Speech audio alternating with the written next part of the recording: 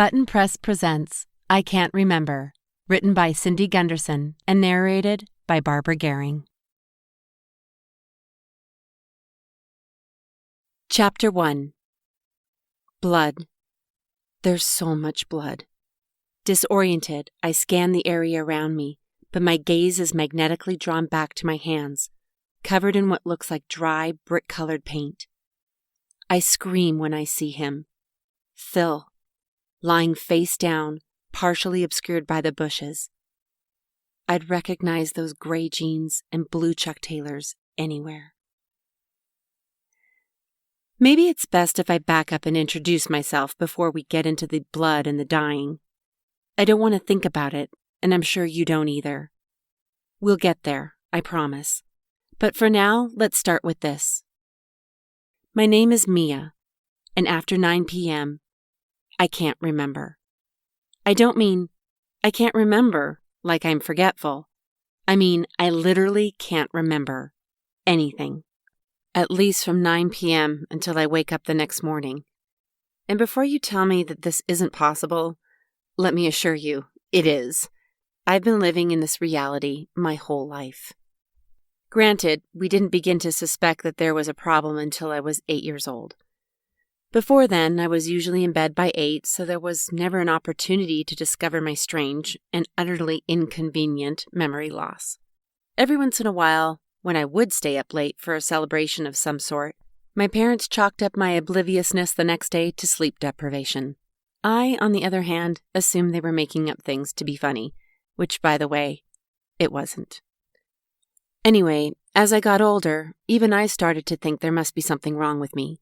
When Sarah, my best friend in middle school and high school, and kind of elementary school too, so basically just my best friend, asked me how my first kiss was, I legit snorted chocolate milk out my nose.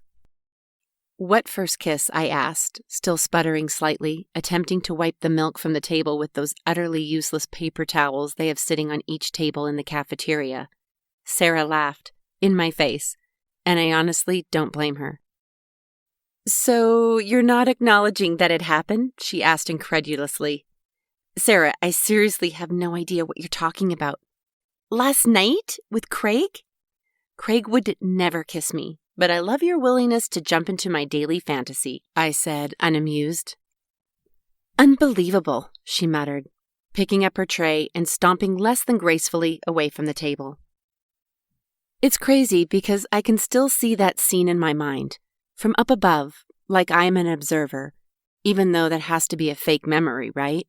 It's been 5 years, but the confusion and frustration come right back when I envision my mess of a self sitting at that dirty plastic table.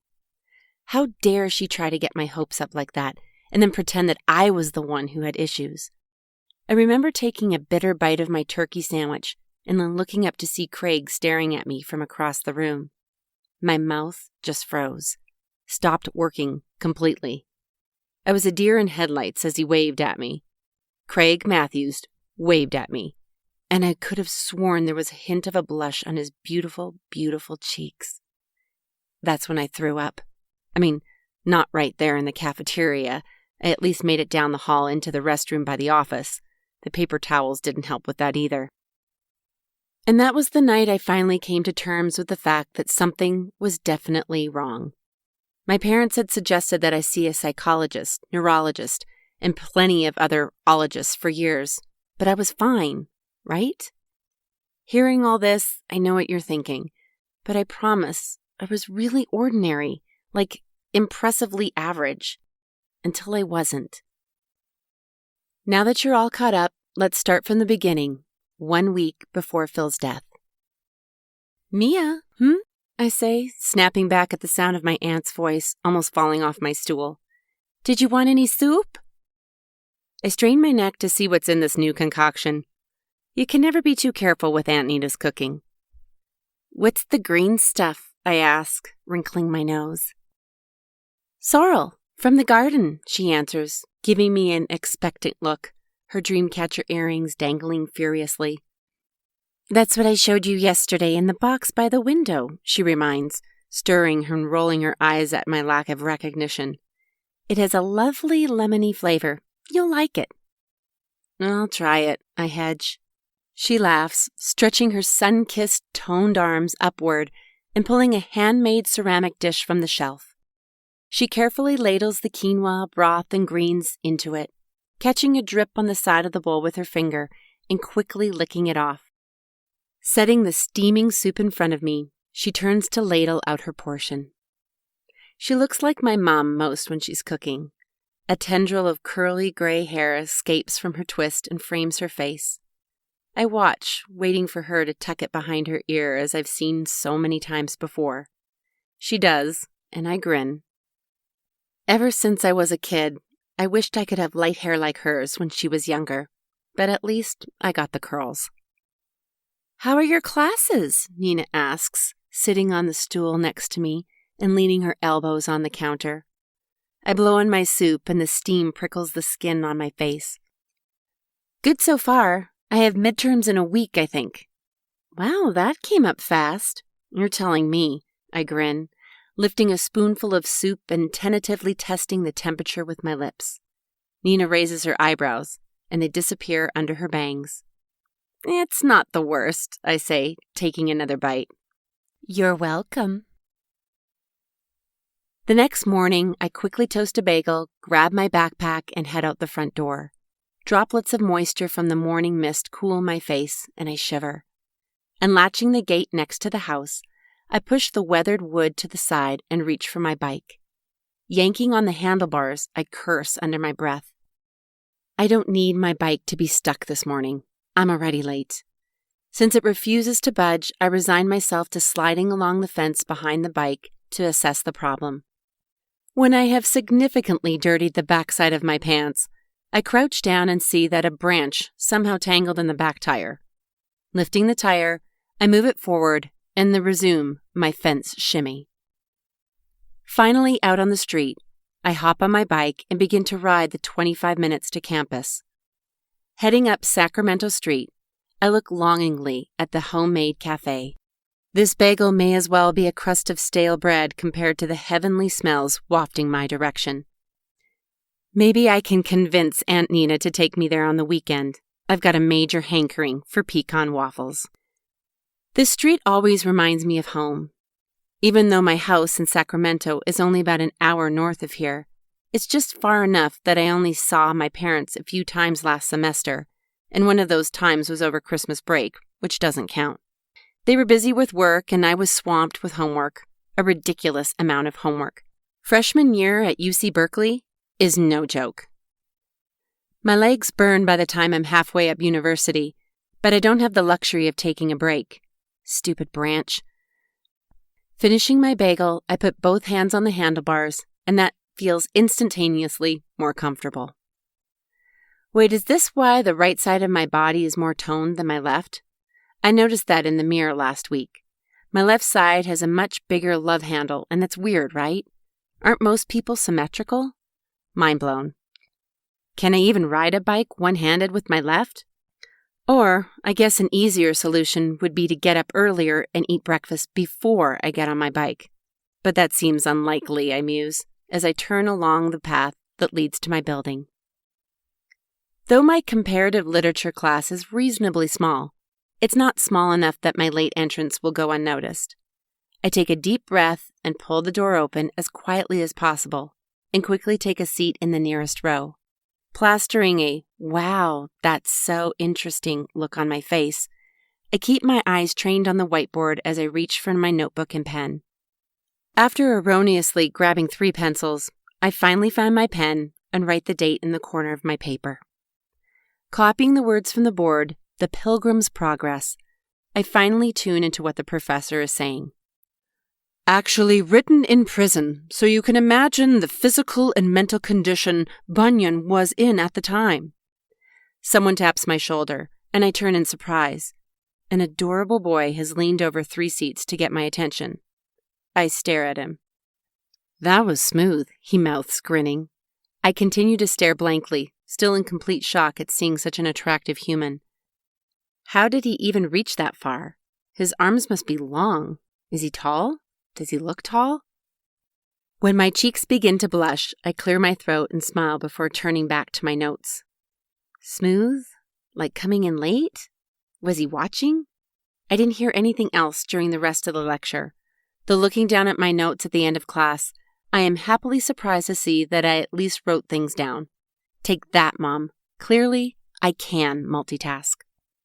Shoving my book and pen in my bag, I quickly exit, refusing to make more of a fool of myself in front of perfectly tousled hair guy in there. 1 down, 3 more classes to go.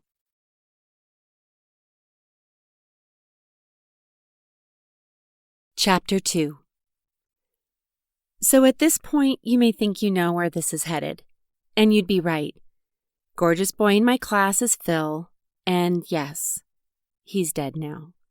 Very, very dead.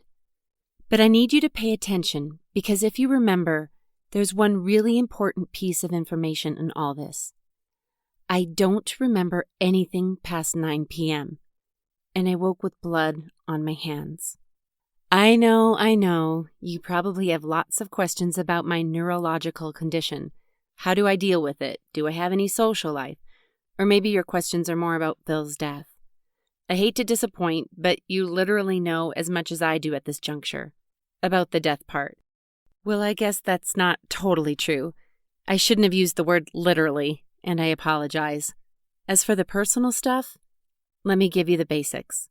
I say 9 p.m., but to be specific, the testing has actually found my memory begins to fail any time between 9 p.m. and 11 p.m. each night. I found that sharing information with a third party is the safest way to go. I learned the hard way that taking notes on my phone isn't foolproof. Don't ask. As you've probably guessed, my condition is extremely rare. Most doctors have never heard of it, but it does have a pretty impressive name. Circadian synaptic plasticity disorder. Fancy, right? I won't inundate you with medical terminology, but here's a visual. Imagine that your hippocampus is a notepad, and your synapses is fired to write memories on it like a ballpoint pen. The ink is wet initially, but it eventually dries, and your brain stores it either for the short term or, if that same message is written intensely or regularly, it can be stored much longer. My brain, after approximately 9 p.m., is more like tissue paper with disappearing ink. The experts think it has something to do with hormone levels that fluctuate abnormally in my body, but they haven't found a solution. Yet. Whenever I explain this to people, they inevitably ask, "Have you tried?" And yes, I've tried it all. I've attempted oversleeping, sleep deprivation, dietary restrictions, stimulants, you name it. But nothing has changed the fact that once it starts, I'm out of memory luck for a minimum of 7 hours. And, I'm sorry to bore you. Enough about that. After arriving home, I talk with Nina, sleep, wake up, and go to class again. Cautiously looking for Phil, who isn't there, and it kind of ruins my concentration yet again. Come home, talk with Mom on the phone this time, sleep, and... Okay, right here is where my story starts for real. "You're not going to bike today?" Nina asks, slipping through the patio door with a handful of fresh-cut herbs. "Why do you say that?" I ask, leaning on the counter, my mouth full of bagel. She eyes me, a smirk on her face. "Well, let's see," she says, setting the herbs next to the sink and placing a hand on her hip. "You've straightened your hair, and we both know that if you cover it with a helmet, those waves are going to come right back out. And you're eating breakfast a full 30 minutes before you normally do, which is why we're crossing paths at all this morning. And you're wearing a skirt. Shall I go on?" Okay, Sherlock," I laugh. I wanted to not look like a slob today. "Any particular reason?" she asks, grabbing a colander and turning on the faucet to rinse the herbs. "No," I lie, taking another bite of breakfast. "Well, you look nice," she says. I finish my food and set my plate on the counter by the sink. "See you later," I say, then walk to the door and sling my bag over my shoulder. I wave to the fish house as I walk past. If you've never seen this particular Berkeley installment, you're missing out. As a little girl, I imagined the nautical wonderfulness that must have existed behind the front door. Now I'm pretty sure it's just an ordinary house with portholes. Walking sounded like a good idea, but now that I've been pounding the pavement for over 10 minutes and I'm still a million blocks away from campus, exact measurement, I'm regretting it slightly. It will be worth it, I remind myself, because today is the day. Today is the day I muster up enough courage to say hi to Phil, and I didn't want to do that with sweaty bike hair. So, wearing my favorite Madewell skirt and flats, I will march into that lecture hall and sit next to him. Not right next to him. My hands start to sweat. That would be a little presumptuous. But he already made contact, so it wouldn't be that weird, right? I stretch my arms in front of me, butterflies swirling in my stomach. I'll sit next to him, just with a seat between us so it doesn't feel crowded. We all like our personal space. I finally reach the building with minutes to spare and rush up the stairs. Flinging the door wide, I scan the seats and see Phil sitting in his usual spot. Another guy, black hair, kinda gangly, sits next to him, but I don't let it faze me. I walk purposefully to his row and sit down without making eye contact. He's definitely looking at me. I didn't think about what came next in this plan, and now I'm panicking. "You're on time today," he teases. With my body bent over my bag, I look up. "So are you," I say. "So are you? That doesn't even make sense." He laughs. "I'm Phil. This is Max," he says, gesturing to his left. "Hey," I say, finding my pen and sitting up. "I'm Mia." They smile and nod politely. "Nice to meet you," Max says. Class starts before I can embarrass myself further, thankfully. Though it's distracting sitting so close to Phil, I try to give my attention to the subject matter at hand. This time, I'm mostly successful. Then the dreaded moment arrives. Class is ending, and a light panic hits my stomach because I don't know what to do next. What kind of person makes up a plan with only one step? Do I strike up a conversation, wait for him to do it? What would I even say? Looking at the floor, I notice them. Baby blue Chuck Taylor Converse sneakers on Phil's feet. Panic retreat. I can do this all day as long as unique footwear is involved. I grin, writing down the due date of our next assignment and closing my book. Shoving it in my bag, I turn to him. "Okay, tell me about the shoes," I say, motioning to the floor. "These?" he asks. "I don't know. They're just regular shoes." "No, wait, those are not regular," I insist. "I happen to have a brother who is a massive connoisseur of Converse, and he's never found this color." "Never found it or never looked?" Phil asks, amused. "Oh, he's looked. His goal is to own every Chuck. If I were a truly great sister, I'd steal those off your feet right now and take them to him," I say. "What size are you?" "I'm not telling you now," he laughs, hiding his feet under the seat. "He's an 11, Max says, then moves out of the way to avoid being punched. "Owen could work with that," I nod. "Owen, is that your brother?" Phil asks, standing. I follow suit, picking up my bag. "Yep." "Does he go here? I mean, should I watch out for him?" Phil teases as we make our way up the ramp to exit the lecture hall. "You're safe. He still lives at home in Sac." "That's where you're from?" "Mm-hmm." "Hey, you're asking all of these questions and you still haven't answered mine," I accuse as Max waves goodbye and jogs out the back of the building. "About the shoes?" "Yes, about the shoes," I laugh. "Max and I ran track in high school," he says, turning down the hall. Even though my next class is in the opposite direction, I follow him. "For Berkeley?" "El Cerrito." I nod. "Anyway, our coach said if we won state in the relay, he'd buy us all a pair of limited edition Converse." "Nice," I say, folding my arms.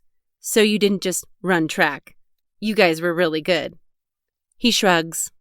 "We did all right." I smile. I like modesty. "So you grew up in El Cerrito?" I ask as we walk out the doors and down the steps. "Yep. Max and I lived just down the street from each other. You grew up in Sac?" "Kind of. A smaller town right outside of Sacramento." "Parents still live there?" he asks as we approach the street. At this point, I've resigned myself to being late. "They do." Working, retired, working. My dad's kind of into fitness, and my mom's a personal chef. Huh. You must have eaten well growing up. I laugh as we walk across the crosswalk. Here, there's no waiting for cars to stop. I've learned to just step onto the street and trust they know the drill. Yeah, you'd think so, but usually she was so busy with clients that and I just had cereal for dinner. Organic cereal, I add. Nice, he chuckles. Well, I'm headed to Strata. You want to come? He asks, pointing down the next block. Ugh, the indecision. Though I am dying to continue this particular conversation, I already feel sick at the thought of skipping class. Why am I such a rule follower? As much as I would love to, I have another class right now, I admit, kicking myself already. You must be a freshman. Is it that obvious? I grimace. Phil laughs. No worries. Rain check? I smile, nodding, and then watch a little too long as he walks away. As soon as I make it through the front door, I hang my bag on the hook and run to my room to FaceTime Sarah. My conversation with Phil left every part of my day feeling rosy, and I can't wait to tell her about it. She answers after the first ring. Hey, I'm about to eat dinner. What's up? I glance at the clock sitting on my dresser. It's only 4 p.m. That's kind of early for dinner, I say, frowning. I thought we'd have more time to talk. I live in Utah, remember? Still, it's only 5. I know, I have a class tonight.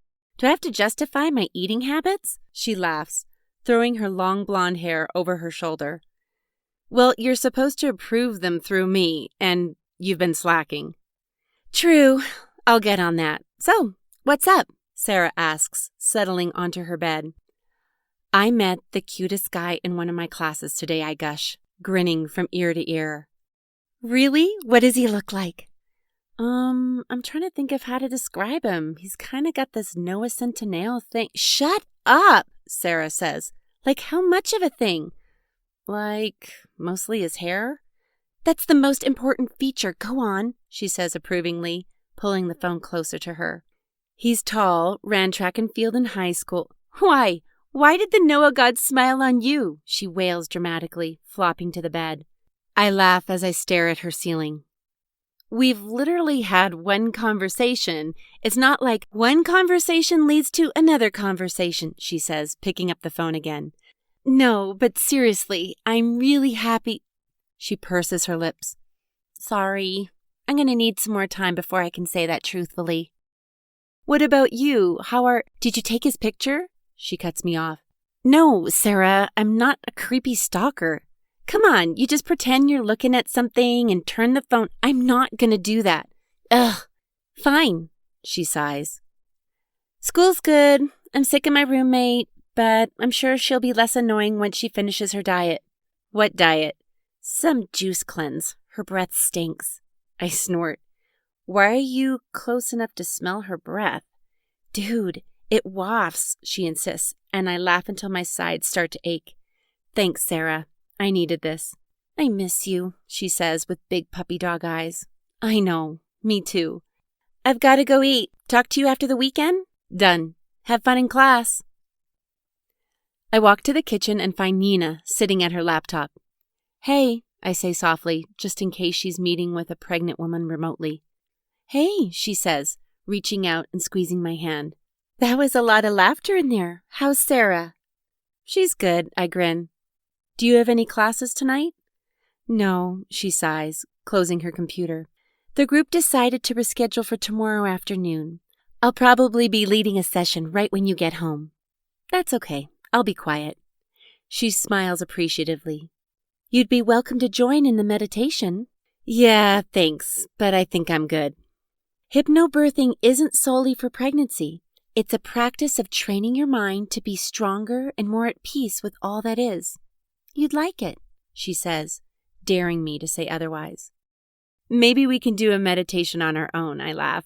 I don't really want to sit in our living room with a bunch of men and pregnant women. Pregnancy isn't contagious, she teases, moving around the counter to the fridge. I didn't really prep anything for dinner, she says, opening the refrigerator doors and scanning the shelves. Want to go to Joshua? Always. I've actually been craving sushi, I say excitedly. Let's go then, she says, shutting the fridge with vigor. She plucks a sage green sweater with wooden buttons off the hooks by the door and quickly puts it on. Grabbing my jean jacket, I follow her out the door. Chapter 3. 2 days later, I sit down in my now regular spot next to Phil and Max during comp lit. Every Monday, Wednesday, and Friday, I get butterflies in my stomach, and it feels a little bit like Christmas walking to school. I now only bike on Tuesdays and Thursdays, and I'm not going to lie, the long walks home 3 days a week are almost enough to make me reconsider this new routine. But walking does allow me to run into Phil at Strata after class potentially, so the pros outweigh the cons so far. As the lecture draws to a close, a wave of disappointment washes over me when I realize it's Friday. I have to go the whole weekend without seeing him.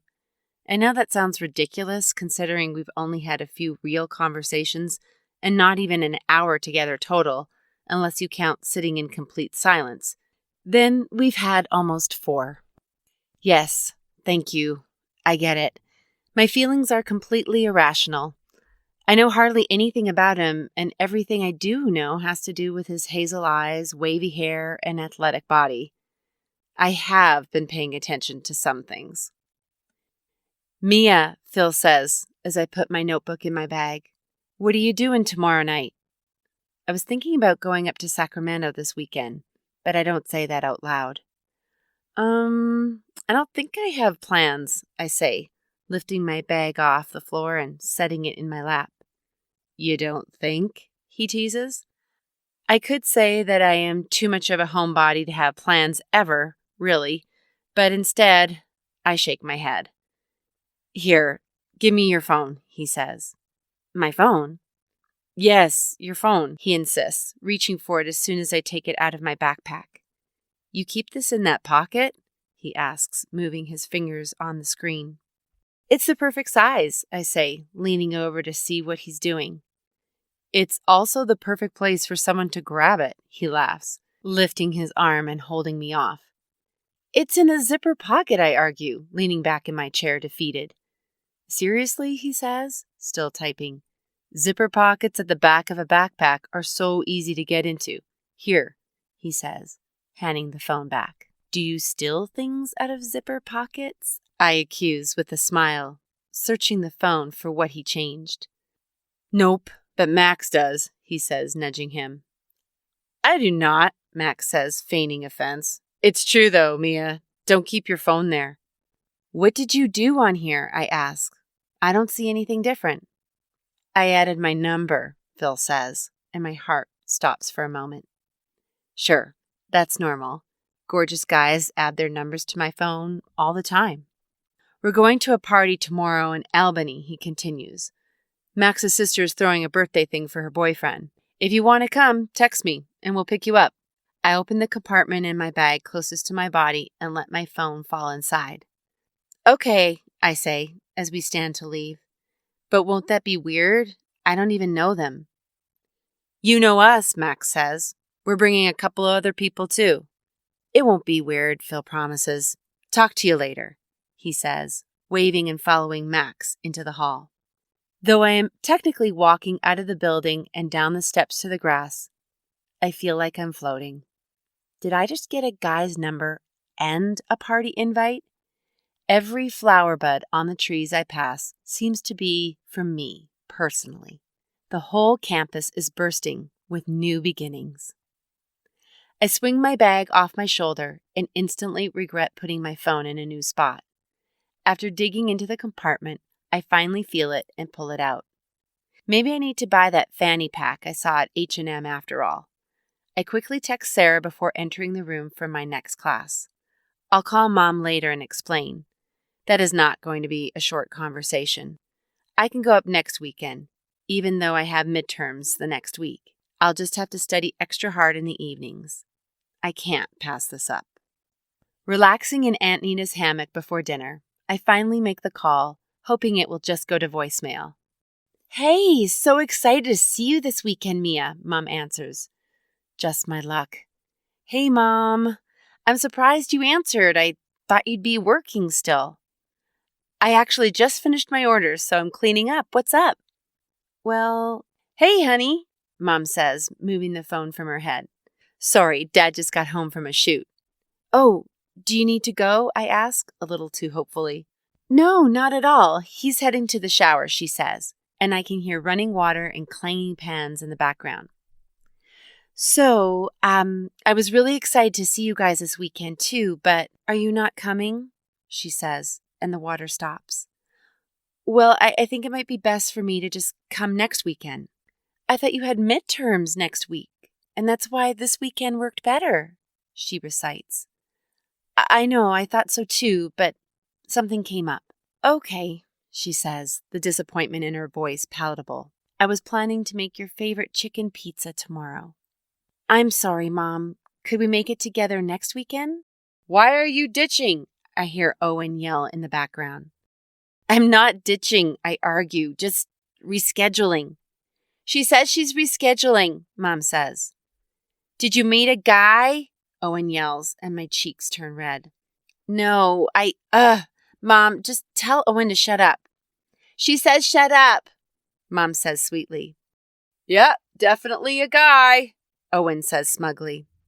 Don't worry about him, Mia. If you feel like next weekend is best, that's fine. I'll rearrange some things and we'll figure it out. When will you be here? I'll catch the bus right after class, so I should be at the station around 7, I think. Text when you're close and we'll pick you up. Thanks, Mom. Sorry again. It's okay, Mia. We understand your schedule isn't always going to be concrete. Love you, honey. Love you too. Setting the phone on the glass table next to me, I lay back and close my eyes. I can't believe I canceled on my family for a guy. There's a chance that tomorrow night is going to be totally dull. What if I get there and he ends up talking to all his other friends and I'm just alone, that awkward girl in the corner eating all the chips and salsa? I take a deep breath and sit up. Now is not the time to stress about it. If it's awful, at least I gave it a shot. I pick up my phone and walk back inside to see Nina chopping veggies for dinner. Can I help? I ask. Do you mind peeling and dicing the potatoes? Not at all, I say, choosing a knife out of the block and pulling out a cutting board. How many do you want? Do you want leftovers? Always. Then do 4, she instructs, grinning. I'm not going up to SAC for the weekend. Oh, I'm sorry, she says, turning toward me mid-dice. Is everything okay? Yeah, I'll go next weekend. It was kind of my choice. She nods, turning back to the veggies.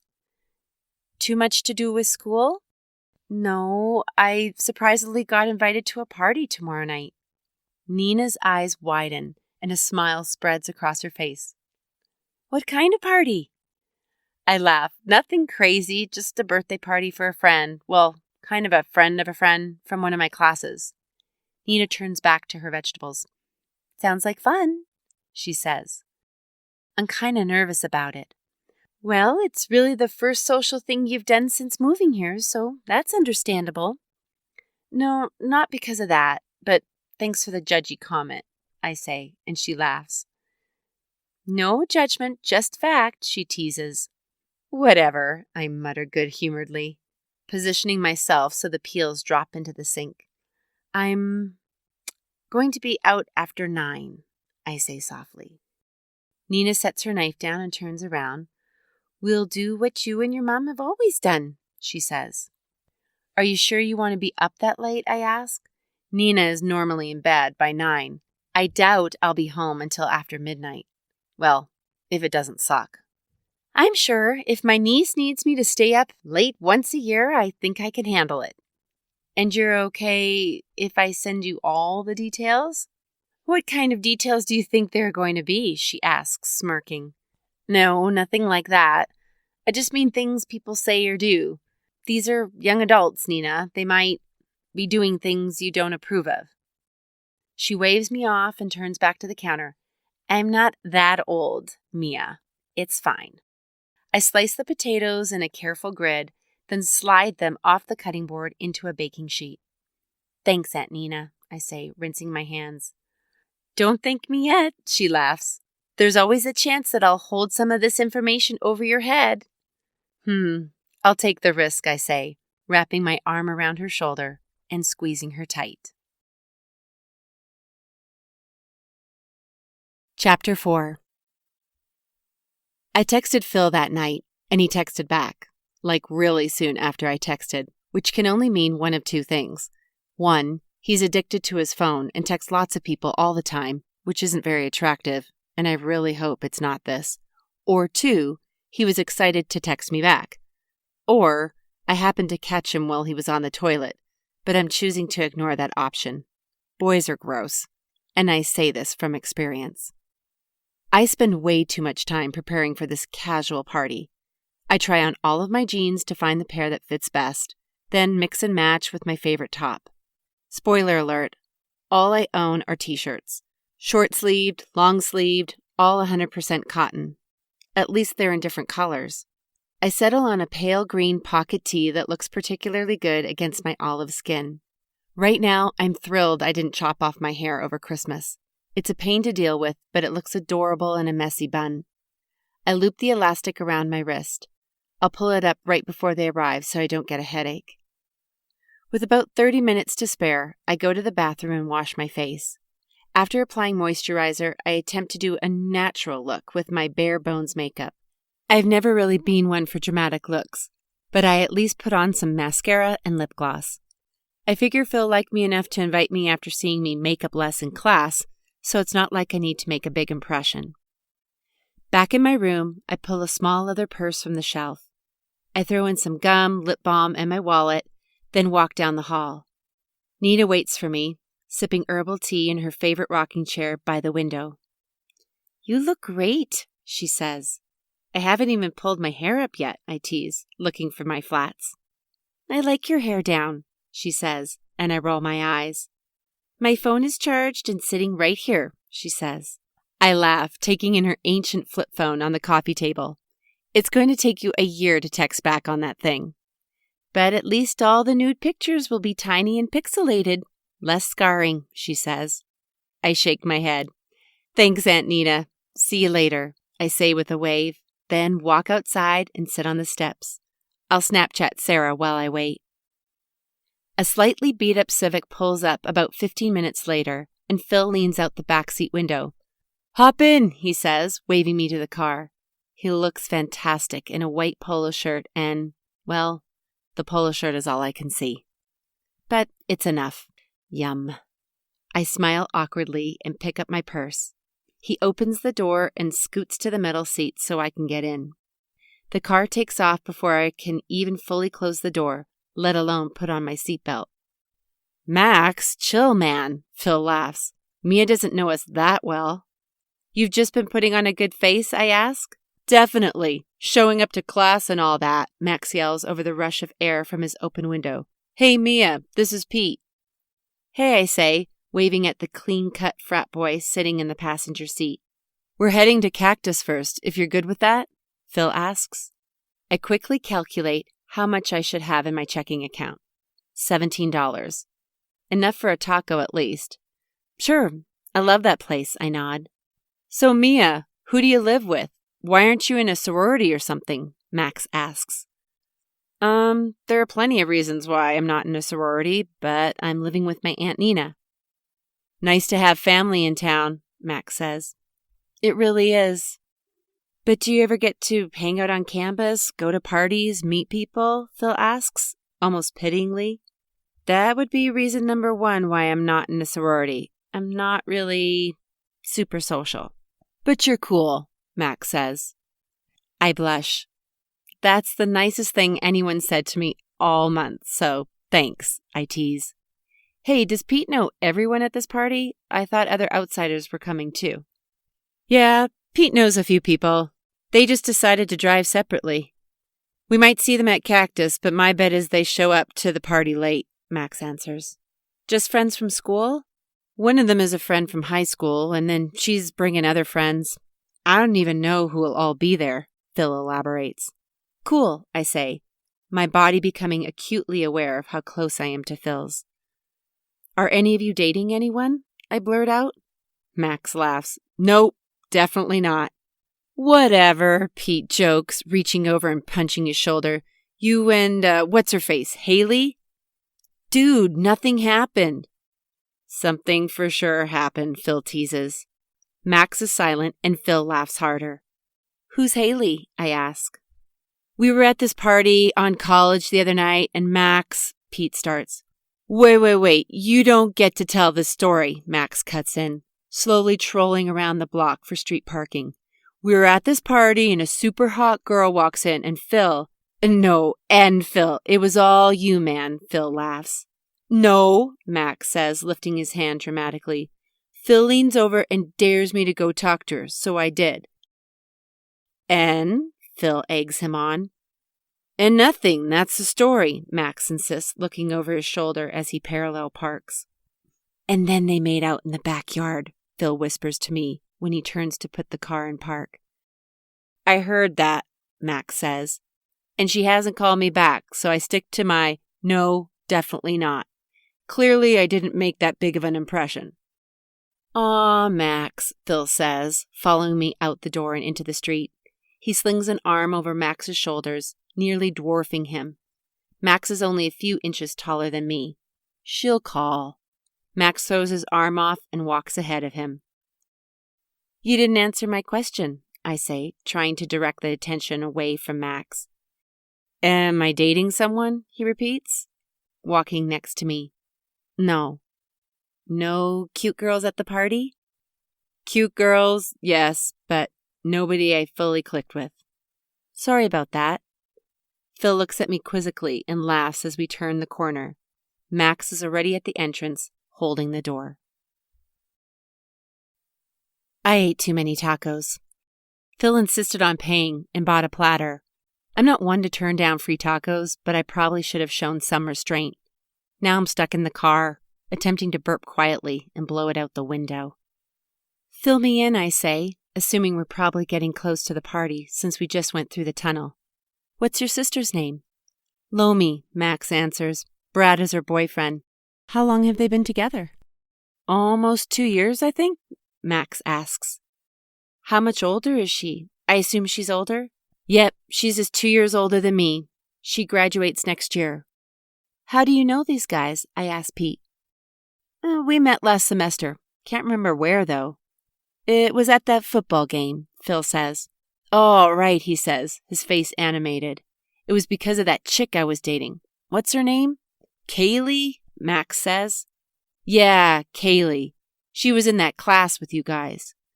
Wow, only a few months and he can't remember an old girlfriend's name. Or the class they were in? Not impressed, Pete. Not impressed.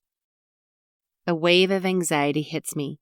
I'm in a car with 3 guys I barely know, going to a party where I know no one. What if they're all like Pete, even though they seem nice in class? I grip my purse a little tighter. I'm not going to leave you alone in there, Phil says softly, as Max and Pete continue to reminisce. I turn to him. I'm seriously not very outgoing. I'm wondering why I agreed to come in the first place, I admit uncomfortably. I'm glad you did, and I promise you're going to have a memorable night, he says with a laugh and a twinkle in his soft brown eyes. A memorable night. Those were his words.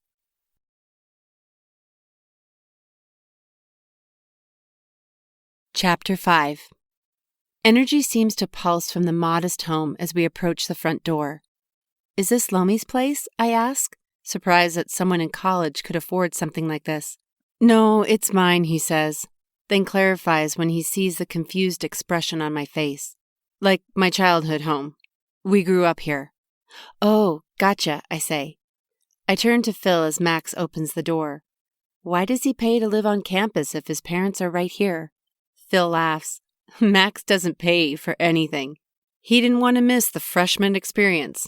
His parents pay the rent. Inside, I follow Phil to the back patio. I catch glimpses of the interior as we pass. Low ceilings, brick fireplace, wall of windows on the back wall.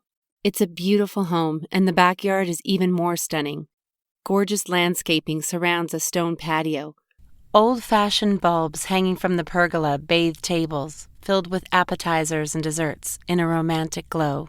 This is much classier than I had anticipated. Phil immediately picks up a plate and begins filling it. I follow, trying to be polite, but only choose a few smaller hors d'oeuvres because tacos. Max and that other guy, Pete, have disappeared into the groups of people socializing around the yard. The only thought running through my head, besides that cheese plate looks amazing, is that Phil better not ditch me. Reaching the end of the buffet line, Phil leads me to a pair of empty patio chairs. I figured we should just do round one with the food and then I can introduce you to people, he grins, popping a hummus-covered carrot into his mouth. Sounds good, I say, though we could skip the whole introducing part and just stick to the food. Phil laughs. Why did you agree to come with me tonight if being around this many new people makes you so uncomfortable? I don't know, I say, shaking my head. Maybe it's because I know I should want to go, and usually when I force myself to do social things, I have a good time. And I'm extremely attracted to you. I leave that part out. Well, the good news is once you meet people tonight, you'll be able to go to parties all semester and not feel like a newbie. I swallow my cheese and cracker. I don't think there will be enough parties for that to be a reasonable factor, I tease. You'd be surprised, he says. We're a pretty tight-knit group. He nods his head at a couple that walk past. That makes it even worse. You've all known each other for so long.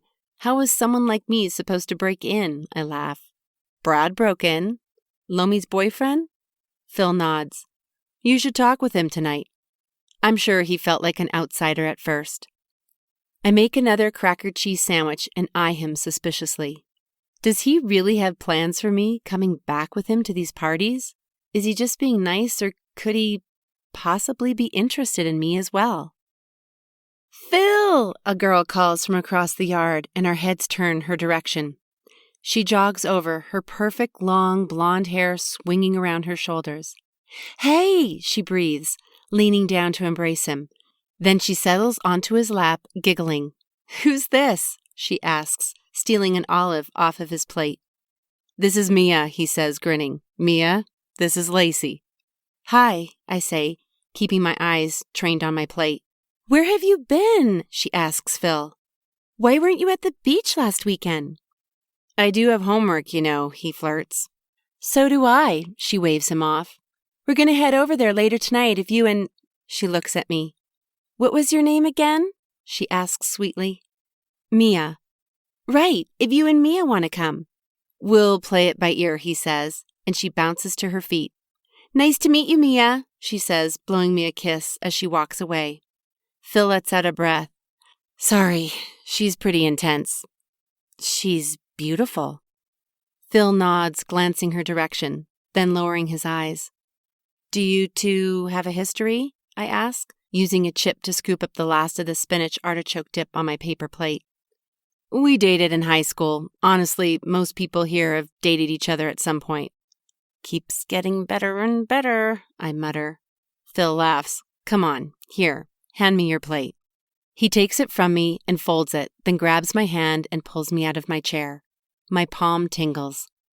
Tossing our plates in the trash, he pulls me across the yard to a group of about 8 people conversing on the other side of the patio. After greeting everyone with fist bumps and hugs, he points to me. This is my friend Mia, he says, and they all greet me warmly.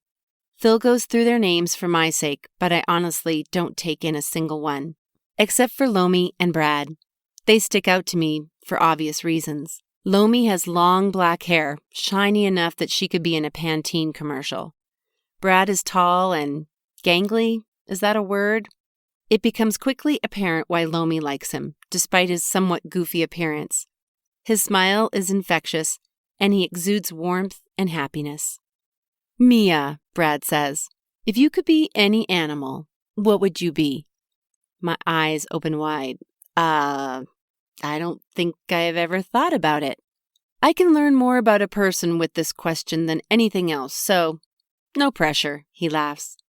The first animal that comes into my head is a koala. Is that weird?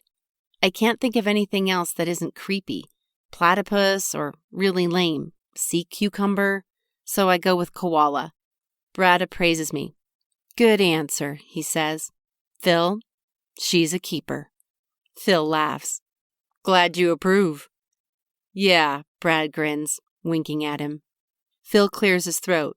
So when are we doing cake, he asks. Then to me he says, Lomi's cakes are epic. She always goes all out. Oh, Lomi says, looking concerned. We did that right before you got here. Phil's face falls, and for just 1 second, it looks like he might cry. Kidding! Lomi laughs, and the group erupts. Phil runs at her, tackling her to the grass as her arms and legs flail in protest. Lomi screams through her laughter as Phil reaches to mess up her hair, but Brad jumps to the rescue, throwing Phil to the side. I'll save you from this vile fiend, my love, Brad says with a flourish of his arm. Lomi laughs and lets him pull her to her feet. The peasants are revolting, he whispers, loud enough for us to hear. Fine, I'll go get the cake, she says, still laughing, sticking out her tongue at Phil as she walks into the house. Brad offers to help Phil up, but he waves him off, breathing heavily and laying his head down on the cool grass. I walk over and sit next to him. Tuckered out? I ask. Just saving my strength for cake, he grins. She got you good. Oh man, if they would have eaten cake without me, it's seriously that amazing? Dude, Mia, I look forward to this cake all year, no joke. Why don't you just have her make a cake for your birthday? Phil laughs heartily. I'll let that slide because you don't know Lomi well yet. But there is no way she would make me a cake for my birthday. The only person I've ever seen her bake for is Brad, and only after they've been dating at least a year. A collective gasp passes through the crowd as Lomi walks back onto the patio, wheeling a massive cake on a cart in front of her. Phil jumps to his feet, and we move to get a closer look. The cake is a 3-tiered beauty. Is it Neapolitan? I whisper to Phil. Looks like it, he practically drools. Each layer, 1 chocolate, 1 strawberry, and 1 vanilla, is dripping with chocolate ganache, and a pile of fresh strawberries adorns the top. Okay, I get it, I say in awe. And you haven't even tasted it yet, Phil says. After singing to Brad and waiting in line for our plates, Phil, Max, some girl that Max is hitting on, and I sit on the grass in the back corner of the yard eating cake. I opted for a thin slice of all 3 flavors, and it is likely my best life choice to date. So good, I exclaim. How did she get this proficient if she never bakes for anyone? You have to understand, Mia, Max starts. Lomi is... He ponders for a moment. A perfectionist. I think that's the best way to put it. Anything she does 100%. I get that, but it still takes practice, right? I'm pretty sure that the first time Lomi tried to bake a cake for Brad, she spent 4 entire days baking and icing cakes until she had one up to her standard. Must have been nice to try them as steak cakes, I say. Max looks at Phil and laughs. We didn't get to try them. She threw them in the trash, he says. Seriously? Max nods. Well, her process paid off, I say, inspecting the chocolate deliciousness on my fork. Maybe that's why it's so tantalizing, Max muses, because she holds us hostage. The anticipation makes it taste better. The girl sitting next to Max giggles, and I notice she's not holding anything but seltzer water. Hey, Max says, do you 2 want to come to the beach in a bit? Tonight? Phil asks. Yeah, we figured we'd take advantage of the good weather and do a bonfire down there. Phil looks to me. I look to my phone, finding it's already 8:45. I'm going to have to start texting Aunt Nina in 15 minutes. Yeah, I say to Phil. I'm down, if you are. Cool, Phil says, taking another bite of cake. Leave in about an hour, Max says, standing and putting his arm around the girl next to him. Phil gives him a thumbs up. Having learned nothing from my experience at Cactus, I walk back over to the buffet line to check on the leftover cake. Chapter 6. Max's car only has 5 seats, and yet there are 8 of us stuffed into every nook and cranny of its interior. I'm on Phil's lap, so I'm not complaining. primarily because that means Lacey is sitting on the hump on the floor. Phil places his hands on my thighs, and though I know realistically there's no other place for them to be, I pretend it means something. Max avoids San Pablo, opting for the less conspicuous side roads as we head to the Berkeley Marina. When he finally parks, we spill out into the parking lot and stretch our aching necks and backs. I have no idea how we're all going to get home, but if we have to do that again, I'm glad my house is closest. I tune out the laughter around me and take in the sound of the waves on the rocks below. The chilly breeze off the water sends a shiver down my spine, and I zip my jacket, pulling an elastic from my pocket and finally tying up my hair. As my hands drop to my side, Phil's hand slides into mine. Surprised, I turn. "You planning to join us?" he asks, motioning to the group, already on their way to the beach. "Yes," I laugh. "I got distracted." "It's a beautiful night," he says, pulling me along flirtatiously. We walk side by side, my heart jumping in my chest when Phil doesn't let go of my hand. Surprisingly, the stars are out tonight, and I have a difficult time focusing on the path in front of me with all that beauty upward. "So, do you guys do bonfires down here a lot?" I ask. "They do. I come along sometimes. It's fun and all. I just figure I should probably be responsible," he grins. "Wiser than he seems," I tease, and he pushes me gently off the path. "What's wrong?" I ask, noticing a tenseness in his face I hadn't noticed on the drive over. He exhales audibly.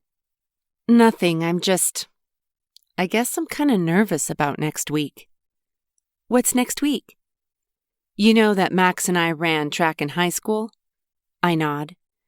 "Well, we were good, but not good enough to get recruited for a scholarship. The coach at Berkeley asked us to come to tryouts in the spring for a walk-on spot on the team.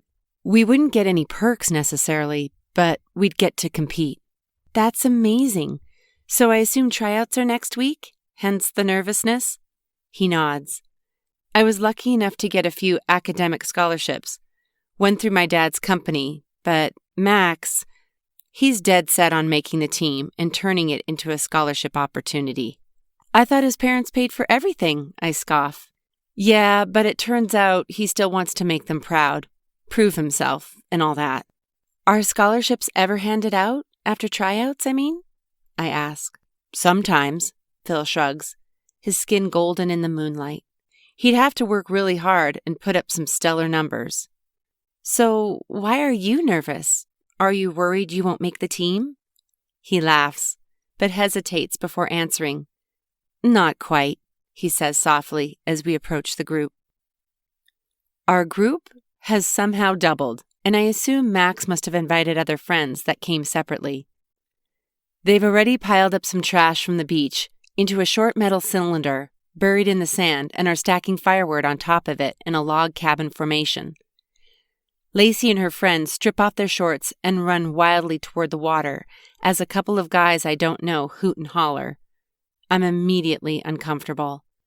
I'm not nearly that comfortable with my body, and the attention they're getting makes me feel lesser. They must be drunk, I think. It's way too cold to do something like that sober. Phil pulls me close, and we watch Max light an old newspaper. Bright orange light leaps up from the pit, and Max steps back, hopefully watching the flame move toward the wood. Despite the breeze, the wood lights easily, and a decent fire is born within minutes. Phil leaves my side to greet another group of newly arriving friends, and I move close to the fire to replace his warmth. Suddenly remembering, I pull out my phone and begin texting Nina. It's 10:15, so I've got a lot to catch up on. I quickly fill her in on our location, the cramped drive over, yes, thigh hands included, and everything Phil told me on our walk over. I'm just finishing when Phil leans over my shoulder. Quickly sending the text, I turn off the screen and shove my phone into my pocket. "What's going on here?" he teases. "Top secret text?" I laugh nervously. "Just sending a message to my aunt." He quickly grabs my waist and reaches into my pocket. He successfully pulls out the phone, jumping out of my reach when I lunge for it. "Seriously, Phil, I say, gesturing for the phone, and he must be able to see the actual terror on my face in the dim light because thankfully he hands it back. Sorry, he says, his face concerned and apologetic. I know, it's not you, it's... I take a deep breath. If I tell you something, do you promise to keep it quiet? What am I doing? I barely know this guy, and suddenly I'm spilling the most dangerous piece of information about myself? I know. You're probably skeptical of my use of the word dangerous, but seriously, think about it. A girl who can't remember anything after 9 p.m. Enough said. Of course, he says, suddenly serious. I walk away from the fire and sit down to a picnic table on the soft spring grass. My head screams to stay silent, but already the words are leaving my lips. I have a neurological condition, I blurt out. Phil nods, his eyebrows furrowed. It's not a normal condition, I stammer. I haven't ever met anyone with the same symptom, and I don't think my doctor has either. You seem totally normal, he says, grinning and completely unconcerned. Yeah, I do, I sigh. The thing is, I hold my breath. Am I really doing this? I can't remember anything past 9 p.m.-ish. Phil stares at me blankly. I know, it sounds crazy, but we figured it out when I was a kid, and I've done a ton of testing with no real results. He holds up a hand to stop my rambling. You can't remember anything? A pit opens up in my stomach. I nod. So you act completely the same, have no issues during that time, but then, what, you wake up and it's all gone? Yep, I say, impressed at his summary. Most people take at least a few minutes to process before getting there. Wow. That's why I was texting Aunt Nina. I have to tell someone everything that happens to me after 9 so they can fill me in the next morning. Like everything? I nod. Everything? I laugh and shove his shoulder good-humoredly. Yes. And your aunt is okay with that? Well, it used to be my mom, I say, and his eyebrows shoot up. But I'm sure you've noticed I'm not exactly a wild child. But my family is awesome, and that's all you need to know, I say, blushing, but closing the subject. He holds up his hands in defeat. Got it. We stare at the silhouettes in the distance moving around the fire, and I pull my knees to my chest. Lacey is back, dancing on the picnic table to music on Max's Bluetooth speaker. What does Phil think about me? If this is his regular crowd, I do not fit. The pull to look at him is strong, but I fix my eyes ahead of me and lean my chin on my knees. Hey, he breathes, as if reading my thoughts. Moving closer to me, he gently rests his arm around my shoulders. He doesn't say anything else. I sit there, absorbing his warmth as a cool breeze whispers across my skin. I'm sorry to spring that on you, I say finally. Don't be sorry. I'm sorry you have to deal with that all the time. But it seems like it's more inconvenient than anything, not the worst thing. I sigh. Yeah, it's true. It's just hard when people take advantage of it. What do you mean? He asks, his voice thick with concern. It's not as big of a deal now that I have a text system, I assure him. But it used to be bad. People knew they could say, whatever, do whatever, and I wouldn't remember. I used to avoid social situations after 9 completely. Not cool. I nod. Can I kiss you? He says. And I turn to him in shock. I just told you that people try to... I start, but he cuts me off. I wanted to kiss you before you told me, he insists. And I still want to kiss you even though I know you're going to give your aunt all the details. That's the least take-advantage-y behavior I can think of, he laughs. I smile, and he leans toward me. When our lips touch, my whole body tingles. Not for the first time. I try to press this moment so far into my being that I couldn't possibly forget it. But I know I will. An unfortunate side effect of my condition is that I can't ever be in the moment. I am always analyzing it, planning my description instead of just living it. He kisses me gently, his hand pressed softly against my cheek, his fingers in my hair. It's perfect. I want to cry. He slowly pulls away, and I open my eyes. "I'll give you a moment to send a report," he laughs, standing up and brushing off his jeans. "See you by the fire?" I nod, grinning from ear to ear. Nina's going to love this.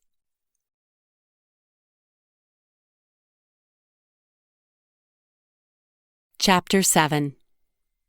Here's where it gets complicated.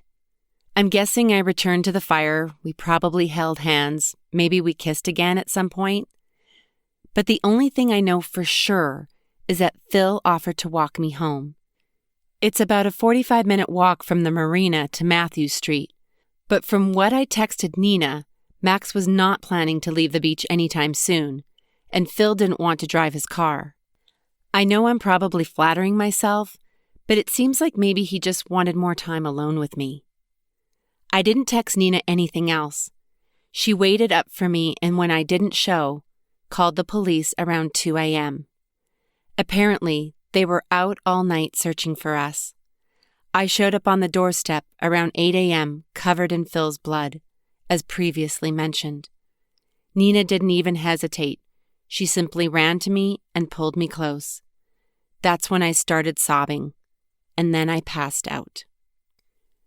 When I came to, I was lying on the floor looking up at Nina in the face of a police officer.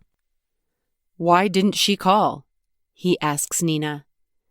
"I don't know, she just showed up at the door," she begins, then notices my fluttering eyelids. "Oh, Mia, are you all right?" She shakes her head. "Sorry, I know that's a stupid question," she mutters. She glances over my body, pressing on my skin to make sure the blood splattered all over my body isn't mine. "Stay still, honey. I'm going to go get you a drink of water." She rises from the floor and steps quickly into the kitchen. The police officer stares at me. "Mia, I'm Officer Hendricks. Can you tell me—" "Don't you dare interrogate her!" Nina hollers from the kitchen, and I hear the sound of water running. In an instant, she's gently lifting my head from the wooden floor and pressing a glass to my lips. I drink gratefully. Nina shoos the officer to the living room and sits next to me. I rest my head on her chest, and she strokes my hair. "Shh," she murmurs. "You're safe." "Phil," I choke out. "Is he the one who—" she starts, her voice low and menacing. "No, Nina," I say, lifting my head and shaking it violently. "Phil, he's dead," I stammer, and my face blanches. Officer Hendricks appears at her side, his face full of concern. "Do you know where he is?" he asks, pulling out his phone. "Bushes, in the park," I say through my tears, pointing north. "Can you take us there?" he asks. I nod hesitantly.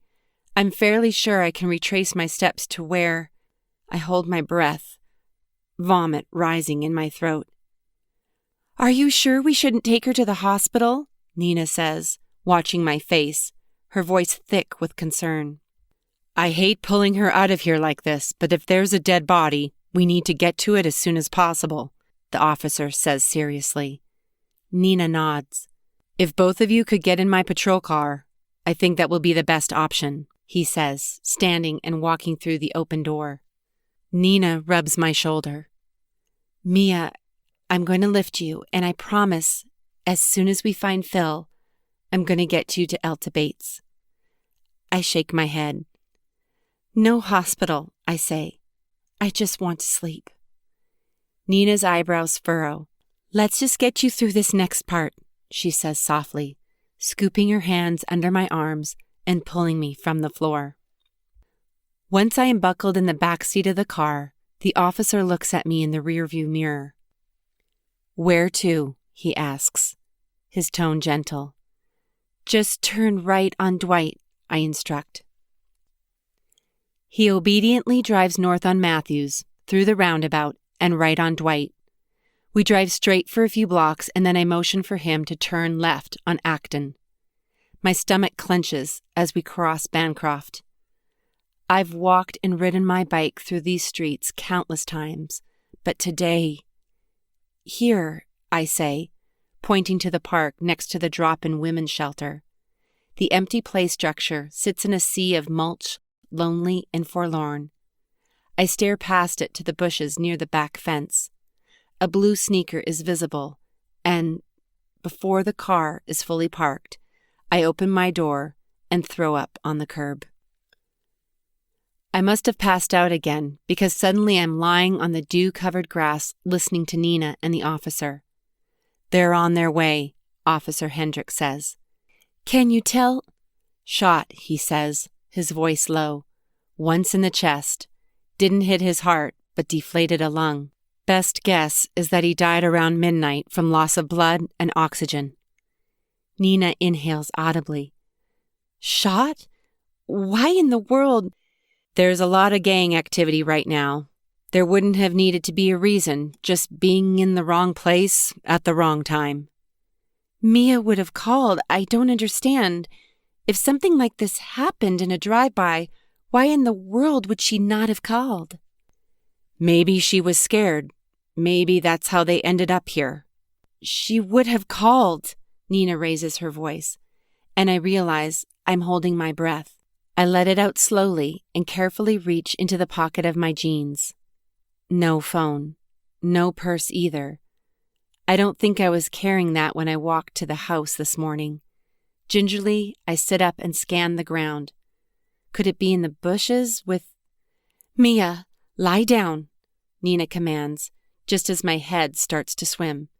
"She needs to go to the hospital," she accuses, staring at the officer.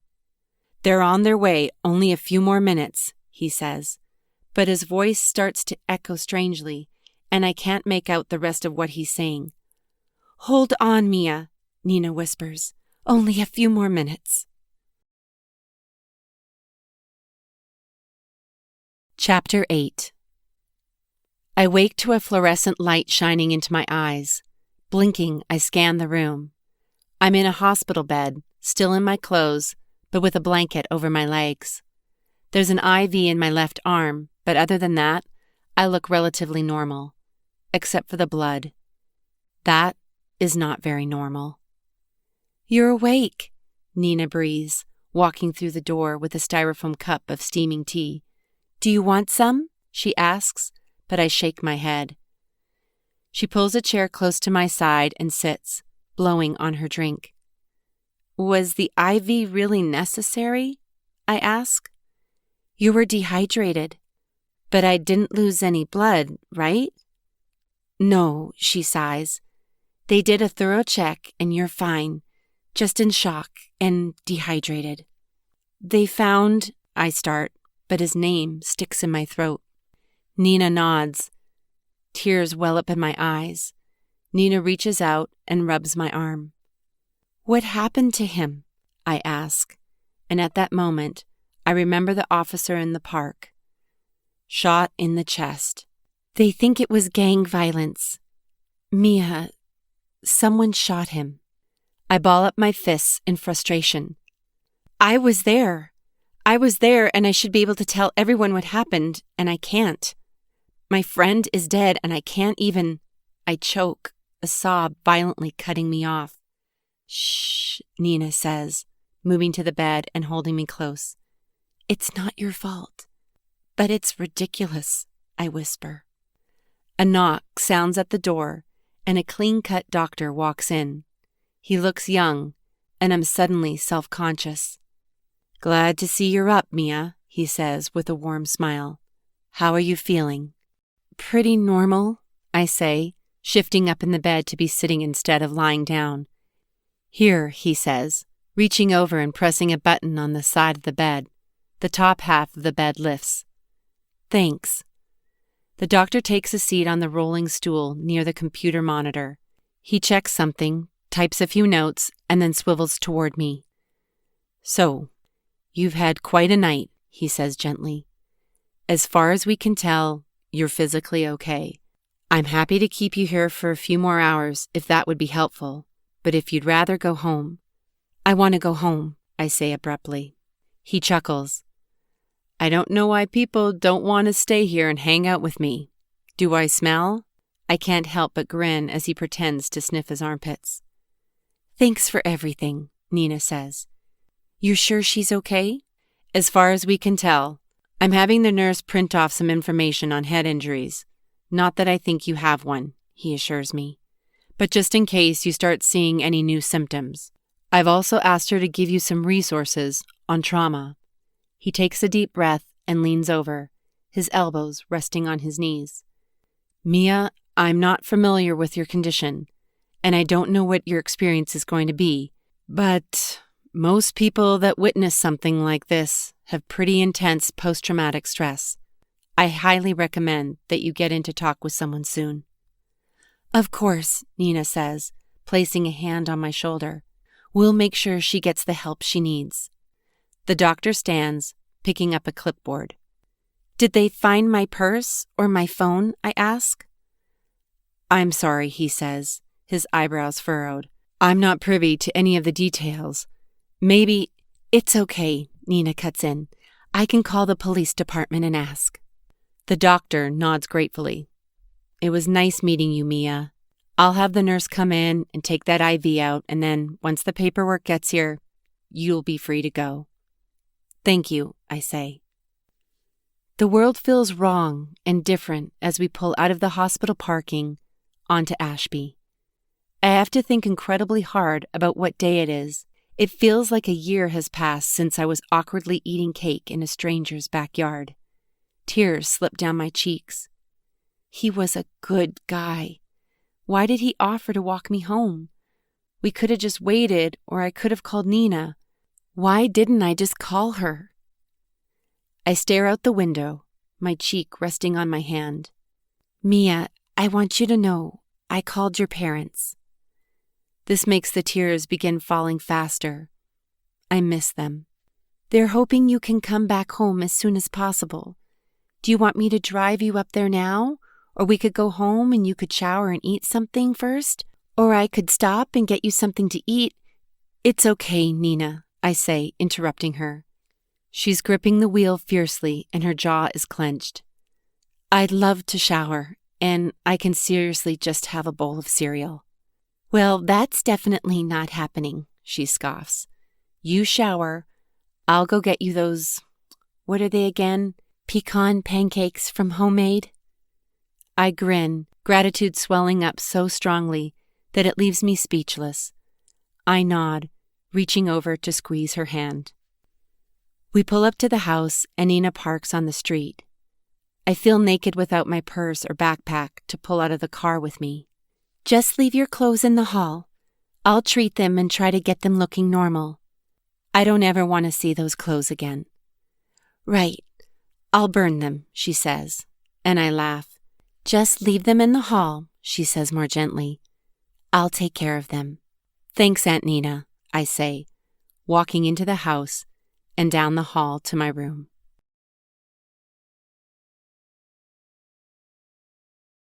Chapter 9. The warm water cascades down my back, and I'm convinced that nothing has ever felt so luxurious. I stand there, mustering strength to scrub the dirt out of my hair and the blood off my skin. Though some has rinsed off, there are dry, stubborn flecks peppering my arms and hands. I close my eyes. Shot. Gang violence. How could this have happened to Phil? And how did I walk away unharmed? I'm grateful that the terror and moments after the shooting aren't in my memory, but did he die instantly? Did he say anything to me? Ask me to give a message to his mother? Panic rises in my chest, and I press my hand against the tile. I'll never know. Roughly pulling the shampoo bottle from the window ledge, I squeeze a dollop into the palm of my hand. I scrub my scalp until it tingles, then use the bar of soap to rub my arms nearly raw. Satisfied, I turn off the water and step onto the mat, reaching for my towel. As promised, my clothes have disappeared from the hall, and I couldn't be more grateful. Walking into my room, I close the door and open the closet. My eyelids drop as I stare at the clothes on the shelves. My head starts to swim, and I back up, sitting down on the bed. Still wrapped in my towel, I lie down and curl into the fetal position. I can choose clothes in a minute. I just need to close my eyes. Nina shakes my shoulder violently, and my eyes fling open. "Thank goodness," she mutters, settling back on her knees next to the bed. "Did I fall asleep?" I ask, disoriented. "I came in to check on you when you hadn't made a sound in over half an hour. They say you didn't have signs of a head injury, but I'm just exhausted." "Which is a sign of a head injury," she says, gesticulating with her hands. Holding the towel against my chest, I sit up. "I don't feel dizzy anymore," I assure her. "Who knows how much sleep I got last night?" Nina nods, rising to her feet. "Your pancakes are on the counter." My eyes go wide. "I totally forgot." "It's okay. Just get dressed and come eat before they get cold," she says, pressing a finger to her temple. She walks out of the room, shutting the door behind her. Finally in the car, I wrap my damp hair into a bun and twist an elastic around it. I don't typically pull my hair back like this, but right now, I don't care if it makes my ears stick out. I don't care about a lot of things I cared about yesterday. Aunt Nina taps her fingers on the steering wheel as we wait at a red light, and it makes me nervous. "Not exactly how you plan to spend your Saturday," I joke. "Not exactly how you plan to spend your Friday night," she says softly. "Any news on the phone?" "No, honey. I'm sorry.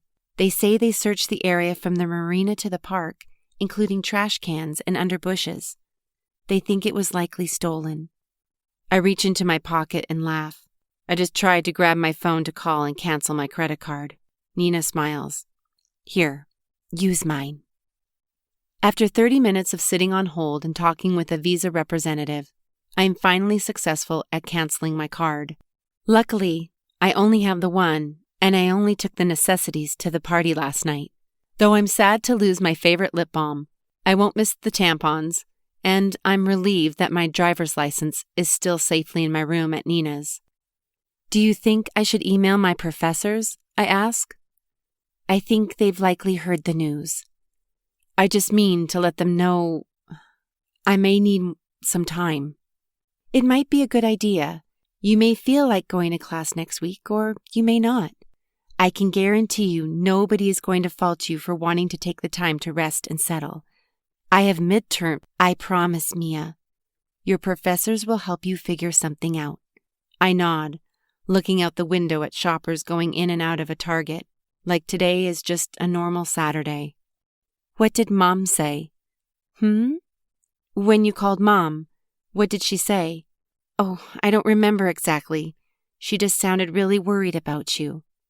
"I think she rescheduled some things for the weekend so that I could come next weekend. It's probably really inconvenient." "Mia, you're never inconvenient. I know your mom is busy and sometimes she doesn't respond gracefully to change, but she loves you.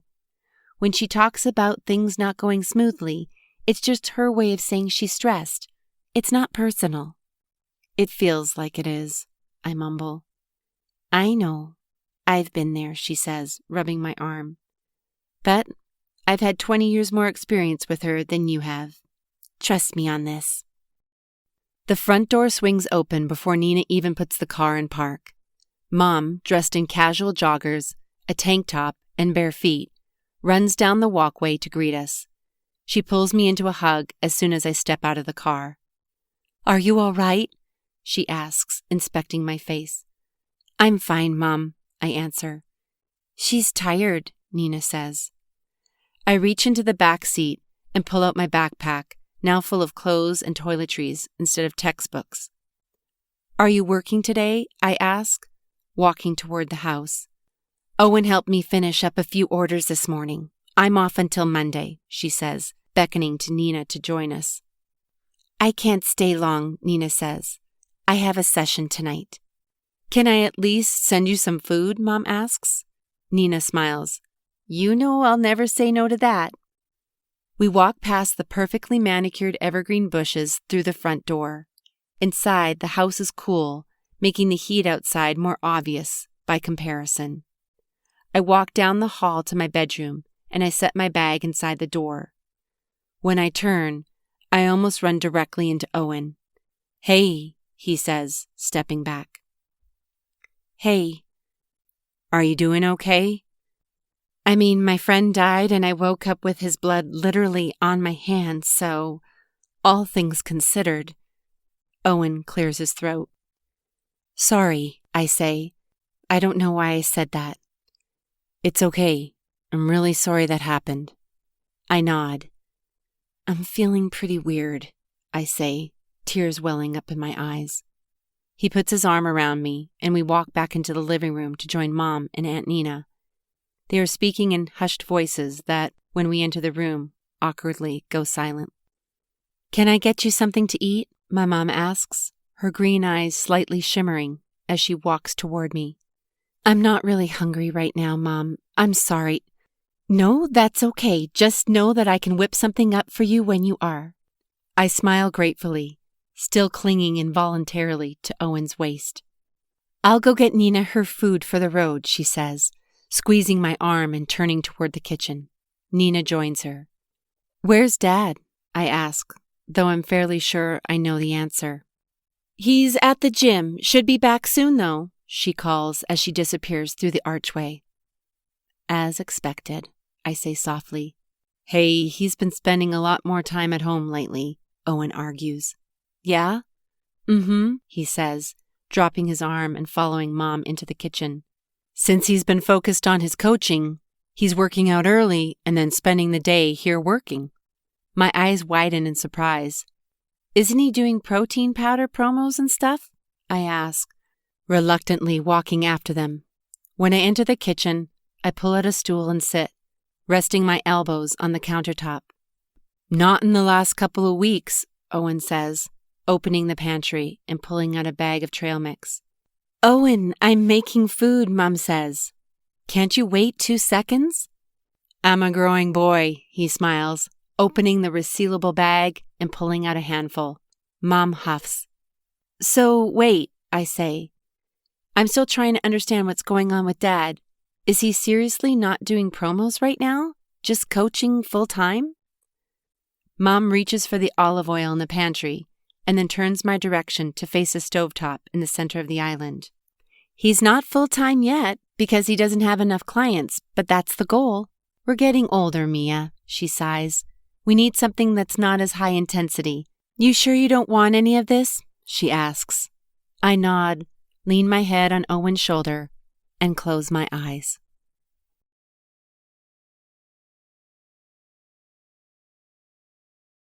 Chapter 10. I'm curled up on the couch perusing childhood photos when Mom and Dad walk into the den. We talked a little after Dad came home earlier, but they've mostly let me be. Now, from the looks of their faces, I can tell a more serious conversation is looming. They sit on the love seat across from me, Dad's muscles bulging from his shirt. At age 55, he's built more solidly than almost anyone I've seen in real life. Hey, Mia, Mom says, and I smile. Do you remember this? I ask, pointing to the photo. Was this the first time I went bowling? One of them for sure, Mom laughs, squinting and arching her neck to see the photo. I don't remember this, I say. There are a lot of things we don't remember from our childhood, Mia, Dad assures me. I guess that's the hard thing about this disorder. I don't know what's typical and what's not. Dad and I, Mom begins, looking up at Dad for validation, just wanted to talk to you about what happened. I don't look up, pretending to be absorbed in the photos on my lap, though all I see now are blurry colors. We know you might not be ready to talk about the details, Dad adds gently, but Nina didn't tell us much and we have no clue what's going on in your mind right now. I stare at the page, hard. Mia, Mom, I don't know what you want me to say. Everyone wants to know what happened, and despite the fact that I was there and should know, I don't, I blurt, finally looking up. Normally, my lack of specific memories only affects me. It only ruins my day after, slightly. But this is a whole different thing, and I feel like a bad person. You're not a bad person, Dad interjects. Whether I am or not isn't the question, Dad, I say, my voice cracking. I feel like I am. If Phil hadn't walked me home, if I hadn't lost my phone, if... My mom stands and rushes over, squishing into the oversized chair and pulling me close. She holds me as I sob. Hot, guilty tears stream down my cheeks, and though I feel slightly better, the tension in my chest only dissipates slightly. When I can breathe normally, I lift my head. I don't know where my purse and phone went, I whisper. My new case... Mia, we don't care about your phone case, Dad blurts out, leaning forward and resting his elbows on his knees. I know, but you got it from... Dad waves me off. We can buy a new one. After a few moments, I say, I canceled my card, and my driver's license is still at Nina's. Mom nods. Did you try dinging your phone? I furrow my brows. No, I say. I didn't even think about that. I assumed it was dead. Otherwise, wouldn't I have just called someone instead of walking back to Nina's? Dad shrugs. Not if you lost it somewhere. It's worth a shot, he says, pulling up his phone and searching for the app. After watching him struggle with furrowed brows, I snort. Want me to help you with that? I've got it, he says, his eyes never leaving the screen. There. Ding is officially sent, he looks up proudly. If someone hasn't found it yet, then it won't go through because it's dead, I say. The little thing is still spinning, he counters, holding up the screen and wincing as he extends his arm. Fine, worth a shot, I say, pulling the blanket to my chest. Since it's Sunday, all of us sleep until late morning. When I venture into the kitchen around 10, Mama's barely putting the kettle on for tea. Her long brunette hair is swept up in a clip on the top of her head, and her white tank top makes her olive skin seem radiant. I've always wished I had her coloring. Somehow, with two parents of Mediterranean heritage, I ended up with pale skin and freckles. Sleep okay? She asks. I nod. As well as can be expected. I'm sure your body is worn out. Truth, I say, sitting down at the table. What are you in the mood for? Mom asks. I don't really... No way, Mia. You hardly ate anything last night for dinner. I'm making you breakfast, and you're going to eat it, she says resolutely. I sigh in defeat. Fine, I say, pretending to be annoyed, but secretly grateful that she's forcing the issue. Waffles? She nods, satisfied, and turns to the fridge. Owen walks in, wearing an old Van Halen shirt and pajama pants. He lives, Mom announces, laughing. It's not like the two of you have been up for long, he says, eyeing our disheveled hair and makeup-less faces. Where's Dad? He's at the gym. He'll be home any minute, Mom says, measuring out buckwheat and pouring the black seeds into the grinder. Owen sits on a stool next to me. I found a pair of Warhols on eBay, he says excitedly. No way. Which ones? Marilyn? No, better, he says, pausing for added drama. The tomato soup can. My eyes go wide. Seriously? Those have been sold out forever. How much did they cost you? More than any pair of shoes should ever cost, Mom cuts in. Owen laughs. She's not wrong, but the extra work hours are totally worth it. You're not working right now, though, right? Don't you kind of need to focus on finishing high school? I ask. I only have one class, he scoffs. And I'm already in at Sac State, so I only have to pass. Shoot for the stars, I tease. But yes, he's not working until summer, Mom says with a pointed look, giving the waffle batter one final whisk as she waits for the iron to preheat. What are you going to do when summer hits? I ask. I think I'm going to go work with Gary, Dad's friend. Construction? I ask, surprised. Owen is good with his hands, but he's never gravitated toward manual labor. He shrugs. The money's good and they need guys. I figure I'll get super buff and pad my bank account. What could be better? I laugh. The ladies will be lining up. Mom pours the first waffle on the iron. I call that one, I say. Owen looks offended. Mia was here first, so she gets dibs, Mom confirms. I'll split it with you, I say as Owen's stomach growls. Mom opens the fridge and pulls out mixed berries and maple syrup. And I want to see those chucks after we eat.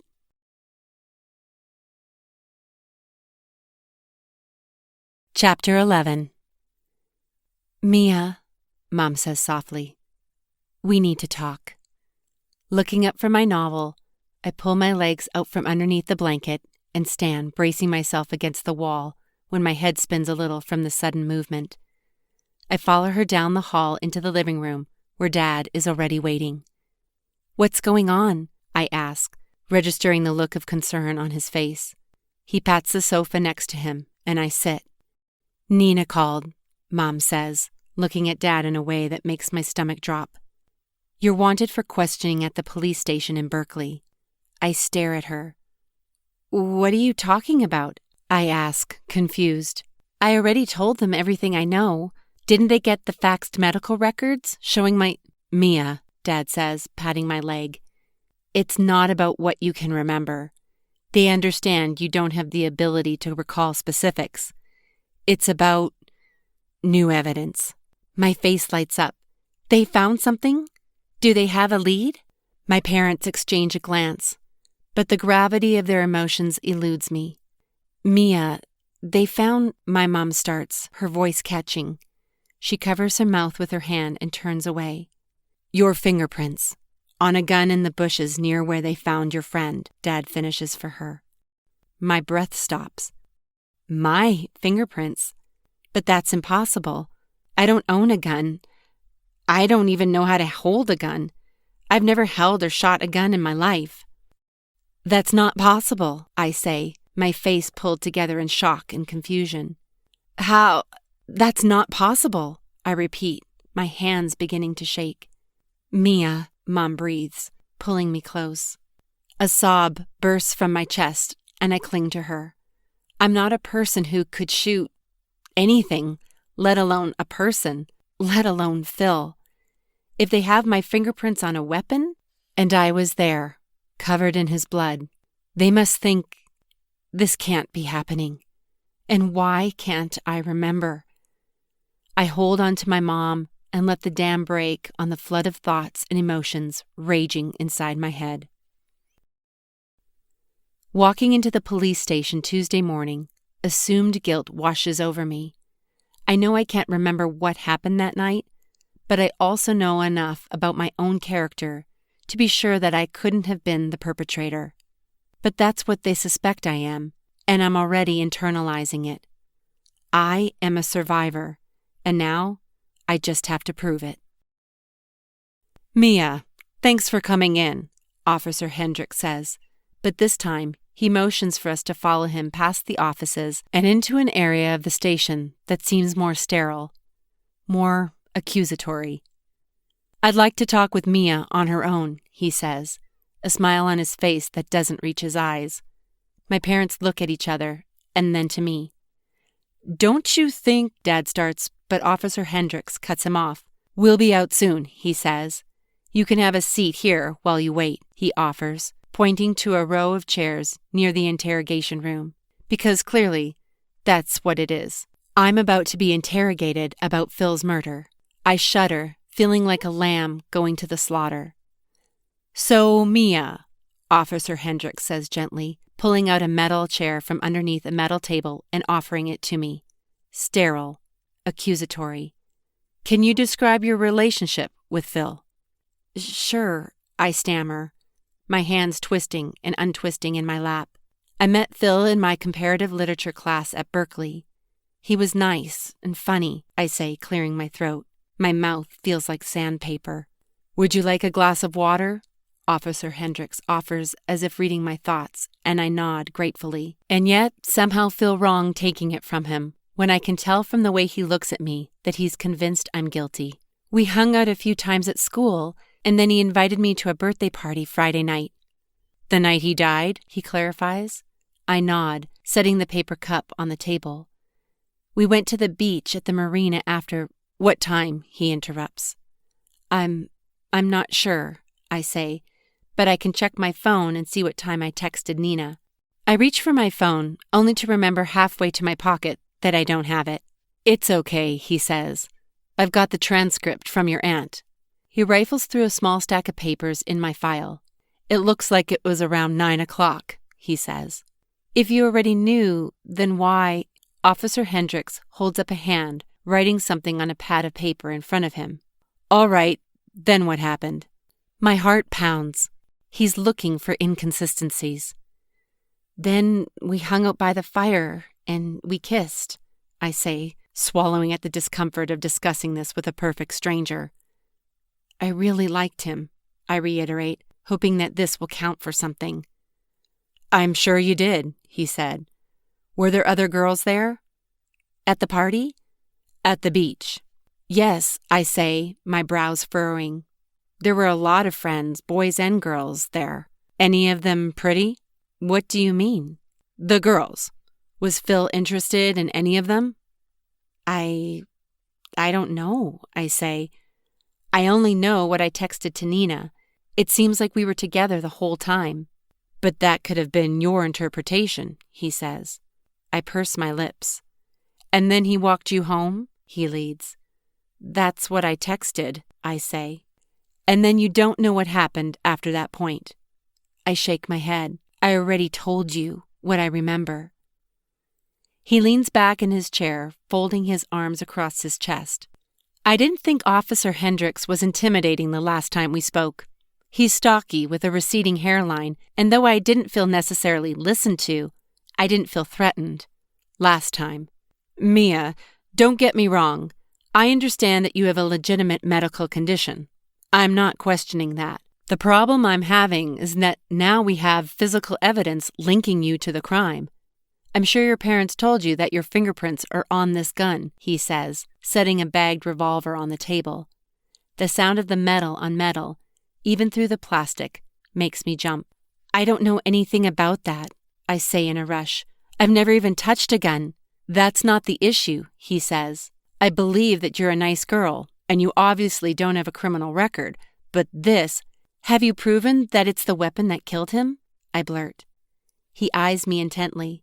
We don't have a bullet to compare, he says, but the fact that it was so close to the body— Officer, I had nothing to do with Phil's death, I say. There's no way that I could have somehow gotten a gun, and there's no motivation for me to hurt him.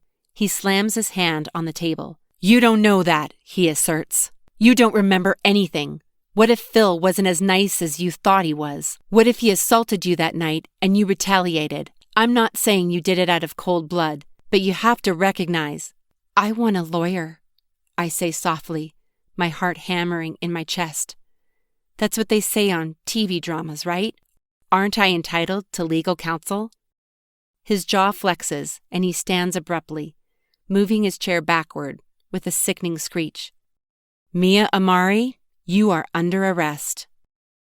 There's a ringing in my ears as I watch Officer Hendricks walk with authority around the table and lift me from my chair, pulling my hands behind my back.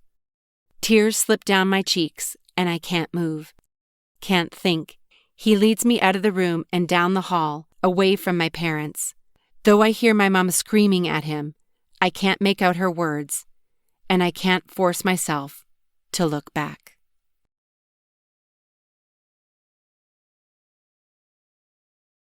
Chapter 12. Spending a night in the police station is not something I'd like to repeat. I didn't sleep, not even for a minute, not even when my eyes dropped and I felt so tired that I wanted to throw up. And that's how I figured out something new about my condition. I apparently don't have to sleep for my memory to kick back in.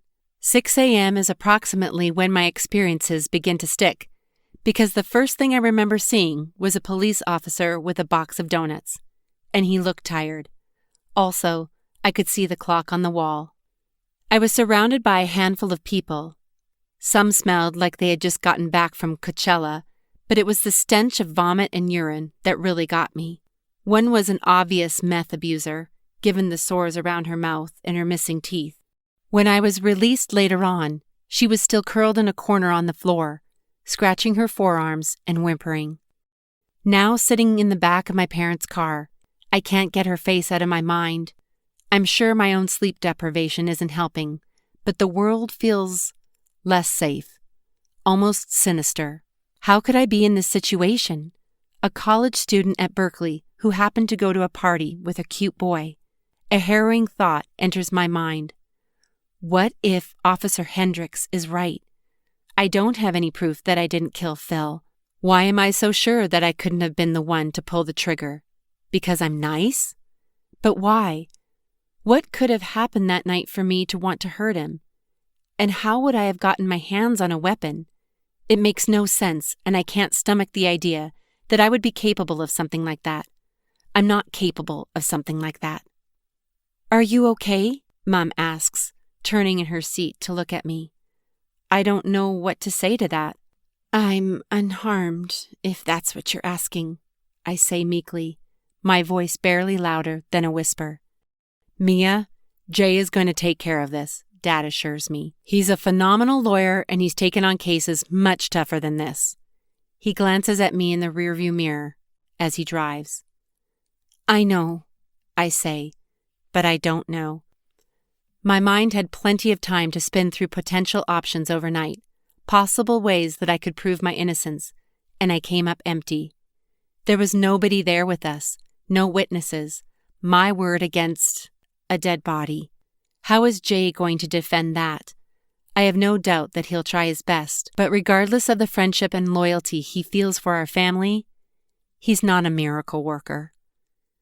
We drive in silence through Berkeley on our way to the highway. Owen had school, and the parental units hadn't allowed him to skip to come pick me up. I wouldn't want him to see me like this anyway, but I do wonder what he's thinking. I wonder what Phil's family's thinking.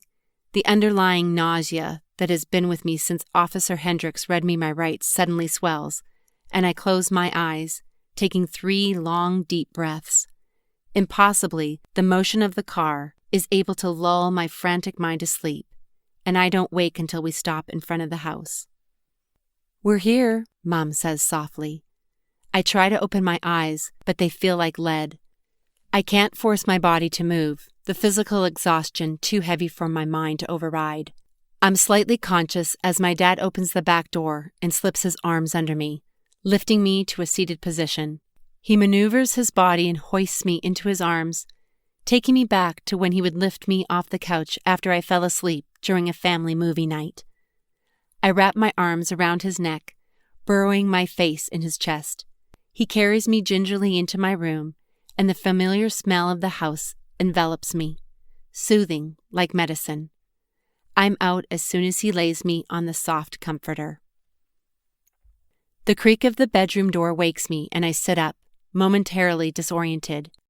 Seeing Owen's face through the small slit between the door and the frame, everything over the last day and a half crashes into my mind. Hey, I croak, my mouth thick and slow with sleep.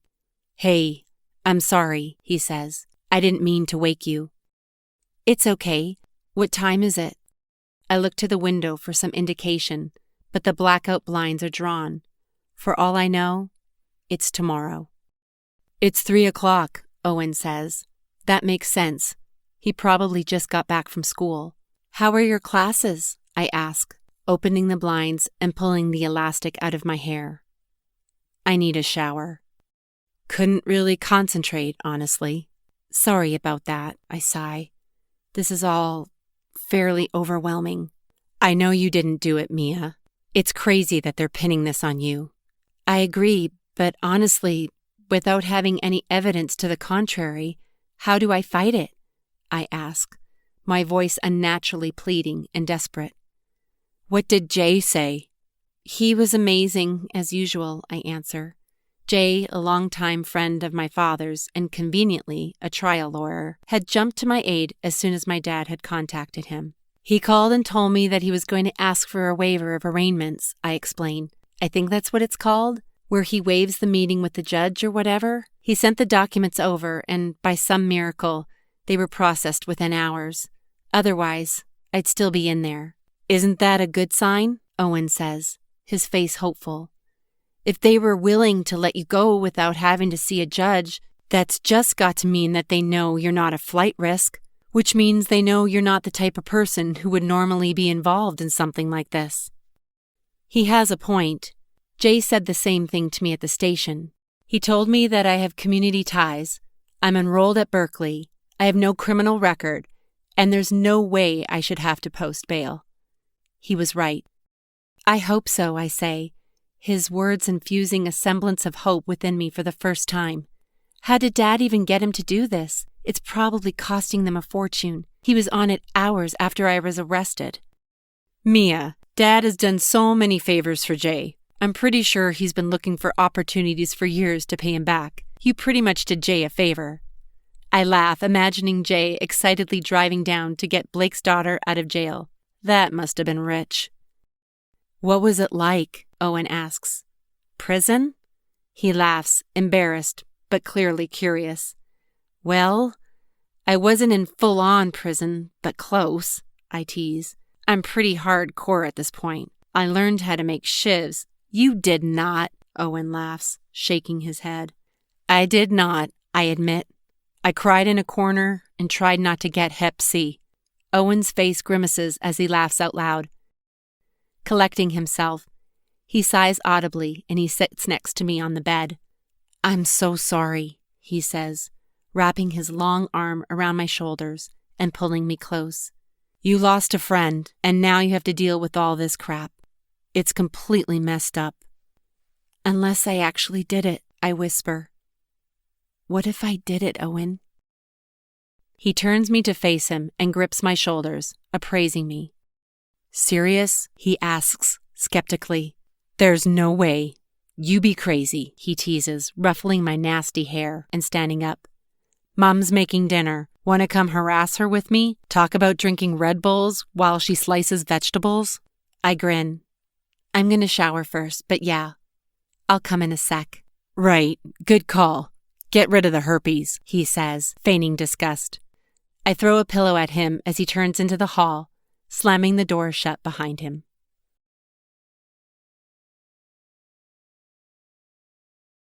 Chapter 13. After a few days of rest, I begin to feel like myself again, despite waking up almost every night with visions of spending the rest of my life in prison. Orange is not a good color on me. There are moments when I nearly forget that in a matter of days, I'll have a trial date. After finding I have absolutely no additional information or evidence to offer in my defense, Jay didn't see any point in waiving my right for a speedy trial.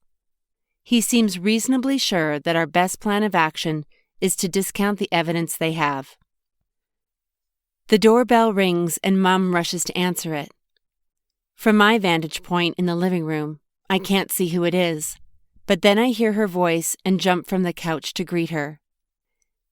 Hey, sweetie, Nina says, walking toward me with open arms. How are you holding up? I'm doing better, I say, hugging her tightly. What are you doing here? Well, I would have texted you, but since you don't have a phone, she says sheepishly, glancing toward her sister. Mia, Nia and I have an idea we'd like to try, Mom admits. Uh-oh, I tense, backing away from them. It's nothing bad, I promise, Mom insists, ushering me back to the sofa. I feel like you're being cryptic, which means it probably is something bad, I say hesitantly. We just know it might not be your favorite thing, Nina admits. And in order for it to work, you need to be on board. Wait, I say, holding up my hands. Are you talking about hypnosis? I ask, my eyes wide. Mom blushes. Nina's been studying some possible therapy for memory loss, and we thought it was worth... Mom, I whine. That stuff makes me so uncomfortable. It's not that I don't trust you, Nina, I say, turning to her, but I don't think I'm capable of getting into that place, or zone, or whatever you call it. Nina places her hand on mine. Will you at least let me try? She pleads. Mia, if it doesn't work, we've lost nothing. But you're staring a murder trial in the face. Shouldn't we try everything? Use every tool we have available? Ugh, I groan. Fine. But nobody can be here except for Nina. I mean it, I say pointedly at my mom. Done, she agrees. What time is it? She asks, looking at her watch. It's 4. I don't feel like cooking tonight, so I'll take Dad and Owen with me to get food. You two can do your thing, she says, standing. Wait, we're doing this right now? Mom nods, a huge apologetic smile on her face. I laugh as she pretends to dramatically sneak into the hall. Nina turns to me. Is this a comfortable spot? Or would you rather be somewhere else? It's really important that you feel physically comfortable so you aren't distracted. I think this is good, I shrug, reaching for my favorite blanket and pulling it across my lap. Okay, she nods. Just so you know what to expect, I'm going to start with my traditional script, but then I'm going to move into a memory lapse therapy. If all goes well, you shouldn't even notice, but if at any point you start to feel anxious or stressed, please stop me, she instructs. I nod, my palms sweating. Nina pats my knee. We're going to take our time. This may actually be fun, she says. I roll my eyes. Mia, she says softly. Go ahead and close your eyes. We're going to begin this session now. As you listen to my voice, you're going to find yourself feeling calm, more relaxed. Nina continues slowly, giving me suggestions for how I can drop further into relaxation. Surprisingly, it does feel nice to release the tension in my neck and shoulders, and it's easier than I thought to focus on her voice and retreat into myself. Taking another deep breath, you see a staircase. You have no hesitation in taking the first step because you know that peace and relaxation are waiting for you at the bottom. You place your foot on the first step and feel the muscles in your jaw, your forehead, your ears, and your cheeks relax even further. She continues down the staircase, and my body seems to sink into the cushions beneath me. My mind begins to wander slightly, but I don't mind. Colors come in and out of my consciousness as I breathe. There is no judgment here, Nina says.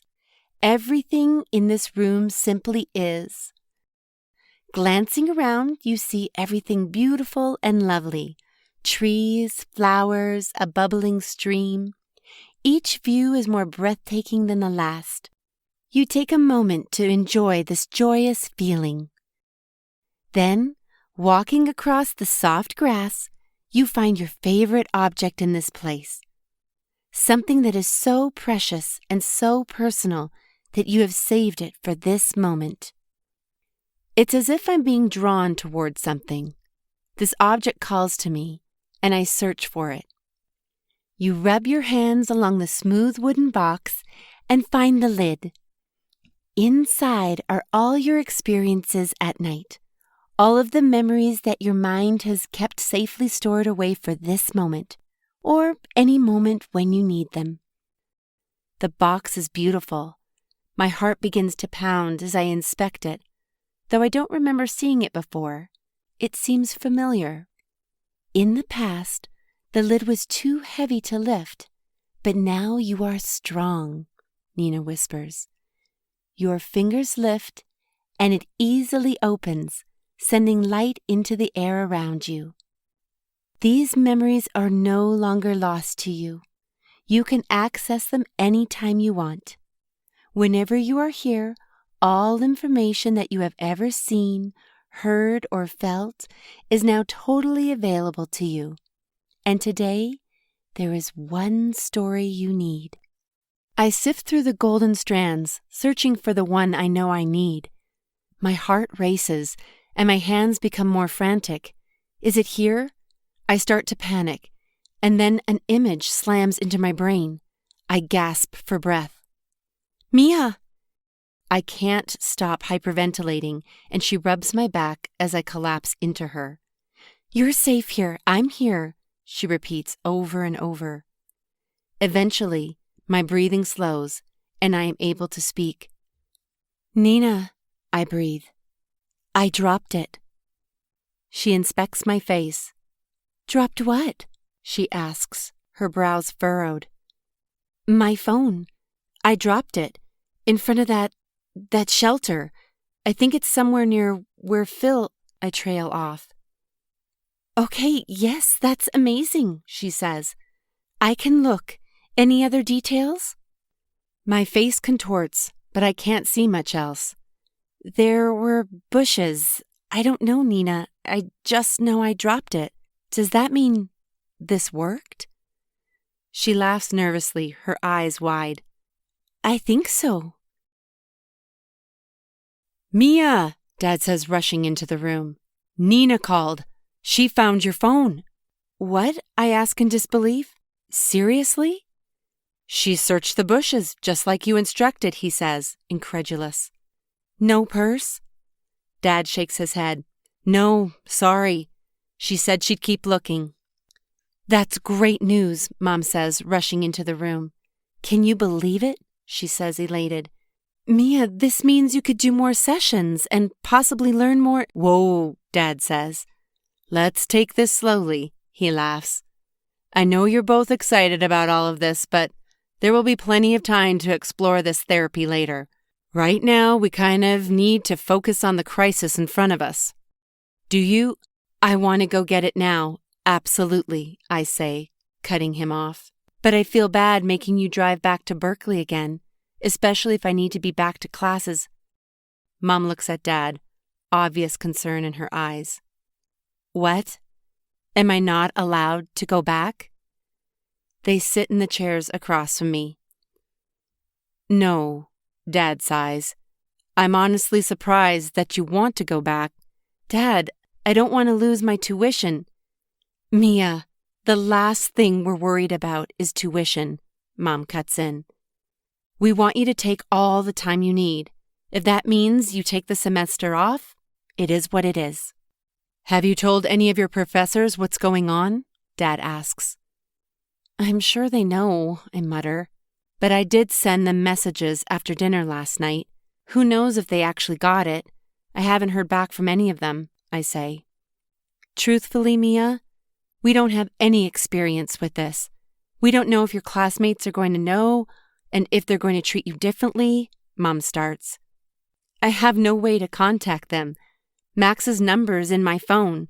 They probably think it was me," I say, the sick feeling in my stomach returning. Owen, who appears next to Mom, pulls out his phone. "I'll search the news," he offers.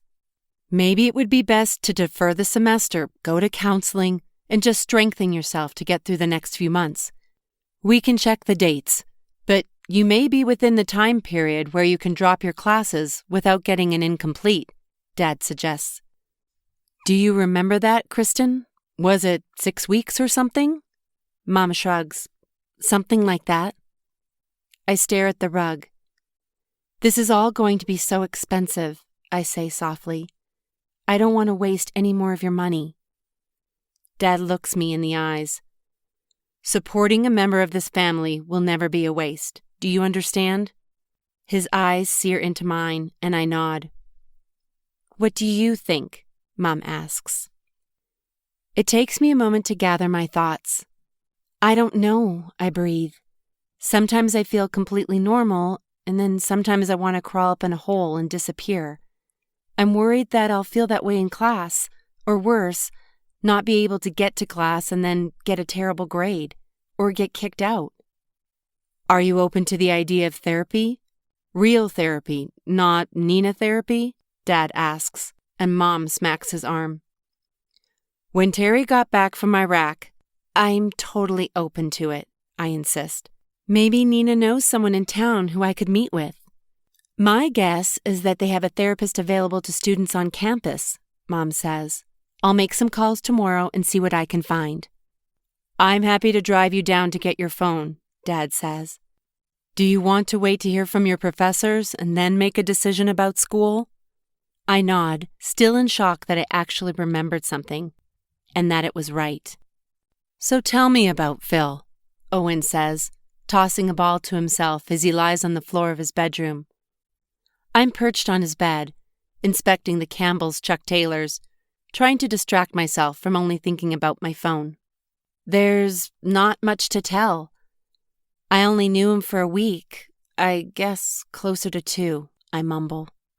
Was it only a couple of weeks? It seems like more, but when I think about all the things we didn't talk about, it makes sense. I don't know anything about his family, his life growing up, except for the fact that he grew up near Max, or his plans for the future. I feel like a fake being so upset over the death of someone I barely knew. But you were with him, alone, when he got shot, Owen says, and I flinch. Were you dating? No, not really, I say, setting the sneakers on the floor and lying down, allowing my legs to swing off the side of the bed. I think we might have dated if we had more time. Who knows? It seems like he was interested, but maybe he acts that way with all new girls he meets. Tell me what he did, and I will give you my honest opinion, Owen says, catching the ball in his palm and again sending it toward the ceiling. Okay. So he was really, really attractive. I decided to sit next to him in class, and he teased me about being on time. Or not being on time early in the week, I guess. So he initiated the conversation. Mm-hmm. Okay, go on. Then we chatted after class. I started asking him about shoes. The baby blues, I remember. Yep, and then he invited me to get coffee at Strata, but I had to go to class. I saw him there later in the week. Then on Friday, had it only been 2 days? He asked me in class if I wanted to go to this birthday party with him and his friends. Which friends? Owen asks. There were a lot of people at the party, but he picked me up with his friends, Max and Pete. No girls? No. Were there other girls he was hanging out with at the party? This question made me cringe, thinking of Officer Hendricks's tone when he asked me the same thing. No, I think he felt bad that I didn't know anyone, I say. Owen sits up. Mia, I don't care how bad I feel for someone. If there's a girl I'm interested in, I'm going to find a way to talk to her at some point. And I would never invite a girl to a party where she didn't know anybody if I wasn't looking to spend the whole night with her. He was definitely into you. I lift myself onto my elbows, and my heart squeezes. Ugh! I yell. I'm so mad. I finally meet a guy who is cute, athletic, smart. Well, I don't know if he was smart, but I assume because he got into Berkeley. And he gets shot? What the... I clench my jaw and tug at my ponytail until it hurts. Am I living in some sort of soap opera? Owen sits on the bed next to me. It's crazy town for sure. I'm sorry. I'm so selfish, I continue. I honestly haven't even thought for 1 second about what Phil's family must be going through, besides what they must be thinking about me, or Max, or his other friends. You can worry about them later, Me. They didn't have to witness this like you did. And they're not being blamed for it, Owen says, putting an arm around my shoulder as I sit up next to him. Not like I can remember anything anyway, I say flippantly. Maybe not consciously, but I think it's in there, he says. I shrug. So I get all the trauma and none of the helpful info? Owen laughs. I mean, when you put it that way. I punch his shoulder lightly and stand, stretching my arms above my head. I need to get some sleep. I have class at 8 a.m, Owen says, attempting to one-up me. Your one class, I tease. I'll come home and sleep after. See you in the morning, I say, walking out the door and closing it behind me.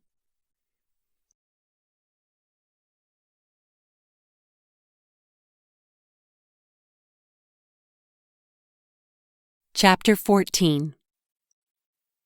Are you sure? Mom asks, her voice thick with concern. Yeah, I think it's best. If I stay here, I'm just going to wallow in it. I think I need to get back into a regular schedule, and you and Dad both have your businesses to run. Mia, we're happy to put things on hold. No, Mom, it's not necessary.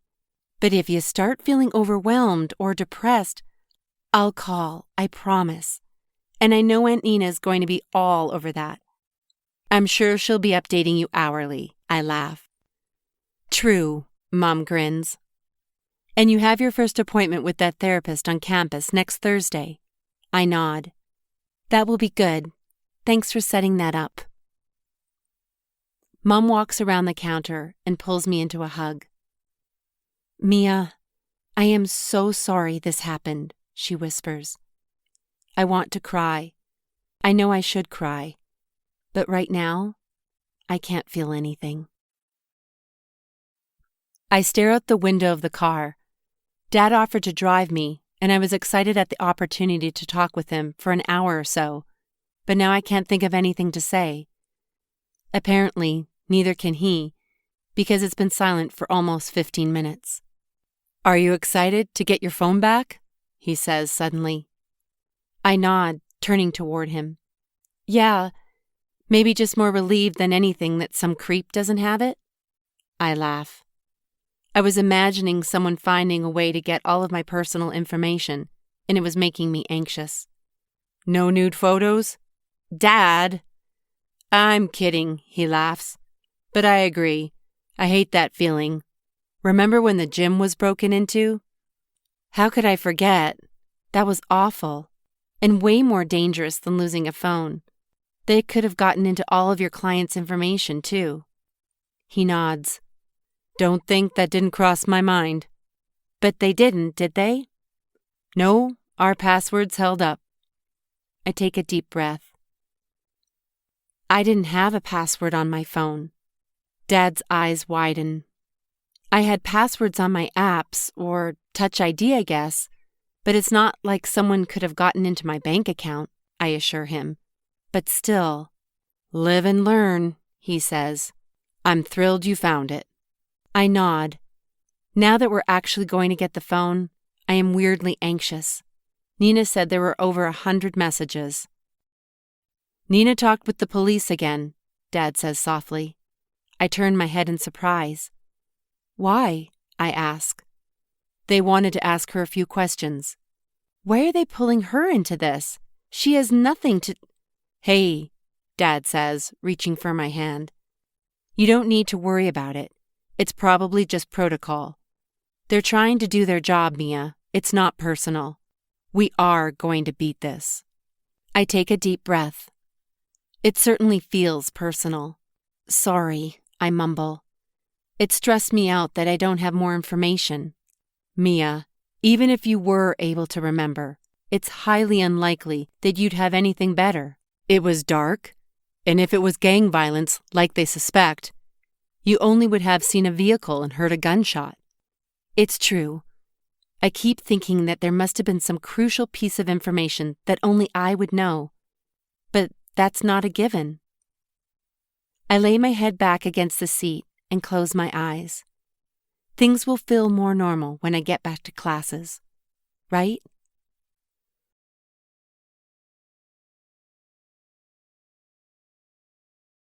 Chapter 15. Aunt Nina flings open the door after our first knock. She steps out and throws her arms around me. Hey, Nina, I promised I wouldn't forget to give you this, Dad says, holding out a box of gluten-free cookies Mom had left over from an order. She says, closing her eyes and inhaling as she opens the lid. Come on in, she says, holding the door open. I'm actually going to head back home, Dad says, and Nina nods knowingly. Setting my bag in the entryway, I turn back and give my dad a hug. Thanks for everything, I say. Call and I'll come back and get you, anytime, he says. Thanks, Dad. I wave as he gets into the car and drives away. I made dinner if you're hungry, Nina calls from the kitchen. Surprisingly, I feel like eating. Sure, I say, walking inside. I think I'll check my phone first, though. It's in your bedroom. Walking down the hall, it feels like 5 years since I've been in this house. Throwing my bag in the corner, I scan for the phone and find it plugged in and sitting on the dresser. Besides a small crack in the screen protector and scratches on the corner of the case, it doesn't look too much worse for the wear. My thumb glides along the smooth screen, scrolling through hundreds of messages. Starting with the oldest first, I read through probably 40 just from Nina, attempting to figure out why I haven't come home for the night. Then Sarah, just updating me on life. A few texts from my bank and rewards program. I delete those. And then something catches my eye. A number I don't recognize, with the lead message saying, "Hey Mia, it's Max." I quickly scroll past it. I'm not ready to see what he has to say yet. After responding to a few other friends to let them know I haven't fallen off the face of the earth, I check my email. Messages from all of my professors are waiting for me.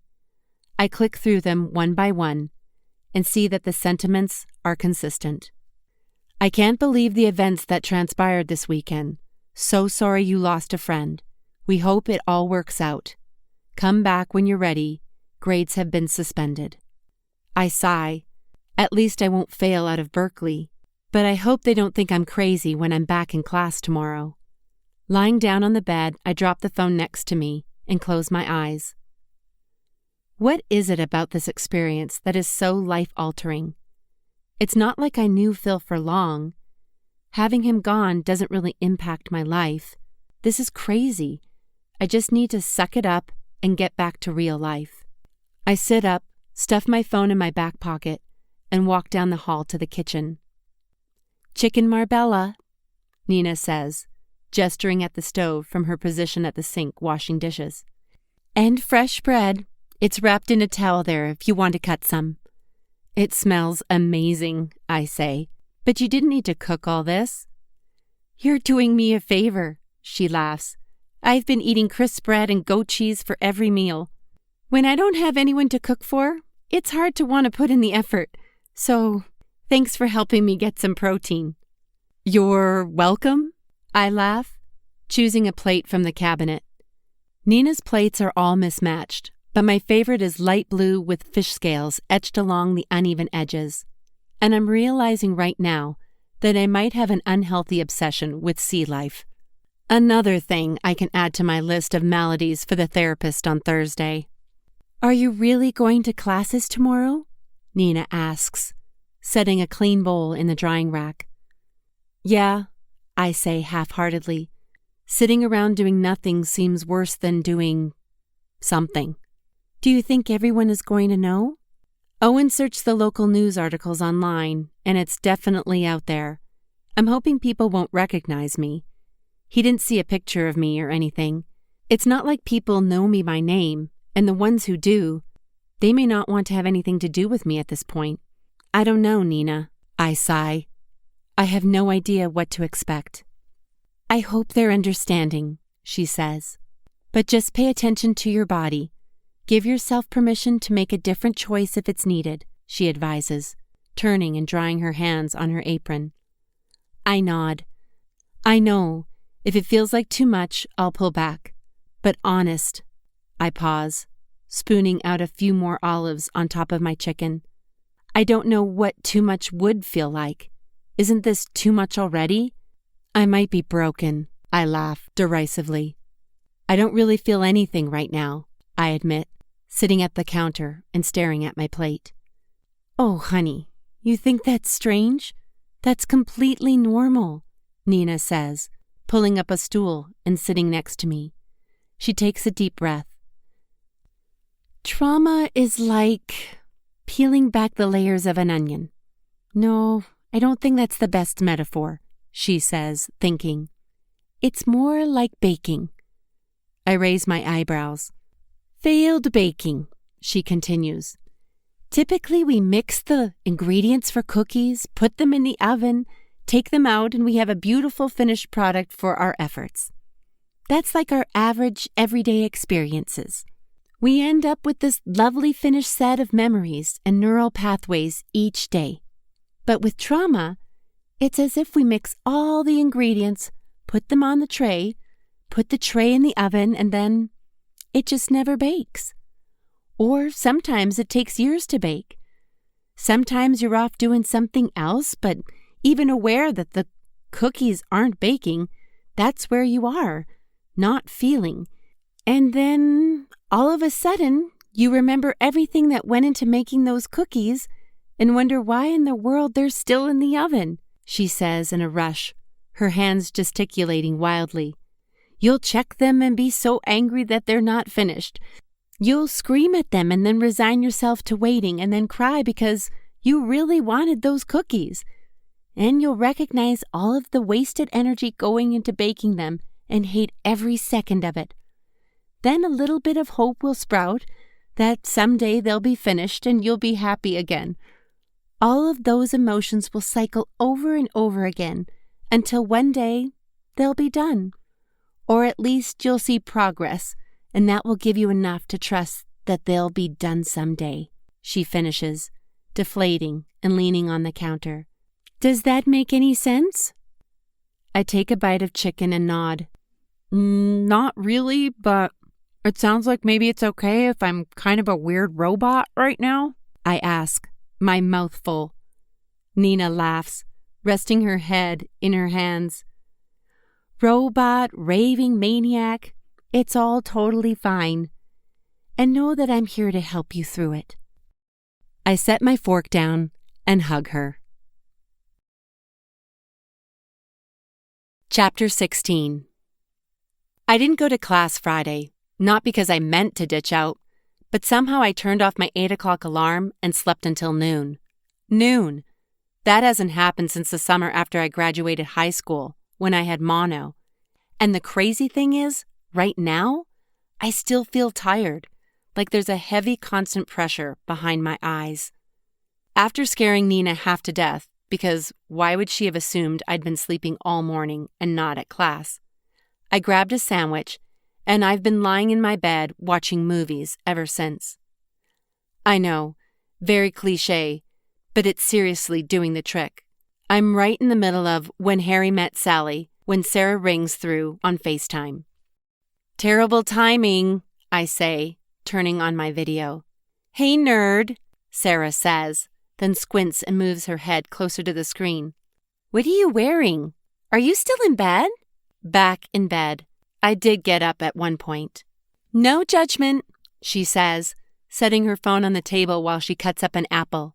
Dude, Phil's murder has been all over the news. I've read like 4 articles about it. Murder? Murder? Why has the word never entered my head before? Is that what he was? Murdered? Did I witness a murder? My face blanches. I'm a suspected murderer. I haven't looked at any reports, I say softly. Owen's keeping me updated. I think you should read at least some of these, she says. They're getting more specific. What do you mean? I ask, sitting up and leaning against the headboard. Like your name, your disorder, nothing too personal, but you're kind of becoming internet famous. My eyes widen. But my arraignment was waived, and we released a statement to the media. The media doesn't care. They just want a scandal, she says flippantly. Then, seeing the expression on my face, she picks up the phone. Sorry, she says, sitting down. I don't mean to sound like this isn't a real thing. It just doesn't really feel like it could be real, you know? This only happens in movies. I nod, taking a deep breath. Yeah. Are you doing okay? She asks. When I don't respond, she continues. Yeah, got it. Stupid question. I slept till noon today. Do you have mono again? Did you catch it from Phil? Okay, sorry. Idiotic question. A laugh bursts out of me and it doesn't stop. I can't stop laughing. I laugh until it hurts, and then suddenly a deep sadness settles so hard on my chest that I begin to sob. I set the phone down so Sarah doesn't have to watch. I let the strange mix of emotions wash through me, the tears releasing the anxiety and stress of the last few days. It hurts to feel, but I'm so grateful. A few minutes later, I pick my phone back up. Wow, sorry, that was weird, I say, wiping my eyes. I don't think it was weird. Necessary? Probably. Are you still going to class? Sarah asks, eating a slice of apple. Technically, yes, but clearly I haven't gone yet. Noon, remember? Your professors are cool? Yeah, they all know the situation and said it's fine for me to take some time. She nods. Well, I wasn't going to tell you this until the weekend, but I'm coming out. I stare at her. Coming out? Here? I already talked with Nina, she says, laughing at my confusion. I'm going to come stay with you. If you're going to class, I'll go with you. If not, we can do whatever people do in Berkeley for a week. Seriously? I stammer. What about your classes? I ask. I talked with my professors. It's all good. Sarah, I don't even know what to say. I'm so excited to see you, and to have someone with me will just be amazing. Thank you so much, I say in a rush, elated. Sarah is beaming. I fly in on Saturday. Nina said that she would pick me up because I don't think I remember how to do BART. I'm so excited I completely missed the opportunity to mess with her. I'll come along, I say. I can't wait. See you in a few days. I wave and sign off, feeling safer and happier than I would have thought possible. This time when I press play on Meg Ryan's face, I'm grinning.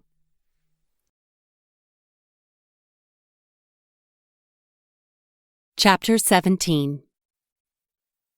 After a relaxing weekend, I do make it to class Monday. Even though being busy should have made the day go faster, it seems never-ending. I move from one lecture to the next in a haze. Like I know I walked across campus to get to this class, but I also could have been easily convinced that I didn't. Somehow caught in the routine, it didn't click that this next class is comparative lit until I approach the building. I stop in my tracks, as if hit by an invisible barrier.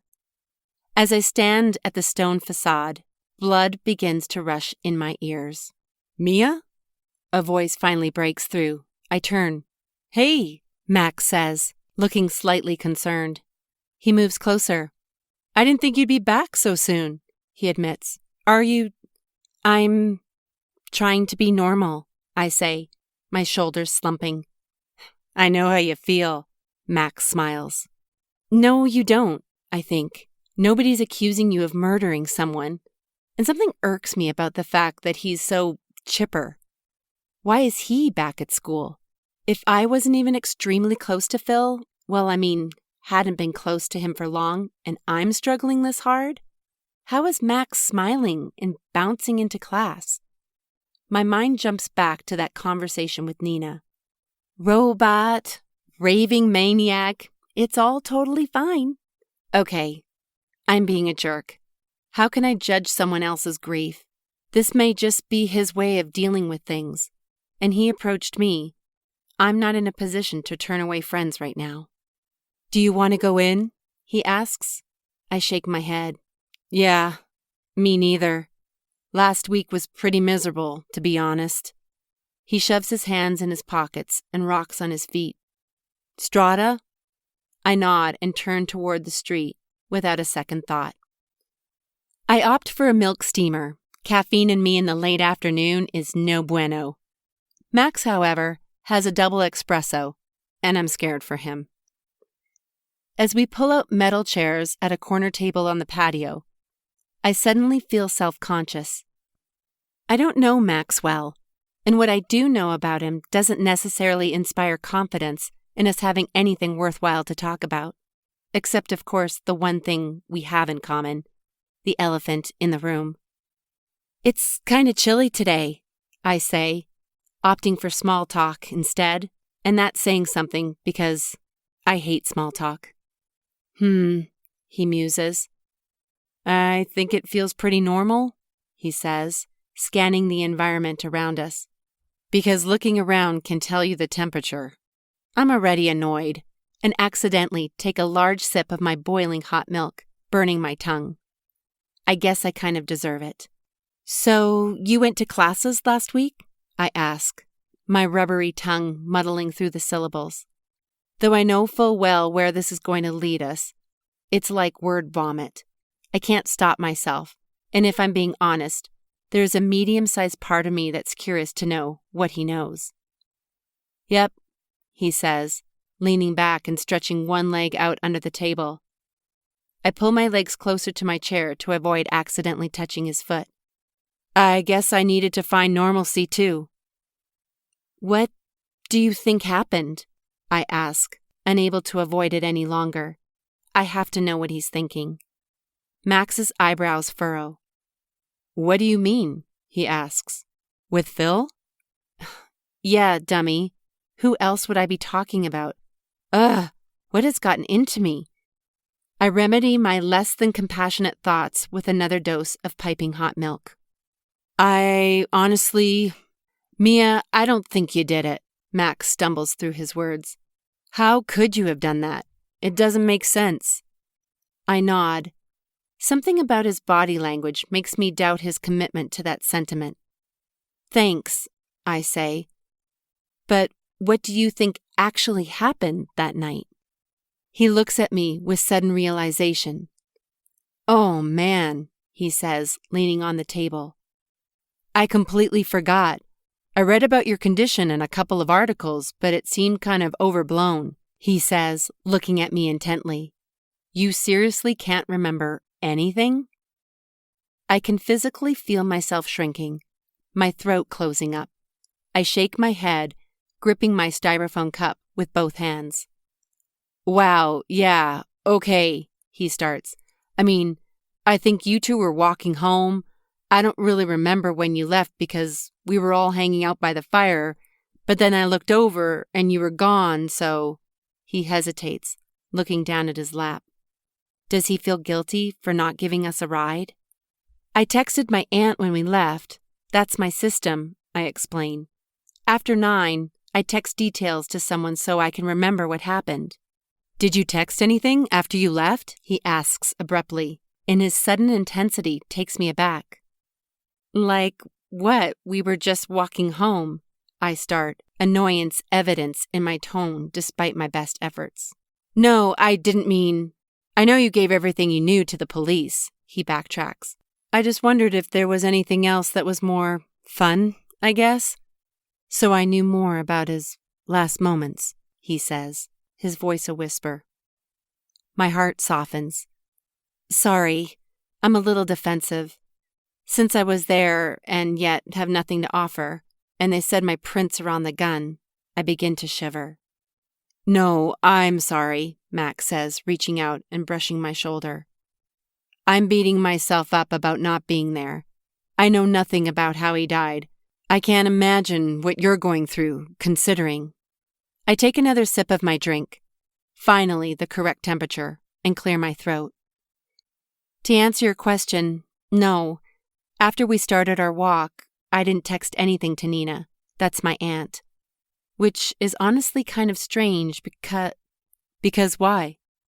I blush. Because I really wanted to remember everything that happened that night.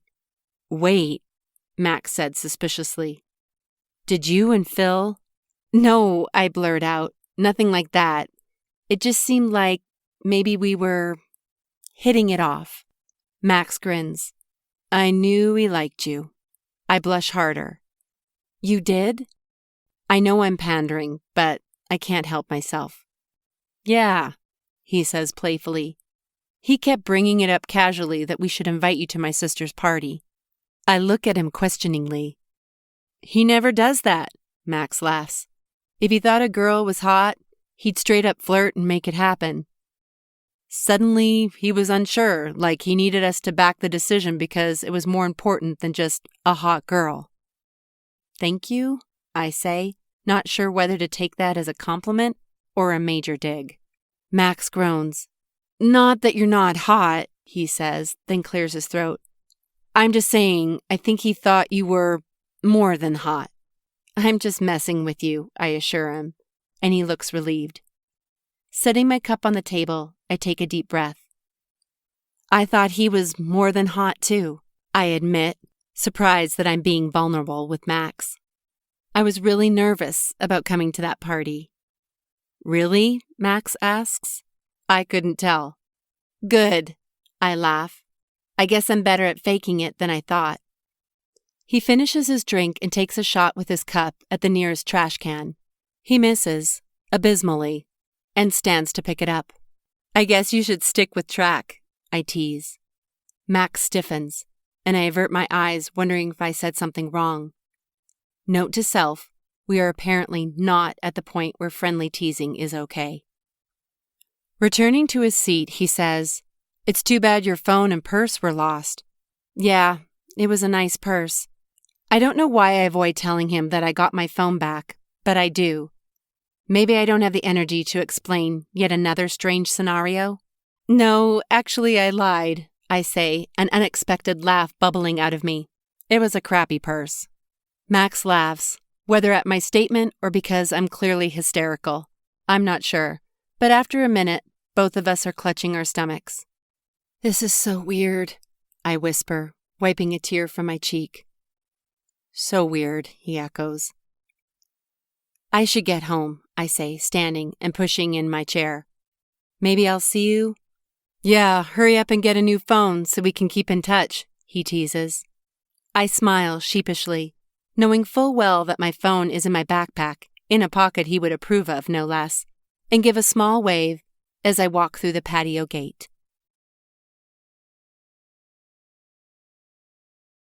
Chapter 18. Nina's gone when I arrive home. Though I love being around her, after today, being alone is exactly what I need. Pulling my phone out of my bag, I set my things by the door and retreat to my room, collapsing on the bed. Pulling up Instagram, I immediately begin to scroll mindlessly. The little heart on the bottom of the screen stays empty, making me realize that I haven't posted anything since that night with Phil. Not that anyone really cares, but considering what Max said, maybe I should at least let the world know that I'm alive and well. Do I even have a post-worthy image? I open my photos, hoping that I have something I could share. My breath catches in my throat. There are 4 black squares at the top of my photo gallery. Videos. 4 videos from February 20th. I flip to my calendar just to be sure, and my heart stops. Friday, February 20th, was definitely the night that Phil died. My fingers begin to shake as I urgently press play. Almost immediately, I realize that my phone is pointed at the sidewalk. Realization dawns and a surge of emotion nearly overwhelms me. That's why I didn't text Nina. I am brilliant. I pause the video and laugh out loud, until the laughing turns into crying, and am barely able to catch my breath. Why are these 2 emotions intertwined right now? I wanted to remember this so desperately that I recorded our entire walk home. Why hadn't this occurred to me years ago? Probably because I used to have a crappy phone, and because in most situations it would be really socially awkward to be recording people with or without their knowledge. I wipe my eyes and take a deep breath, holding it. As I release the air, I again pick up my phone and continue watching. Sorry, I know this is weird, I hear myself say. I'll hold it down here so we can both forget it's recording. Phil laughs. I guess I better not say anything incriminating. Yep, otherwise I'll share it all over campus, I tease. I immediately start to get dizzy. The phone is waving in motion with my arm as I walk. Setting the phone on the bed, I close my eyes and lie flat, just listening. There's a brief moment of silence, and then Phil speaks. You gonna listen to this tomorrow? He asks mischievously. Yeah, I say cautiously. Why? He lets out a breath and I hear some rustling. Opening my eyes, I look at my phone and see Phil's face taking up the entire screen. Bolting upright, I stare at him. Even in the dim streetlight, he's beautiful. His kind eyes stare into mine. Mia, you are something else. he says. Phil, seriously, you barely know me, I laugh, attempting to grab the phone. He puts his arm around me and pulls me into the frame. I'm laughing, trying to wriggle out of his grip, but eventually I give in and stand there. Here, let's move over a bit, he says, shuffling us both closer to the light. That's better, he says, a grin taking over his entire face. No interrupting this time, he says, looking down at my face. I mime a zipper being closed across my lips. Mia, I want you to remember this tomorrow, he starts, clearing his throat. Is he nervous? I almost giggle as I watch his eyes dart to the side, but then he looks directly into the camera. I know I haven't known you for long, but this is what I already know about you. You're super smart. Even before we met, I watched you taking meticulous notes in class, and it was so cute. Your eyes always completely focused, not even looking down to write on your paper. I mean, who does that? I look down, I say, grinning, but Phil puts a finger to my lips. Nope, you just have to listen, remember? He laughs. When you came in late that day, my heart was hammering before I started a conversation. That's how I knew something was different about you. And now that we've hung out, I know a few other things. Like you've had some serious obstacles to overcome in your life, and you're still willing to put yourself out there, even if you're nervous, he caveats, smiling down at me. You don't let it stop you. He pauses and gives my shoulder a squeeze. You're beautiful and kind. I can already see that. And my heart still hammers every time we're together. I'm so excited to learn more about you. And I wondered if you'd want to be my girlfriend, he asks with huge puppy dog eyes. He stands there, smiling into the camera. I press pause and inspect the scene with tears leaking down my cheeks. My face on the screen is blushing hard, and my smile stretches from ear to ear. I know what I'd been thinking in that moment. Why me? You're amazing and gorgeous and athletic. How did this happen? I'm not totally mentally dissing myself. I know I'm somewhat attractive, but I've never been that girl, the girl to catch the interest of that guy. Well, I guess except that once. My first kiss with Craig could count for sure, but it didn't last. As soon as other more popular girls caught wind of it, he dropped me like a bad habit. I still don't really get why he ditched me so fast when he liked me enough to kiss me. Over the years, out of frustration trying to puzzle it out, I've decided it was insecurity, to save his own pride. But I know what Phil is saying is true. I am smart, and it didn't always come easily to me. I worked hard to understand how to be smart, to learn how to give the teachers what they wanted, to know how my brain likes to learn and study, and to put in the effort to always be prepared. With a 9 o'clock deadline looming each night, I had to stay organized and disciplined. And I try really hard to be kind. After being bullied off and on through middle school and high school, I don't think there's any other option. I know how it feels to be treated like I'm worthless. And I know how it feels when someone sees you. The fact that Phil values these qualities, instead of just my bra size, which, I'll tell you now, is not impressive, makes my heart squeeze. He was such a good guy. Such a good guy. I again press play, and am shocked when I see myself reach up and pull Phil's face toward mine. I kiss him, and Phil films the entire thing. I watch it over and over again. It's not an incredibly long kiss, but long enough that heat pulses through me. His hand reaches around my waist, and he pulls me close. My hands brush his jaw, my right hand moving to his hair. I can practically feel it. After the 10th run-through, I realize there are still 3 other videos, and almost 4 more minutes left on this one. Sighing reluctantly, I let the file keep rolling. Is that a yes? Phil asks softly, lowering the camera. Now the lens is staring directly at the streetlight, and I turn the phone away from me, still listening intently. I don't hear an answer, which I assume means I kissed him again. I'm super impressed with myself. Go Mia! I don't think I've ever been bold enough to make a move like that, even if he did kiss me once already by the fire. But I guess with a speech like that... Can I have my phone back now? I ask, and I hardly recognize my own voice. Soft, gentle, confident. Who is this person? I guess, Phil says, glancing at the screen. It seems that we're walking again, so I set the phone down and get comfortable. Tell me more about your family. You said your dad is into fitness and your mom is a chef? Phil asks. Yeah, I kind of brushed over my dad. He's more than into fitness, I laugh. He's a pro bodybuilder. The noise of our shoes halts. Wait, what? Phil asks in shock. Like, he competes? Like, he wins, I laugh. Is he super stacked? Does he roid? Phil asks excitedly. He is super stacked, but he's all natural, I laugh. He does the drug-free shows.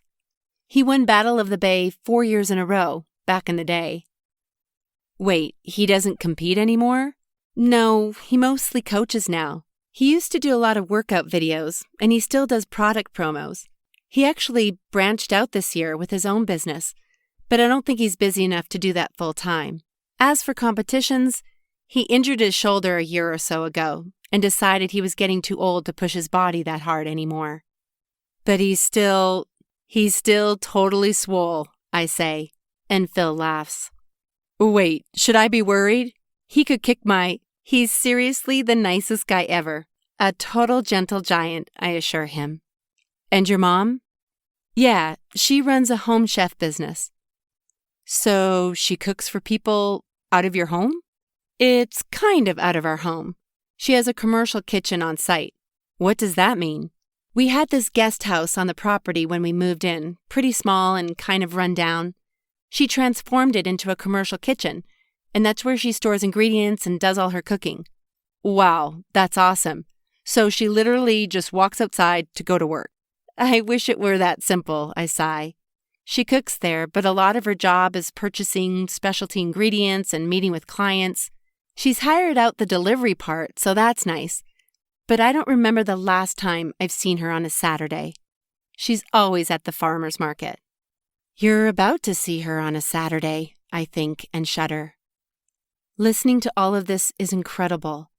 Until right now, when I remember that Phil is dead. Gone. I feel sick and angry, sad and angry again, all at once. But I can't stop myself from listening. That's tough, Phil says. My parents were always at my track meets on Saturdays, which meant I didn't really see them either. But they saw you. True, it was pretty cool of them to always be there.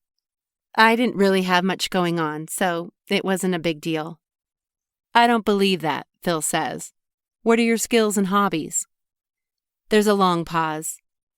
I've kind of bounced around, I say honestly. I've done everything from musical theater to swim team, loved parts of all of them, but I couldn't ever settle on just one thing, you know? No, Phil laughs. I've only done track forever. You didn't do anything else?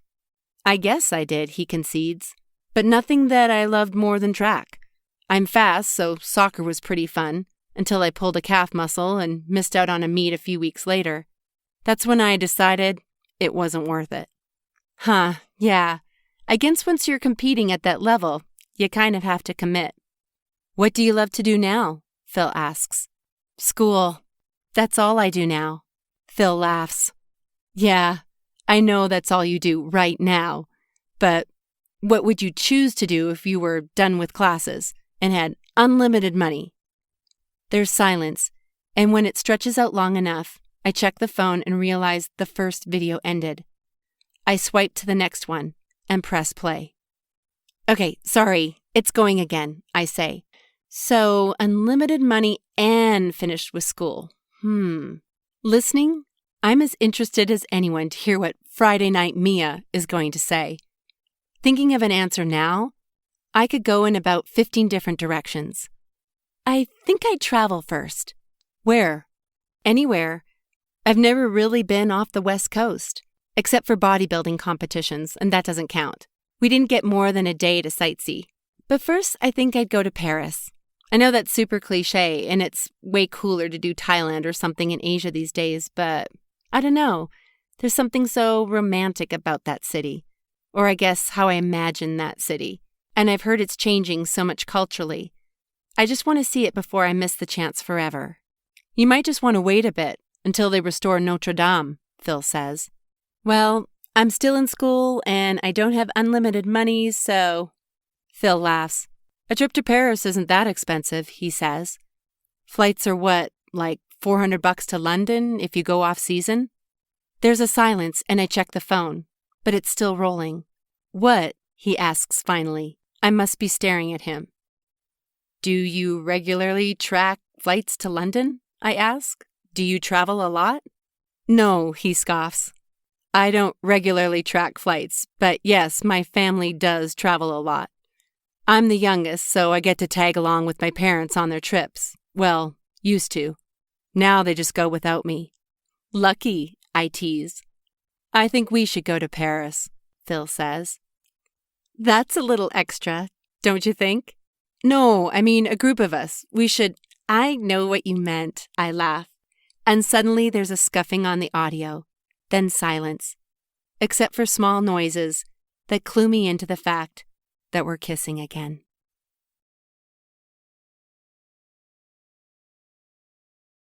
Chapter 19. Video 3 is frustratingly similar to Video 2. More life history. We talk about Owen's shoe collection, the places I lived as a little kid. He talks about his parents a bit. His dad works in Silicon Valley. Mom works for the city of Berkeley. After a few more kissing breaks, I can't believe how cheesy we're being, we finally hit on a topic that piques my interest. I shift to put my ear closer to the phone. So, you and Max seem like very different people. I don't know much about Max, but from what I've seen, I think when you grow up together, even if you don't have a ton in common anymore, there's just so much history there. Yeah, that makes sense, I say, and am immediately thinking of Sarah. Her family was pretty religious growing up, and I was always annoyed that she couldn't come out with us on Sundays. Since my mom was perpetually busy Saturdays, that was our day to go to the city or the beach. Track was always the one constant, Phil continues. If we didn't have that, I don't think we would have stayed as close. But when you're spending every weekend with each other for half the year, it's kind of impossible not to be friends. True, I laugh. But I don't know, he just seems way immature sometimes.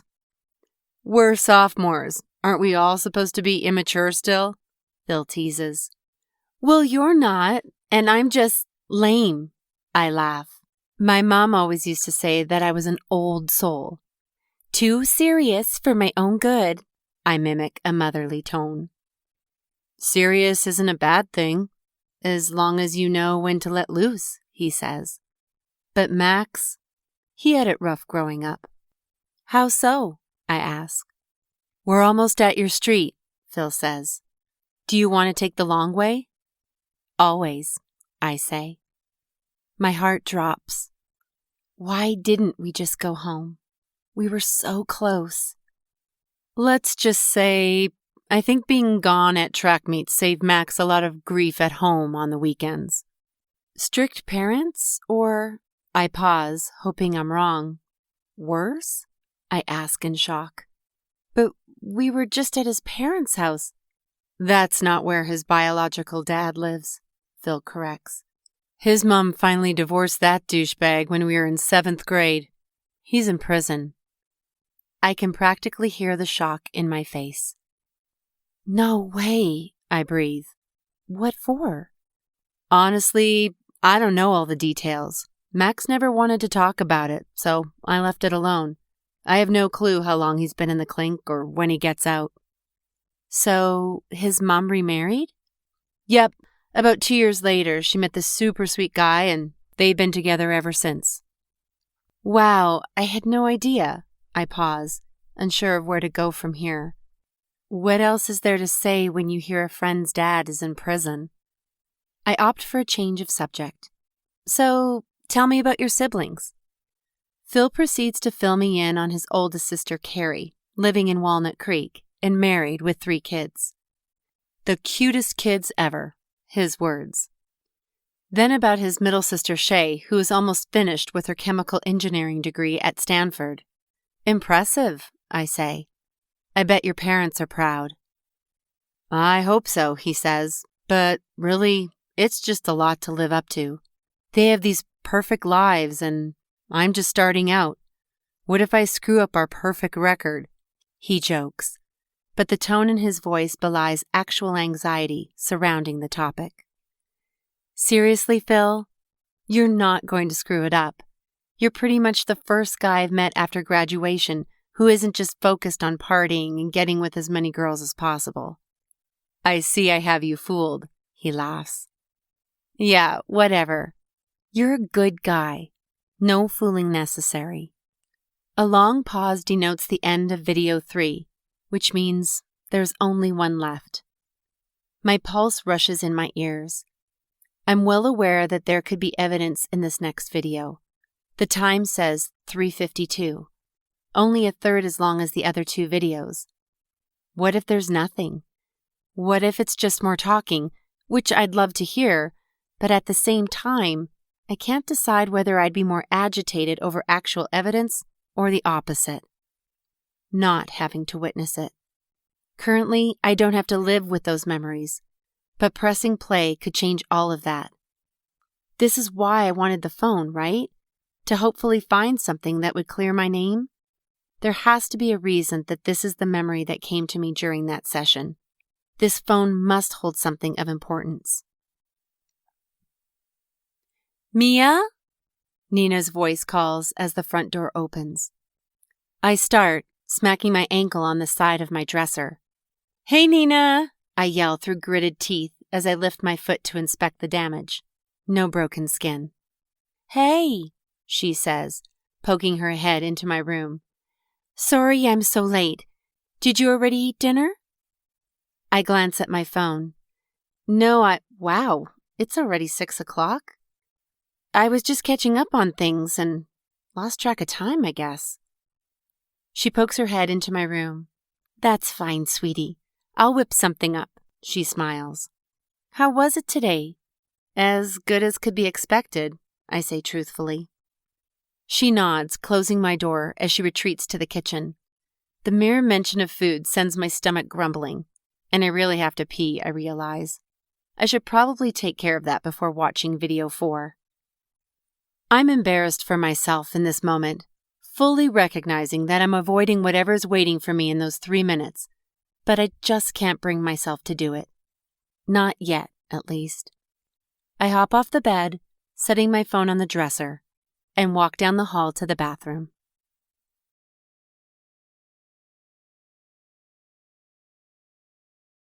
Chapter 20. I start awake, gasping for air. Taking in my surroundings, I breathe deeply and curl into a ball, shivering under my covers. This isn't the first time since Friday night that I've woken up in the middle of the night, but somehow, this feels different. I'm surprised I fell asleep at all, considering how fast my mind was racing before I crawled into bed. At dinner, Nina had told me that Phil's family wanted to meet with me this week. Something about closure and the fact that Phil had talked about me before we went out Friday night. But what could they possibly want? My brain cycles between feeling like a complete poser because I only knew him for a few weeks, to clawing for anything I could tell them to ease their suffering. Which only makes me swing to the poser side of things because I have absolutely nothing. My eyes drift reluctantly to my phone.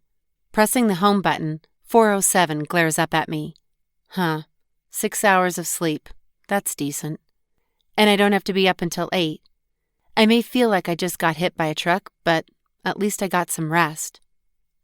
I stare at the screen and eventually swipe up to my home screen. I have to do this. And since I slept, my memories should be recording at this point. Just in case, I scrawl a note for myself on an old receipt and leave it on the dresser. Now's as good a time as any, I think, hesitating over the play button. Unless I find something disturbing on there, then I wouldn't be able to sleep, so maybe I should wait? But I could sleep later because there's no way I'd be going to class in that scenario. Should I wait? Maybe it would be better to watch when I'm fully rested? I argue with myself for a few minutes, my finger dancing above the button. But eventually, my curiosity and guilt win out. I press play. My battery's almost dead, I hear myself laugh. Oh no, I think, a pit opening up in my stomach. Is that why it's so short? Did my phone die? Panic grips me, and in this moment, I realize that my desperation for information outweighs my desire to be kept safely in the dark. Well, it is 11:30, Phil says. I hear rustling, but the phone is facing the ground again. Or wait, is it? I turn my head sideways and pause when I see a house number. The phone is facing the neighborhood.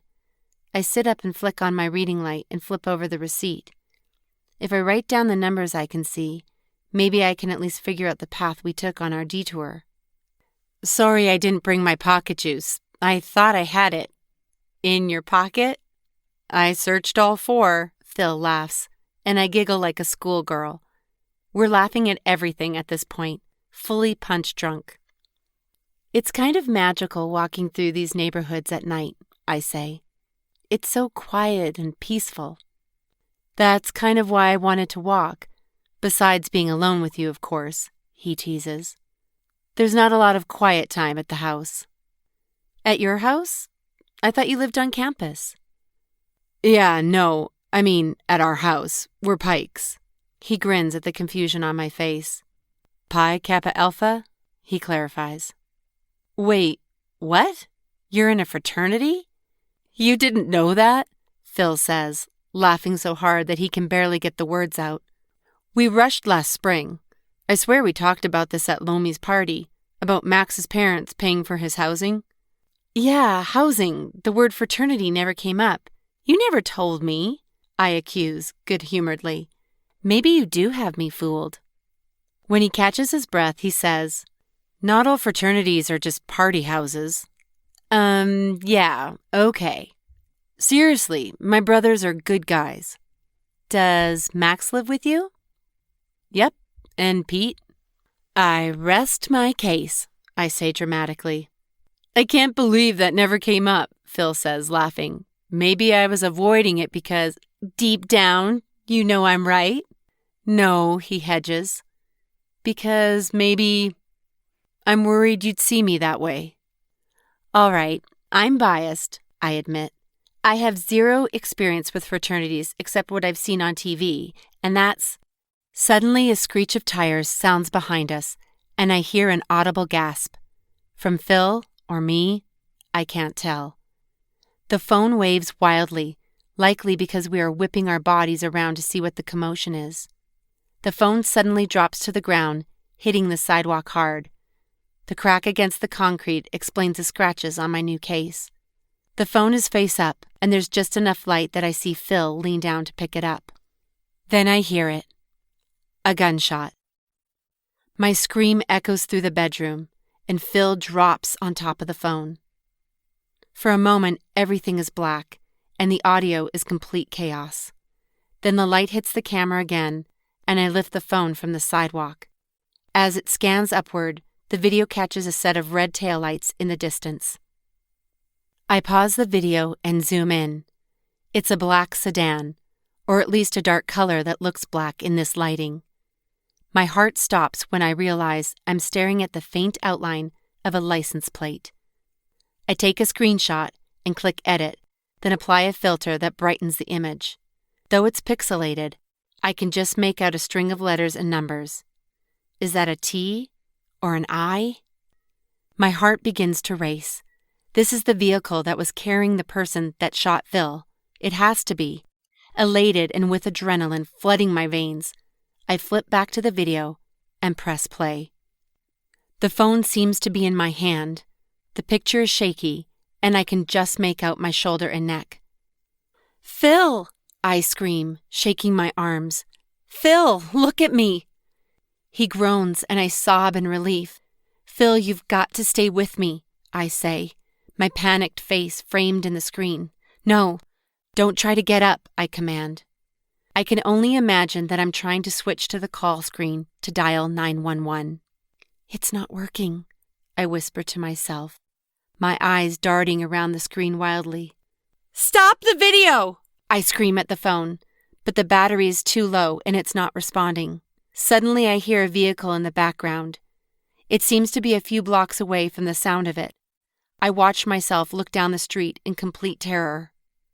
"They're coming back," I say. "Phil, scratch what I just said. You've got to get up. They're coming." The video suddenly retreats to my photo gallery.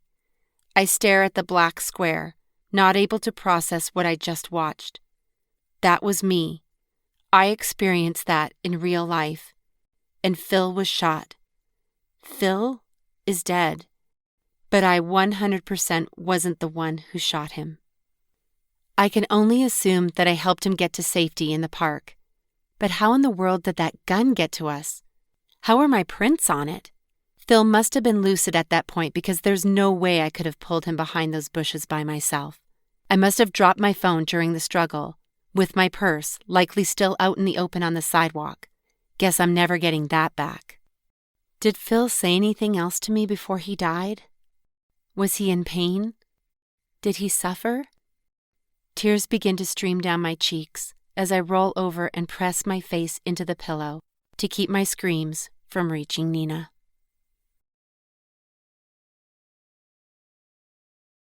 Chapter 21. I wake to birds chirping outside my window.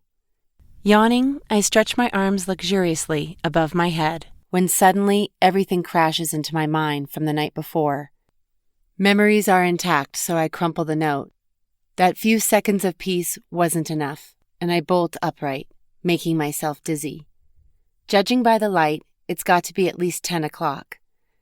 Rushing, I jump out of bed and reach for my clothes from the day before, still lying crumpled over the end of my bed.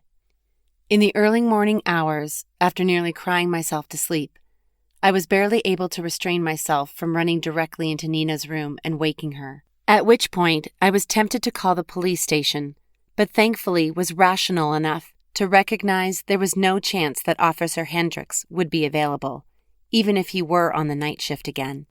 Especially if he were on the night shift again. And I encountered the slight hiccup of not having his station number. The idea of calling around town like a crazy person was enough to dissuade me for a few hours. Instead, I sent Sarah a Marco Polo. I don't even want to know what I said, or how I looked. The act of saying it all out loud left me physically and emotionally exhausted. I remember taping a note on the door telling Nina that I had something vital to talk about in the morning, and that I wouldn't be going to class. I'm kind of shocked I was able to fall back to sleep so easily. Bumping my thigh on my desk chair, I throw open the door and jog down the hall, colliding with Nina as I enter the kitchen. "Oh," she says, falling backward and catching herself with a hand on the side of the bar countertop. "Nina, I'm so sorry. I was in such a rush. No, it's okay," she says, taking out her hair clip and smoothing her curls into submission before securing them again to the top of her head. "I've been dying for you to get up. What was the note all about?" Before I can say anything, she cuts me off. "Wait, you haven't even had breakfast yet. I'll make you some eggs." She swoops back around the bar and opens the fridge. Though I'm dying to talk, I can't say I'm not grateful. "Scrambled or fried?" she asks, rummaging through one of the shelves. "Doesn't matter to me, thanks," I say. She retrieves the eggs, setting them on the counter, and begins opening cupboards. I can't wait any longer. "Nina, I videotaped that night with Phil. She stops, her hand frozen in midair, holding a ceramic bowl. Slowly, she lowers it to the counter, staring at me. I filmed our entire conversation, and I caught the shooting on camera, I say intensely. Then realizing how that sounded, I backtrack. I was filming for audio, so I didn't catch everything. My phone was on when it happened, and I was able to make out a license plate, I think. A few of the numbers are hard to read. "Mia, that's incredible!" Nina exclaims, moving around the counter and throwing her arms around me. "How in the world?" she says softly. "I know, I didn't realize it until I went into my photos. Can I see it?"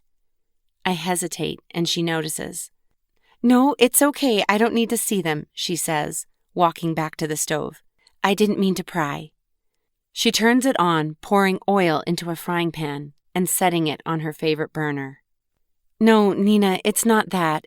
It's just that there's a lot of talking about our lives and kissing, but that's mostly in the first 3 videos, so I'm being ridiculous. The 4th is short, and that's the one where the shooting happens." I trail off, the sounds and images flickering through my mind. It wasn't me. I didn't shoot him. It was a drive-by. I stop, my voice catching in my throat. Relief floods my body at physically saying the words out loud to another human being. I didn't murder Phil. I'm not a murderer. Tears stream down my cheeks. "Mia, this is such a relief. Not that I thought you actually did it, but just to have proof. And I'm so sorry about all of this," she says, her face creased with concern as she cracks the eggs into the bowl. "Nina," I say, my voice cracking, "I just want him back. He was a good person, and we were really hitting it off." I suck in a breath, my already swollen eyes brimming again with tears. "I need to find out who did this to him," I choke out. "Well, first we need to clear your name. This has got to be sufficient for them to drop the charges." Nina stirs the eggs, then removes them from the heat and scoops them into the bowl on the counter. Pushing it over to me, she reaches into a drawer and slides a fork after it. "But I'm right here with you, sister," she says intently, leaning into the counter with both hands. "Let's do some detective work, shall we?" "Officer Hendricks?" Nina says. "Hi there, it's Nina from—" "Oh, great, well, that makes things easier," she laughs lightly. "We were able to get Mia's phone back. I know, we were all thrilled. Nope, no purse, but, well, she has some ideas about how they got separated. Actually, that's why I called. She has video evidence of the crime on her phone, where it is crystal clear that she is not the shooter." Nina sits still. "Hello?" she asks. "Are you still— Oh, yes, sorry, it just sounded like the line went dead. Right. Okay, yes, I think that will work." To me, she mouths, "Do you have any plans tomorrow?" "Today's Tuesday. That would be Wednesday." I nod my head. "There's a plate number," she adds. "I know. I couldn't believe it." She motions for me to hand her my notes with the license plate number written on it. "Okay, so I have a few different options here. The picture wasn't completely clear." "Yep, we'll bring it tomorrow. Ready? Okay, the first option is 60RJ244. Second is 61RJ244.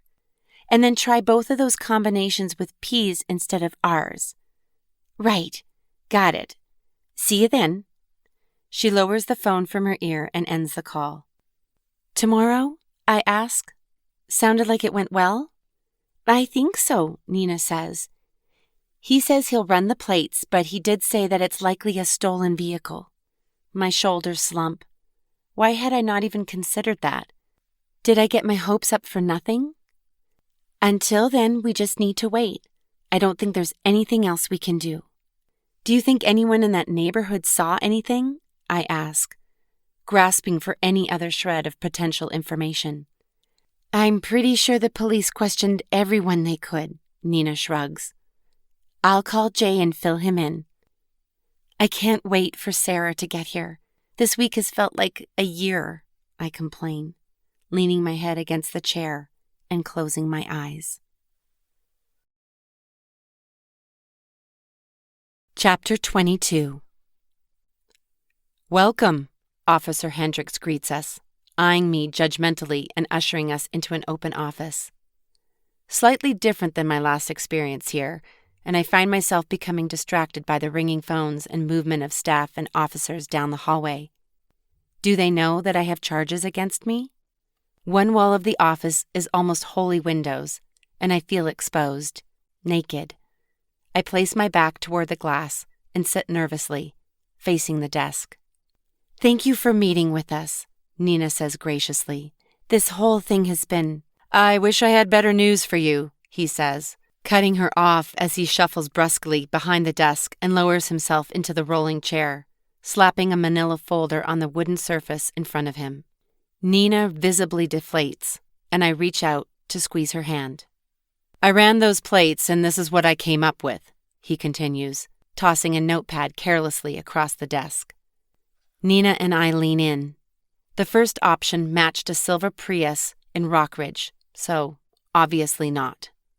Second plate didn't exist.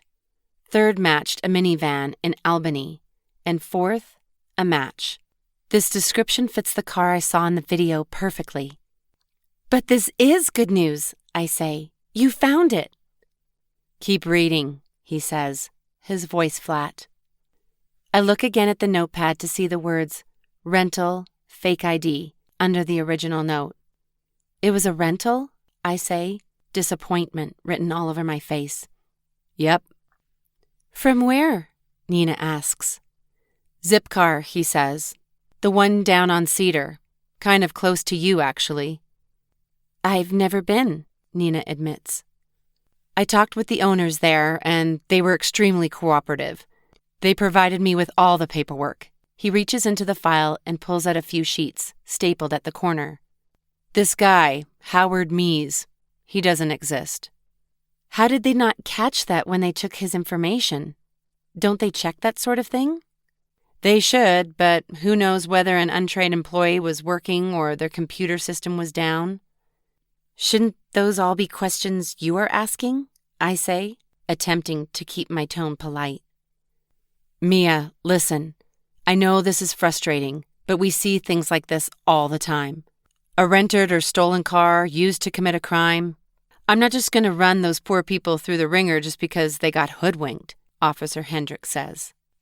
I stare at him in stunned silence. Shouldn't that be exactly where you start? Wouldn't it make sense to target rental companies for some sort of mitigation if this happens all the time? Make illegal rentals less accessible? Did you bring the video? He asks, yawning. I nod and pull out my phone. Opening my photos, I tap on video number 4 and turn it toward him, resting my hand on the desk. I don't have to watch to know what's happening on the screen. I've viewed this scene more times than I can count. Officer Hendricks' eyes are fixed intently, unblinking. When it's over, he takes a deep breath and exhales slowly. Wow.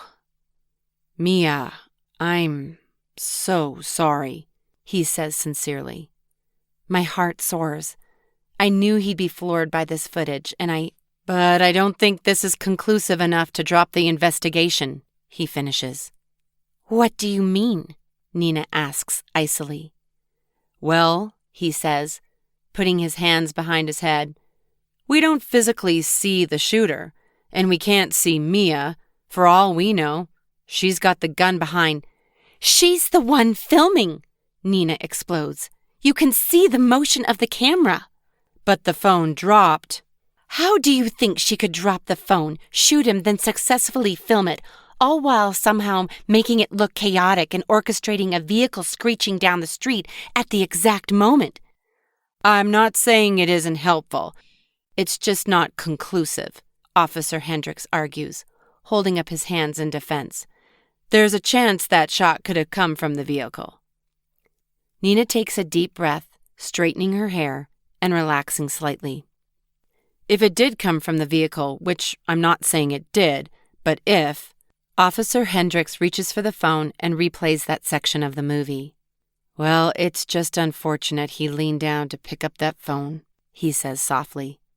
How so? I ask, my nostrils flaring. I dropped my phone. It was my fault Phil leaned down to pick it up?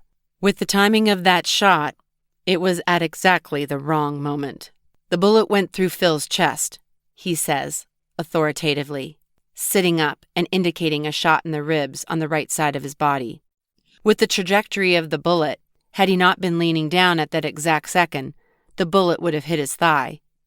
He would have gone to the hospital, sure, but he wouldn't have died. So you think... I start, a sickening feeling percolating in my stomach. I don't think anything. I'm just noticing how perfectly wrong that timing was. If, he says pointedly, that shot came from the car. I swallow, my face flushing. Officer, I'm not telling you how to do your job, but he laughs, settling back into his chair, awaiting my next statement. But, I continue, I've been doing a lot of reading over the last few days, mostly to keep my mind distracted. You can't believe everything you read on the internet, he hedges. Totally, I know, but I've been specifically reading about gang violence, and this case just doesn't fit the bill. Well, if it wasn't you, he says, clearly annoyed by my statement, then that's the next clear option, so I think you'd be jumping all over that assumption.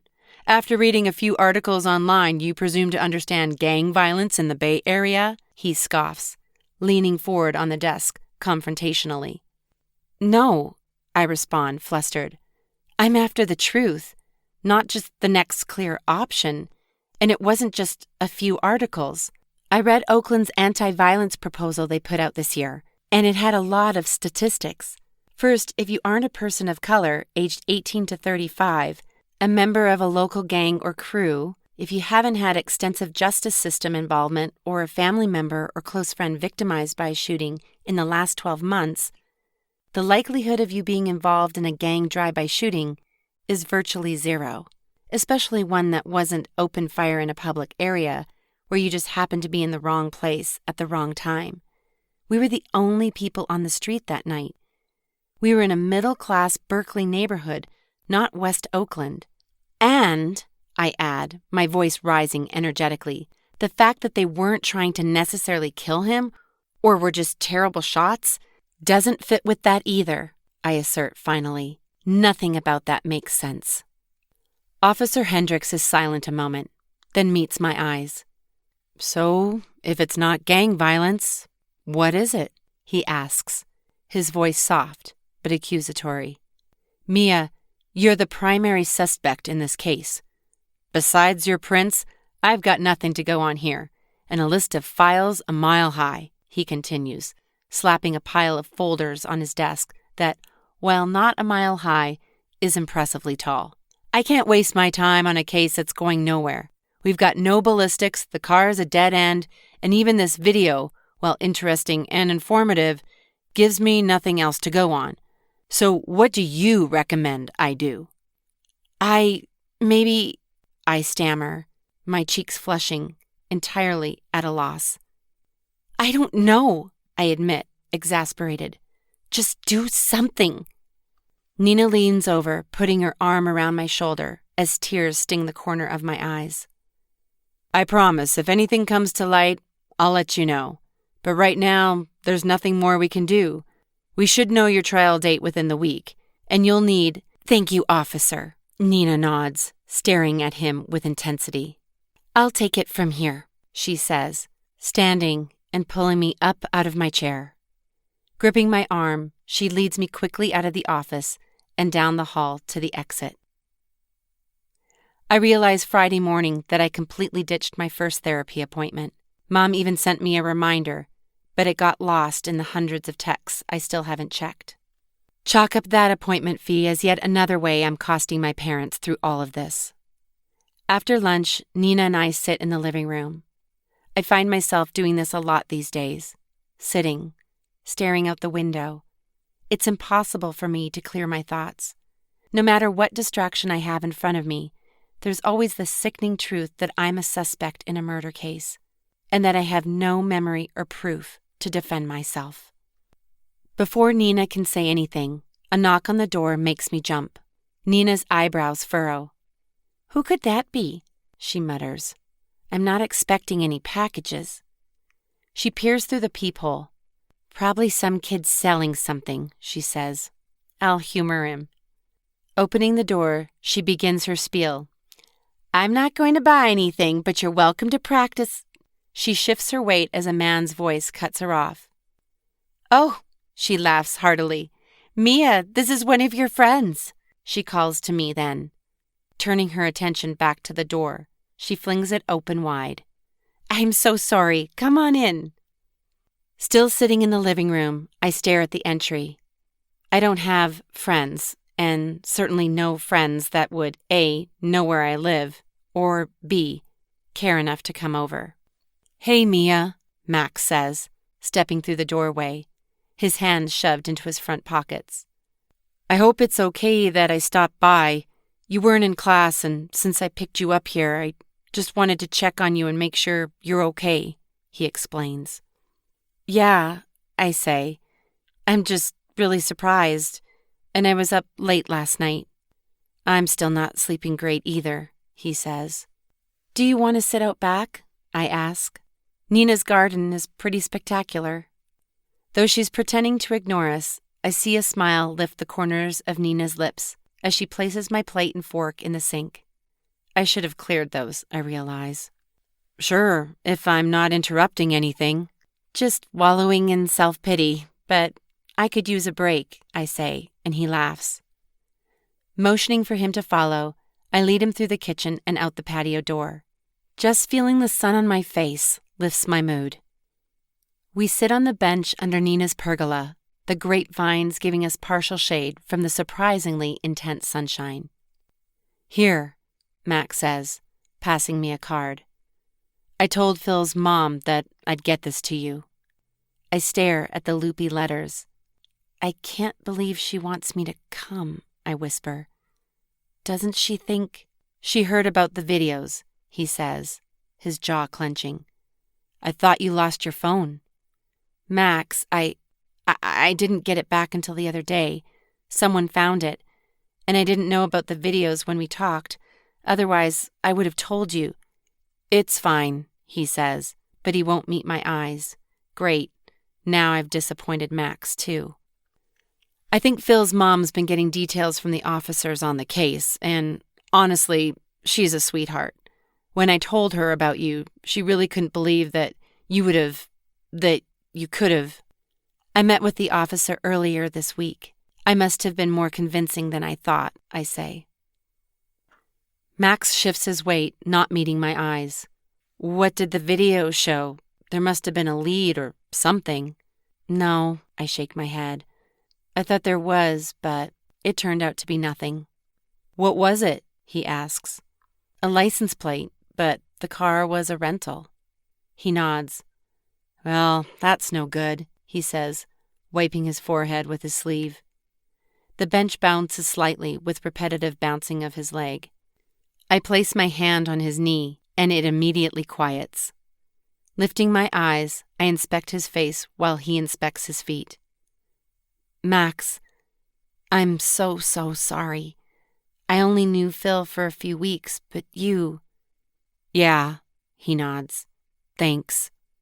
He leans back on the bench, turning to me and lets out a breath I didn't realize he'd been holding. "Did they find your purse, too?"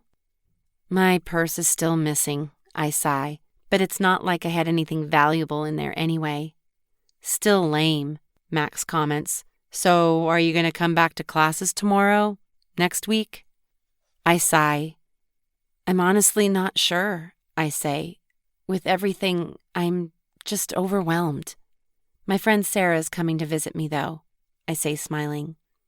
"Who's Sarah?" "She's kind of like my Phil," I say, regretting the comparison instantly. I just mean we've been friends since we were kids, I explain. She's going to school out in Utah, and when she heard what happened, she took the week off and bought a flight out here. That's pretty cool, Max says. Sounds like a good friend. She is. Well, hopefully I'll see you at the funeral, Max says, standing. And I guess I can text you now. Just disregard the hundreds of texts I sent last week, he laughs. I was out of my head about this whole thing. I laugh. Totally understandable. Already deleted. Wow, he says, putting his hand on his heart. Ouch. Deleted preemptively. I stand and smack his arm. Whatever. You know I couldn't deal with any of that. It's not personal. He grins. Just messing with you. We walk back to the house and through the kitchen to the front door. See you soon, Mia, he says, waving. I watch him get into his car, then shut the door to the house. Chapter 23. Saturday morning, I sit silently in the passenger seat as we drive to the Oakland airport to pick up Sarah. I've been anticipating her arrival all week, but when I woke up this morning, it just felt off. Sarah is my fun friend. She's my let's jump on a random train and see where it takes us friend. She's not my let's talk about my dead boyfriend and go to his funeral or let's hang out after I get out of prison friend, although that last one seems more plausible than the first. But I've never really had a dead boyfriend until now, or had to go to a funeral for someone that wasn't over 80. So maybe she is that friend, and I just don't know it yet. I sigh, my chin resting in my palm as I stare out the window. You doing okay? Nina asks, her face concerned. I've got to admit, I thought you'd be perkier this morning. I know. Half of me is perky, the other half feels like this, I say, flashing a glum expression in the rearview mirror. Are you talking about your breasts? Are you wearing half a bra? Nina asks dryly, and I can't help but laugh. Ha ha. That's better, she grins. Mia, I'm sorry about how everything went down yesterday. Yeah, I say, sitting up to at least pretend I'm engaged in the conversation. I'm more than sorry. I'm angry, she continues.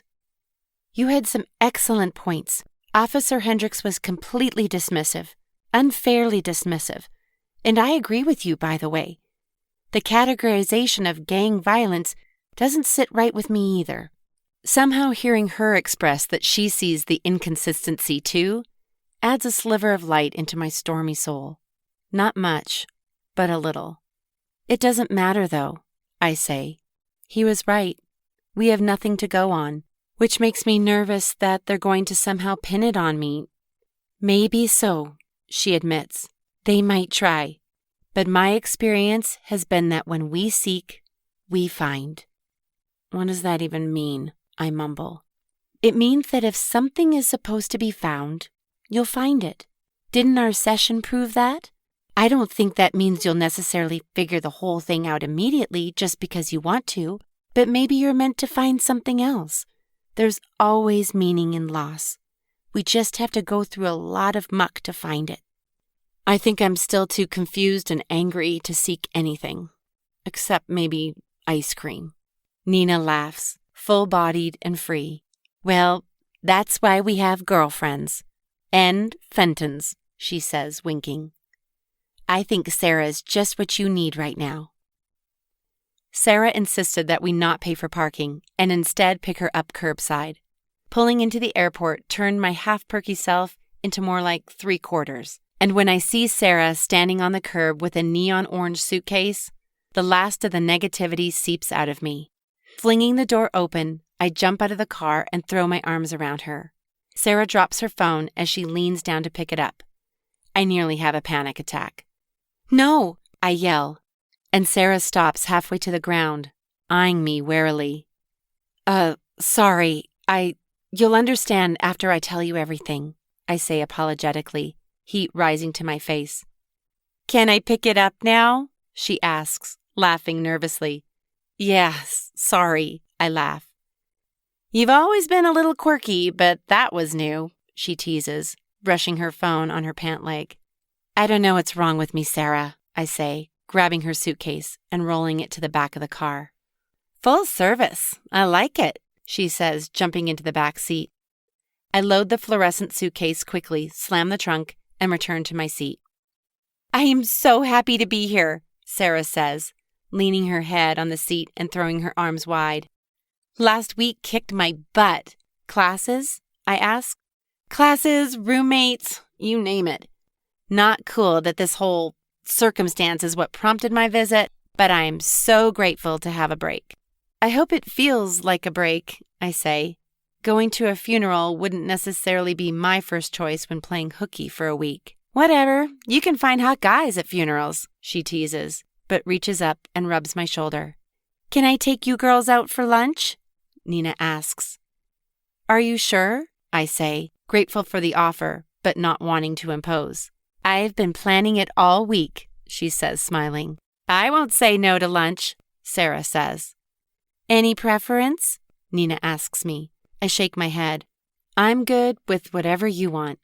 Then I vote La Farine, she says, and I can almost taste their morning buns as the words leave her lips. After a delicious meal, we arrive back at Nina's, and I help Sarah settle in. Nina drags a memory foam mattress topper into my room, along with some sheets and a comforter. Will this do? She asks. Sorry, I don't have a dedicated guest room. It's perfect, Sarah says, immediately opening up the sheets and flicking them into the air. Well, I'm sure you girls have a lot to talk about, and I've got a session this afternoon. What time? I ask. It's at 3. "Kay, we'll make sure we're either quiet or out of the house before they arrive," I assure her. Thanks, Mia. I'll see you two around 6 for dinner? Yep, sounds good, I smile. She leaves the room, shutting the door behind her. Is that one of her maternity session things? Sarah asks, stealing a pillow from my bed and putting the clean cover over it. Yeah, she only has them a few times a week. Saturdays are popular, I say. Remind me, did I tell you about my session with Nina? You sent a polo about it, but didn't give details. I remember you had crazy eyes, she laughs. Hey, it was crazy.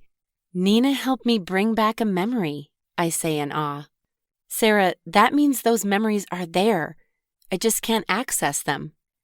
What was it like when it came back? She asks. I don't know how to describe it, I breathe. Kind of a flash, like a sudden burst of an image, but not a full image, almost like a wisp of smoke. Huh, she nods. So, you think there may be more locked up in there? She says, tapping my forehead. I swat her hand away. Maybe, I don't know. I want there to be more, but I also don't want to get my hopes up. It was probably a one-time thing, you know? Sarah shrugs. I vote we do a session specifically for New Year's Eve of 2016. I groan. There is no way I want to remember anything from that night. What, so I can be saddled with those horrific images for the rest of my life and you get off scot-free? She laughs. Ugh, what was that guy's name? Ethan? Evan? I don't even remember. Sarah shudders, dropping the pillow into place and dramatically flouncing down on her new bed. I had to wake up way too early this morning. I bet. Tell me all about this drama, I say, taking the sleepover position on my bed. Pillow under my chin, arms under the pillow, and legs kicked up against the wall. It's ridiculous, Sarah says, rolling her eyes. My roommate keeps bringing guys over until 2 a.m. I know that doesn't sound like a big deal, but it's against the rules. Guys have to be out by midnight. And it's not like I would even really care, but they're so loud and I can't get any sleep. The other night I went to bed early, hoping I'd sleep through it. And they were blasting music so loud that it woke me up. We've had neighbor complaints. I'm just waiting for the honor code police to call me in, she says, laying an arm over her forehead. They have police for that kind of thing? I ask incredulously. They do, yes. I don't think I'd be in trouble. I mean, not like your kind of trouble, but who knows, she says, raising an eyebrow. I swat at her, but she dodges my arm. I lost it on Friday and told her that I was going to report her myself if she didn't pull it together. Wasn't my best moment. Wow, that's not cool, I say, especially when your classes are crazy as is. Exactly. I feel so lame.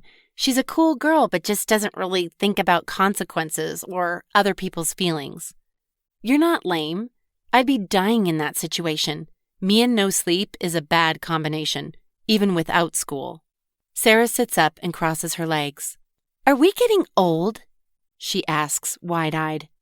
Sarah, we're barely 19. I think this semester has aged me, she says, throwing herself back on the pillow. I laugh, and it's delightful. So normal. Okay, Sarah says slowly. I know this isn't going to be enjoyable, but we kind of need to get all this Phil stuff out in the open. Yeah, I say. I'm sorry I didn't call and give you details earlier. I've been in a fog, I swear. The days seem to blend together. I can only imagine, she says thoughtfully. And this is what I love about Sarah. She is fun, whimsical, fly by the seat of her pants, but the second you need her to be present and listen, she's immediately there. I don't even know where to start, I breathe. Do you want to watch the videos with me? She nods. I pull out my phone, and as I open them, I realize I have no hesitation letting her watch all 4.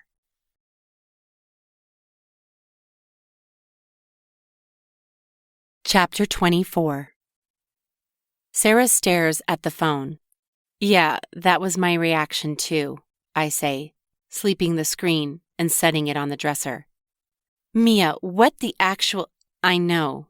It's insane. She nods. You were right, by the way. He totally has a Noah Centineo thing going on. Had, I correct softly, and Sarah flinches. She lays her head back on the pillow and stares at the ceiling. So, I showed that last video to the officer on his case and told him how this proves I didn't do it and that none of this makes sense as gang violence, I explain. She nods, egging me on. And then he told me we had nothing to go on and there was nothing else he could do. Is it true? Kind of, I sigh. Yes. The car I caught on camera is from a rental place, and the guy who rented it used a fake ID. Sucks, Sarah comments. It all sucks. Phil seemed super sweet. He was, I agree softly. My phone dings, making us both jump. I reach over and pick it up. It's from Max, I tell her, surprised. Who's Max? Sarah asks. Phil's best friend. The guy that was there at the beach with us that night, I answer, opening up the message. He wants to know if we're up for coming to a frat party tonight. Yep, that's a hard yes from me, Sarah says, jumping to her knees and peeking at my screen. Noticing the look on my face, she backtracks. But if you don't feel up to it... No, it's not that. It's only been a few days. He lost his best friend and suddenly... He's throwing a frat party? Sarah scrutinizes my face. The text didn't say he was throwing it, does it? I mean, maybe it's just happening and he's looking for a distraction. She has a point. We don't have to go, Mia. Yeah, okay, Sarah. With a reaction like that, I'm just going to say, no, I don't feel up to it. I laugh. I'll let you go, I say in a parental tone, but I have one condition. You cannot leave me alone. Why would I leave you alone? She asks innocently. I stare at her, unamused. What? She asks, feigning ignorance. Don't even, I say, grinning. Any party we've ever gone to, you end up making out with some guy on a rooftop or patio, and I end up stuck in a conversation about irrigating farmland, I accuse. Wow, that's intensely specific, she laughs. You don't forget a conversation like that, I say, smacking her with my pillow. I give up, she yells, collapsing into a fit of giggles on her makeshift mattress. Didn't you hear me say this semester has aged me? I'm far more mature than I was last year, she laughs. Last month. More like it, I tease. But seriously, she insists, I pinky promise I will not leave your side, even if it gets creepy. I laugh and text Max back. Almost immediately, the 3 dots are dancing on the text chain, and the details appear. What? Sarah asks, noticing my frown. It doesn't start until 8 o'clock. Sweet. That gives me the flexibility to abandon you and you'll never even know, she says mischievously. Without looking, I throw another pillow at her head. After dinner, Nina offers to take us up to campus, so we don't have to walk in the dark or catch an Uber. Sarah looks incredible, as usual. Her blonde hair is pulled into a bun on the top of her head, classy but casual, and she opted for a loose white t-shirt and distressed jeans. I kind of hate her. I let my hair do its natural wavy thing and am surprised when it hits below my shoulders. I've been pulling it up so often, I had no idea it had grown so much. Though I'm no Sarah, my crop pants and light green polka dot t-shirt are definitely flattering. This is quite possibly the first time all week I've felt good about my appearance. Ready? Sarah asks, poking her head into the bathroom. I don't answer, absorbed in putting a final coat of mascara on. Come on, she whines. You look great. Okay, I'm coming, I say, throwing the tube back in my very minimal makeup bag. Nina's already waiting for us in the car, Sarah says, pulling on my arm. Just a sec, I need to grab my phone. Already grabbed it, she laughs, pointing at her purse. We rush out the door and hop in the back seat of Nina's car, giggling and breathless. Everyone okay back there? Nina grins. Thanks for driving us, Aunt Nina, I say, buckling my seatbelt. Happy to help, and I expect you to call me when you're ready to come home. That might be really late. Look at this face, she says, meeting my eyes in the rearview mirror. Do you think I care if it's late? If you don't call, there's going to be serious consequences. All right, we'll call, I laugh.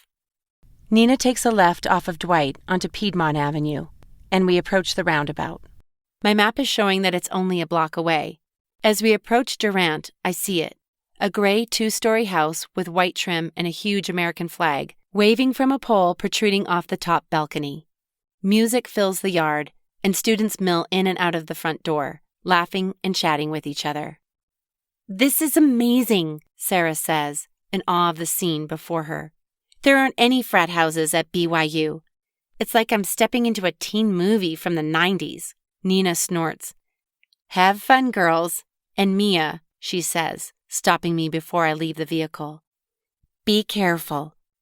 And call if you need anything. No walking home, she says, raising an eyebrow. I will, I assure her, and then take a brave step onto the sidewalk. Chapter 25. So, do we just walk in? I ask after following Sarah across the street and into the Pi Kappa Alpha yard. Maybe I should text Max. We just walk in, she says, grabbing my hand and pulling me toward the door. As we enter the house, the smell of weed smacks us in the face. Sorry, I say, noticing the look of shock in Sarah's expression. You're not in Utah anymore. Ew, it reeks, she complains as we walk through the hall and into the main living area. Hey, she says to a guy leaning against the wall. Do you know where Max is? He points to the next room, and Sarah thanks him. This is amazing, she says, walking as she dances to the beat. I follow her, wanting so badly to let loose, but guilt niggles at me. How can I have fun tonight when Phil will never dance again? The thought is like a punch to the gut. Hey, Max calls as he sees us enter the room. I'm glad you made it. I assume you're Sarah, he says, and I can already tell he's interested. He reaches out and shakes her hand, lingering a little too long before letting go. I'm Max. I assumed, Sarah says, an exuberant smile on her face. Oh, Max says, let me introduce you to a few people. Mia, you already know Pete, he says, pointing next to him. Pete, this is Sarah, Mia's friend. Pete nods his head, not even deigning to give us an actual spoken hello. "This is Taylor. He's one of our roommates and was actually on our track team as well," he says pointedly, meeting my eyes. "There's one more of us El Cerrito track boys, but I'll have to introduce you to him later. I'm not sure where he's at." "You all went to high school together and somehow ended up in the same fraternity?" Sarah asks. "Yep, we got lucky," Max says. "You brought in a sweet donation," Pete teases, but Max brushes him off. "Over there is Laura, Samantha, and Tom," Max shouts over the music, pointing across the room. Upon hearing their names, they look our direction and wave half-heartedly. "Max, you realize I'm never going to remember any of these names," I say. "I know, but at least you've been introduced, and people have now seen you with me, so they know you're not a crasher." "Oh, hey," he says, seeing someone in the doorway. "Just a sec, I'll be back."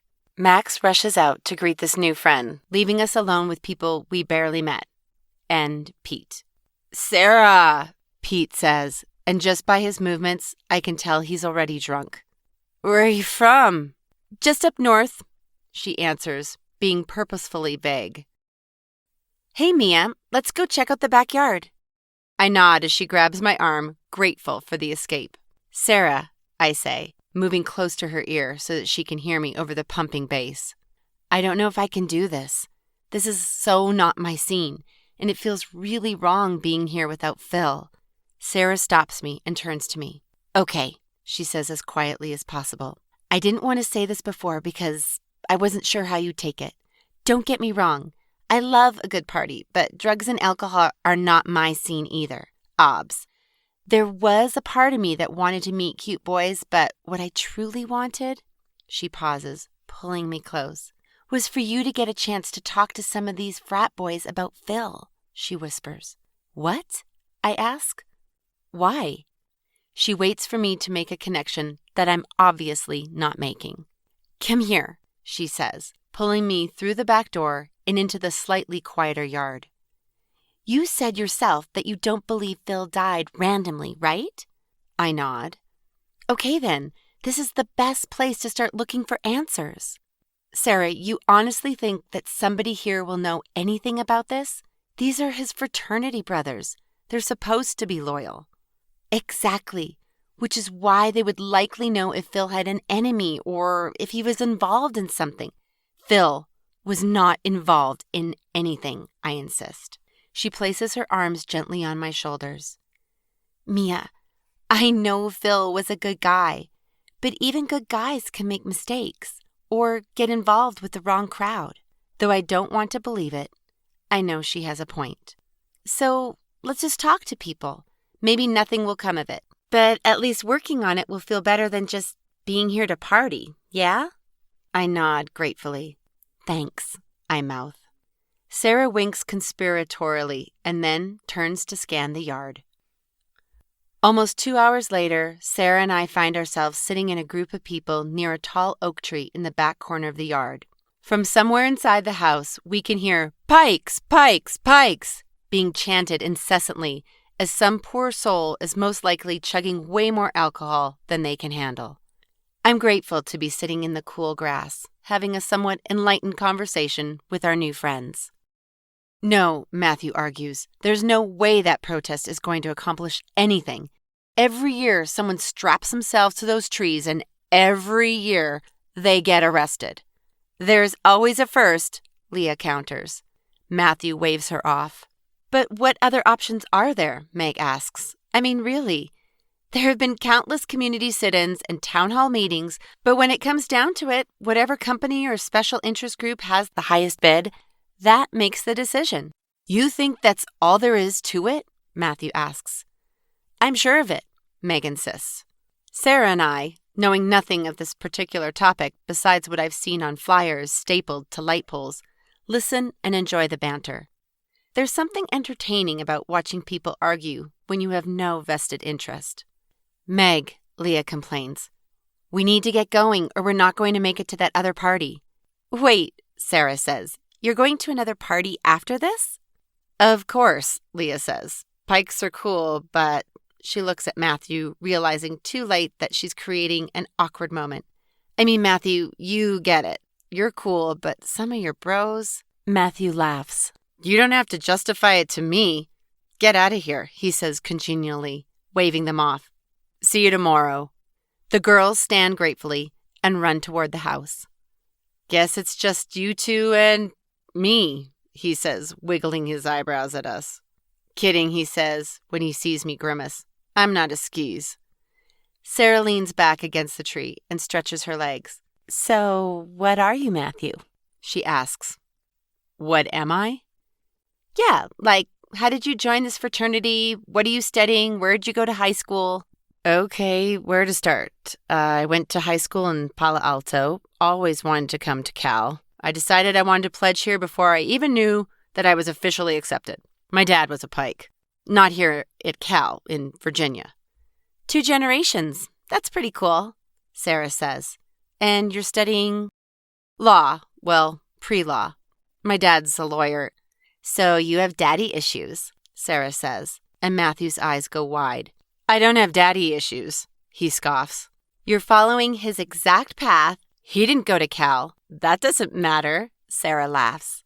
Sarah, I cut in, just because someone wants to do what their parents did doesn't mean they have issues. No, Matthew sighs, lying back in the grass. She's right. I do kind of have issues. Sarah sends an I told you so look my direction, and I roll my eyes. My dad always expected a lot of us. I think this is my way of trying to make him proud, Matthew continues. But you know the thing that makes parents the proudest is being confident in who you are, even if that's different from them, right? Matthew sits up, resting on his elbows. No, he laughs. You don't know my dad. Oh, I know your dad, she insists. I grew up with a dad, just like him. Yeah, but you're a girl. That's different. But I have brothers, and the ones that did try to impress him will be trying until the day they die. My one brother that went off and did his own thing, he's super happy and my dad fully respects him. Seriously, Matt, I've had first-hand experience. It's Matthew, he says, grinning at her. I like Matt, she says precociously, and right then and there, I know she's got him if she wants him. He's staring at her like she's a rare and slightly dangerous creature. How does she do it? I need to take notes. Pulling out my phone, I check the time. It's almost 11, I say. We should probably call Nina soon. Who's Nina? Matthew asks. My aunt. She's our ride home, I explain. I don't want to make her stay up too late. I can take you girls home, he offers. The night is young. You can't leave yet, he says, looking at Sarah. Ugh. Guys are so obvious. No, I promised I'd call her. After last weekend, I trail off, realizing I don't want to go there, but it's too late. Last weekend, Matthew says, sitting upright. You mean Phil? I nod. Wait, are you? Yeah, I was with him that night. Oh, man, he says, pity on his face. You said your name was Mia, but I didn't make the connection. How are you holding up? Not great, honestly, I say. That's another reason I want to get home. Matthew nods. Phil was one of my best friends in the house. Leah's right. Some of the guys here, they're a little odd, he laughs. Phil was cool, just a good guy, he says. And now it's my turn to send an I told you so look in Sarah's direction. Looking back toward Matthew, his face looks troubled. What is it? I ask. I'm sorry if bringing up Phil. No, it's not that, he assures me. There's just, for weeks before this happened, I was worried about him. Something wasn't right. I tried to talk to him about it, but he'd always smile and brush it off. What do you mean by wasn't right? Sarah asks, leaning in. It's hard to explain. I know I haven't known him for a super long time, but his energy seemed off. And he started withdrawing from some of the things we had going on. I know Max noticed, and since he'd known him for a lot longer than me, I felt like I wasn't too far off. It seemed like he was still hanging out with Max, I comment. Yeah, it's not like he was never here, but on Saturdays, he would take off and we wouldn't see him for the day. No explanation, no heads up. That happened multiple weeks in a row. It's just not like him. And then this happened. That's strange, Sarah says.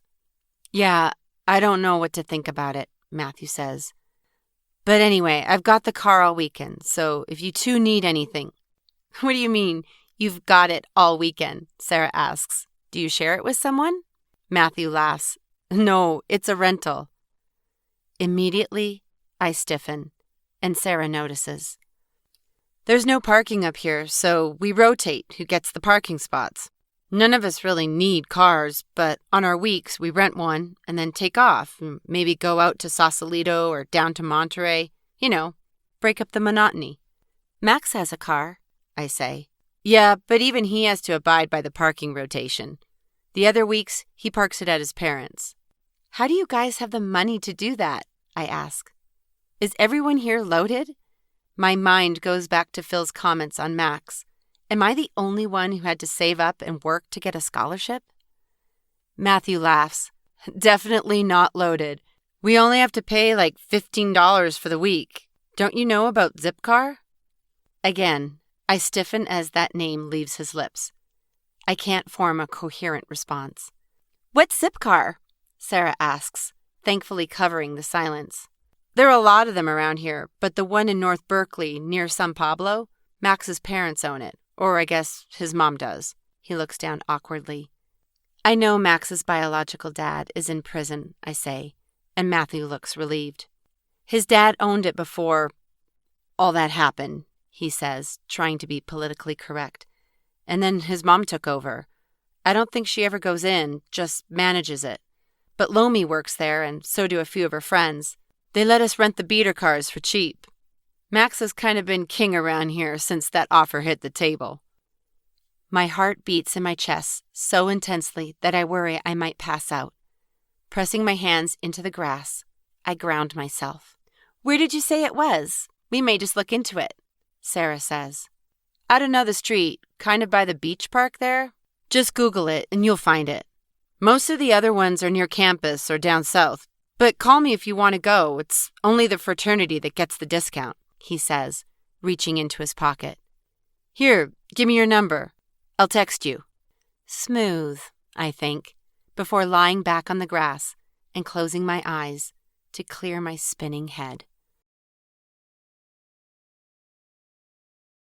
Chapter 26. I had you write it all down here, Sarah says the next morning, pointing to a notebook on the dresser. Read it, and then let's talk. I pick it up and start digesting the pages of messy notes. As I reach the end of the first page, I meet Sarah's eyes. I know, she says. You explained the situation to me in the car on the way home. Did I tell Nina? I ask. Sarah nods. And here, she says, pulling out her phone. Here's Matthew. She pulls up a picture, then scans to the next. And here's Meg and Leah, just in case you meet them again. Can you text those to me? I ask. She nods, tapping on her screen obediently. Keep reading, she instructs. My eyes scan the next half a page. Are you kidding me? Is that the one on Cedar? I ask, outraged. How did Officer Hendricks not mention that Max's mom owned the rental place? Did he even know that Max and Phil had a connection? I pause, pondering this. Probably not, I admit. But he should have. If he had taken 2 seconds to do any sort of investigative work on this, he would have known. Sarah shakes her head. I'm with you on this, she says. There's no way this is a coincidence. As I set down the notebook, my gaze drifts as I attempt to process this information. What does this mean? I ask, my stomach dropping. That one of his frat brothers shot him? I ask, hesitant to voice my potential conclusion out loud. I don't think it means that necessarily, she sighs, lying back on her pillow, her gray sweatpants rolled up to her knees. Think about it. The only thing we know is that the rental car used in the shooting came from Max's rental place, or his mom's, or whatever, she says, talking to the ceiling. Wait, she sits up. How are these guys even renting cars? They're not 21. If he said Lomi and her friends let them rent for cheap, maybe they let them rent underage too. Or maybe They're using fake IDs, Sarah says excitedly. Which means someone working there had to have known who took the car. If they were renting to someone from the frat house, they'd remember that, right? How many times in a week would that be happening? And how many beaters do they actually rent out? Yeah, we should absolutely go talk to them. But hold on, I cut her off. If one of the frat boys was involved and Lomi and her friends rented to them, they're not going to want to talk to us about it, I say, my body deflating. They'd be admitting involvement in Phil's murder. Not if they didn't know, Sarah insists. What if some random guy, maybe not even a frat guy, maybe some person that convinced one of Phil's frat brothers to help him rent a car that night, was the shooter? Then why wouldn't they have come forward already? Why wouldn't they have fessed up when Officer Hendricks came asking questions about the license plate? I don't know, Sarah. There's something super sketchy about all of this. Sarah rests her chin on my bed. What do you make of Matthew talking about Phil's behavior over the last few weeks? That doesn't make any sense to me. Phil and his friends seem to be having a blast at the party. Granted, it's not like it was full of frat guys. Only a few friends from his house were there. But he was happy and fun. You didn't know him before, Sarah caveats. True. Maybe he wasn't himself, and I had no clue. But what would that mean? What might he have been doing on Saturdays that could have led to his murder? I ask, my brow furrowed. Sarah's face is glum. So, what do we do? I don't know, I say, defeated, flopping back and almost hitting my head on the wall. Sarah laughs. Should we tell Officer What's-His-Face what we know about the rental place? The last thing I want to do is talk to Officer What's-His-Face, I groan. The wheels in my head start turning, and suddenly something clicks. I sit up abruptly, almost hitting Sarah's face with my heel. She jumps back, pretending to be offended. Let's talk to Lomi. The idea itself isn't great, but it's something. If we can talk to Lomi, maybe she'll give us some indication of whether she knows anything, or heard anything. If Max's mom is hiding anything about the rental car. The only problem is I don't have her number. I only have Max's. While Sarah and I eat breakfast, I send him a text. Hey Max, smiley face. Sorry we didn't see much more of you at the party. Had a great time with some of your friends. Thanks for inviting us. I'm nervous about the funeral. Would you and Lomi be available to hang out for a bit? I need to talk through some things with people who actually knew him, you know? Heart. Before I even set my phone down, 3 little dots begin dancing under my message. His text appears quickly. Mia, hey girl, laughy face. Super hungover, not gonna lie. Sarah's still hanging? Come over tonight, 7, folding programs, my house. Need address? Of course he'd ask about Sarah. I roll my eyes before remembering that I'm kind of using him to get to his sister. Kate, see you then. Thanks, Max. Yes. Addie, please. Sarah, who's been watching me this whole time, looks at me questioningly as I sit on the stool next to her. He invited us to come to his house to fold programs, I say, reaching for the milk and pouring some into my bowl of granola. Tonight? Yep, 7 o'clock. I don't know if we'll get to talk to Lomi alone, but we could still ask about the rental place and see how that goes.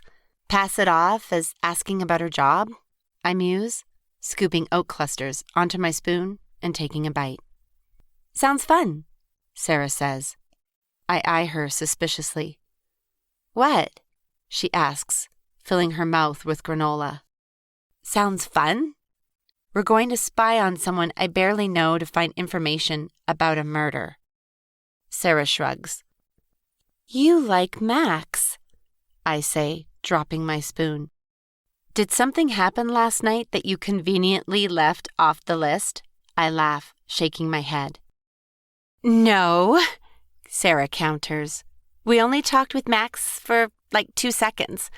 I'm not gonna lie, he is cute, but not really my type, she says, quickly grabbing her bowl and moving out of the way as I reach out to smack her shoulder. Ugh, I groan.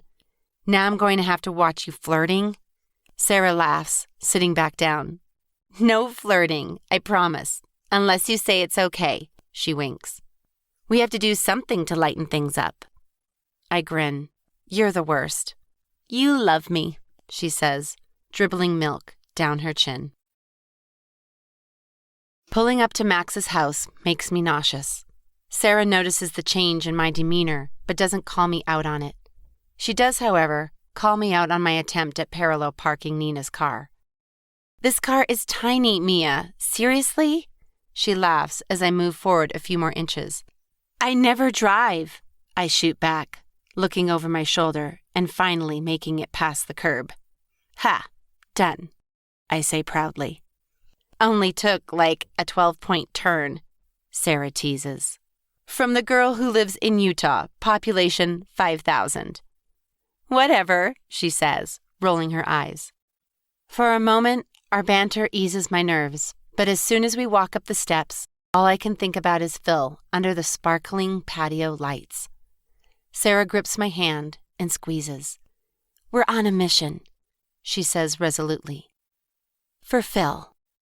Then, with me in tow, she stomps up the steps and rings the doorbell.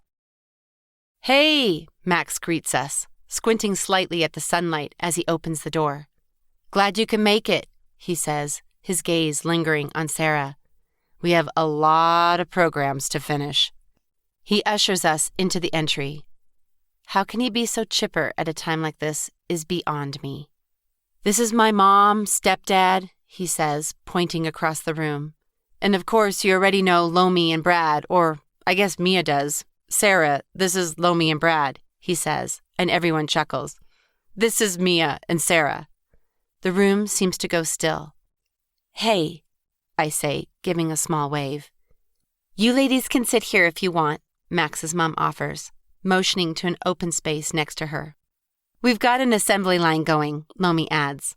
Brad and I are collating the programs and then putting them here, she says, pointing to a pile in the middle of the table.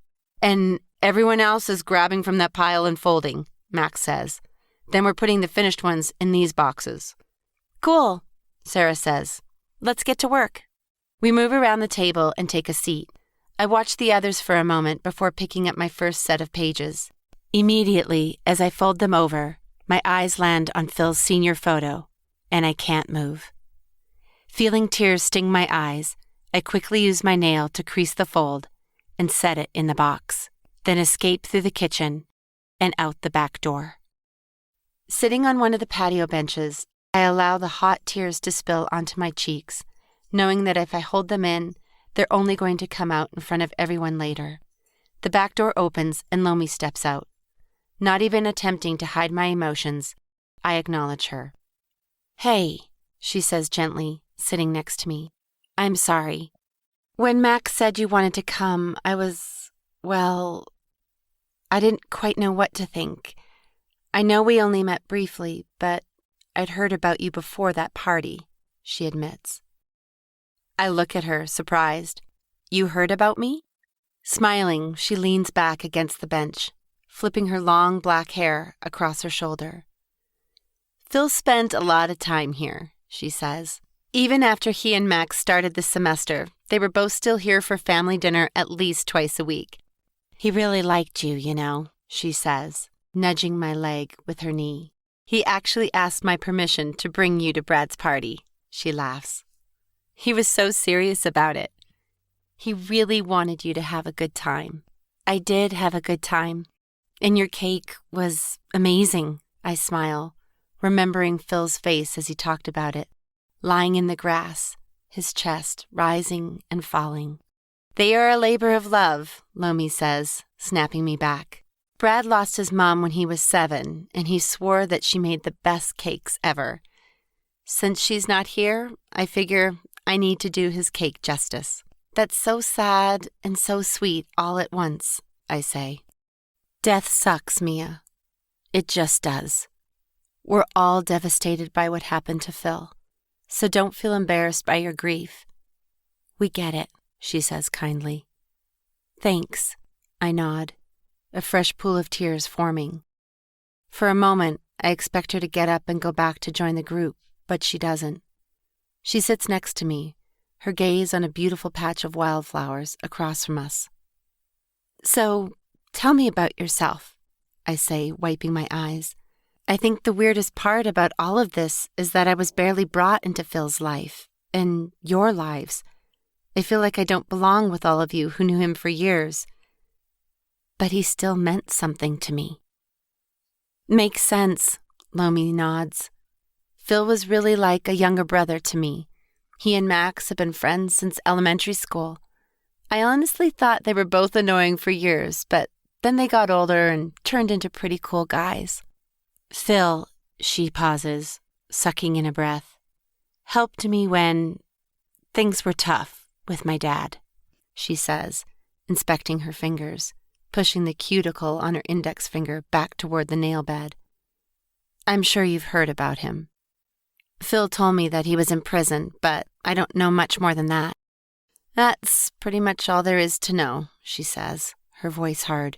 After the trial, that's when Phil became family. Must have been really intense. Lomi shudders. But, she sighs, that was a long time ago. Since then, obviously, Mom got remarried and I graduated, started at Cal, and met Brad. So, I can't complain. You guys are pretty serious? Me and Brad? Yeah, I think he's the one for me, she grins. He makes me the best, most fun version of myself. My stomach twinges as I realize that this is my opportunity to ask about their family business. The conversation has been so heartfelt that I feel guilty trying to manipulate things for my benefit, but I remind myself, this isn't for me. It's for Phil. So, are you guys both working, or do you have scholarships? You're almost done with school, right? She nods. Only a year left for both of us. Brad has a scholarship, but he still works in a lab on campus. He's a biology major. I'm working part-time for my mom, but next year, that's going to be tough. I have to do student teaching, which I've heard is pretty time-consuming. Yeah, no kidding. Is the job flexible? I ask, leading her. Kind of. I mean, it could be if I had a more flexible boss. I laugh at the annoyance written all over her face. It's just at the zip car off San Pablo. For some reason, Mom likes me to work very specific shifts. I'm going to have to sit down with her this summer and figure something out. Okay, I nod, feigning sudden realization. That makes sense why some of Phil's fraternity brothers were talking about renting from there. They have a connection through Max. Lomi turns to me. They told you about that? She asks, her eyebrows furrowed. One of them mentioned it the other night. Were they not supposed to? She groans, shifting her position to face me. Who was it? I don't think I remember, I stammer. No, it's okay. It's not your responsibility. Yes, I usually let them use the cars that we can't rent out anymore. They're pretty trashed, and I didn't think anyone would care, but the other day, Mom noticed that the mileage had gone way up on one of them. She flipped out. I told Max that he needed to keep it on the DL, but apparently, I won't say anything, I say, before realizing that that's a promise I likely won't be able to keep. I want to ask her if she knew of anyone renting a car last Friday night, but then remember that she was throwing a party during that time. It couldn't have been her. Relief washes over me, knowing that I don't need to pepper her with any more questions. Random, but do you know anyone named Harold Mees? I ask, promising myself that this is the last one. A shadow passes over her face briefly, but then turns into a look of confusion. I don't think I've ever heard that name before, she says, clicking her tongue as she thinks. Why? No reason. I'm just trying to figure out a story I heard at the frat house. Stupid freshman stuff, I say, forcing myself to laugh it off. She smiles knowingly. Thanks for talking with me, I say. I'm sorry to add drama to an already hectic evening. Not drama, she says, standing. Shall we get back to the program folding? Yes, I say, lifting myself from the bench. I promise I'll try to keep my emotions in check. Like I said, no shame in feeling it, she says, turning and smiling gently as she opens the door to the house.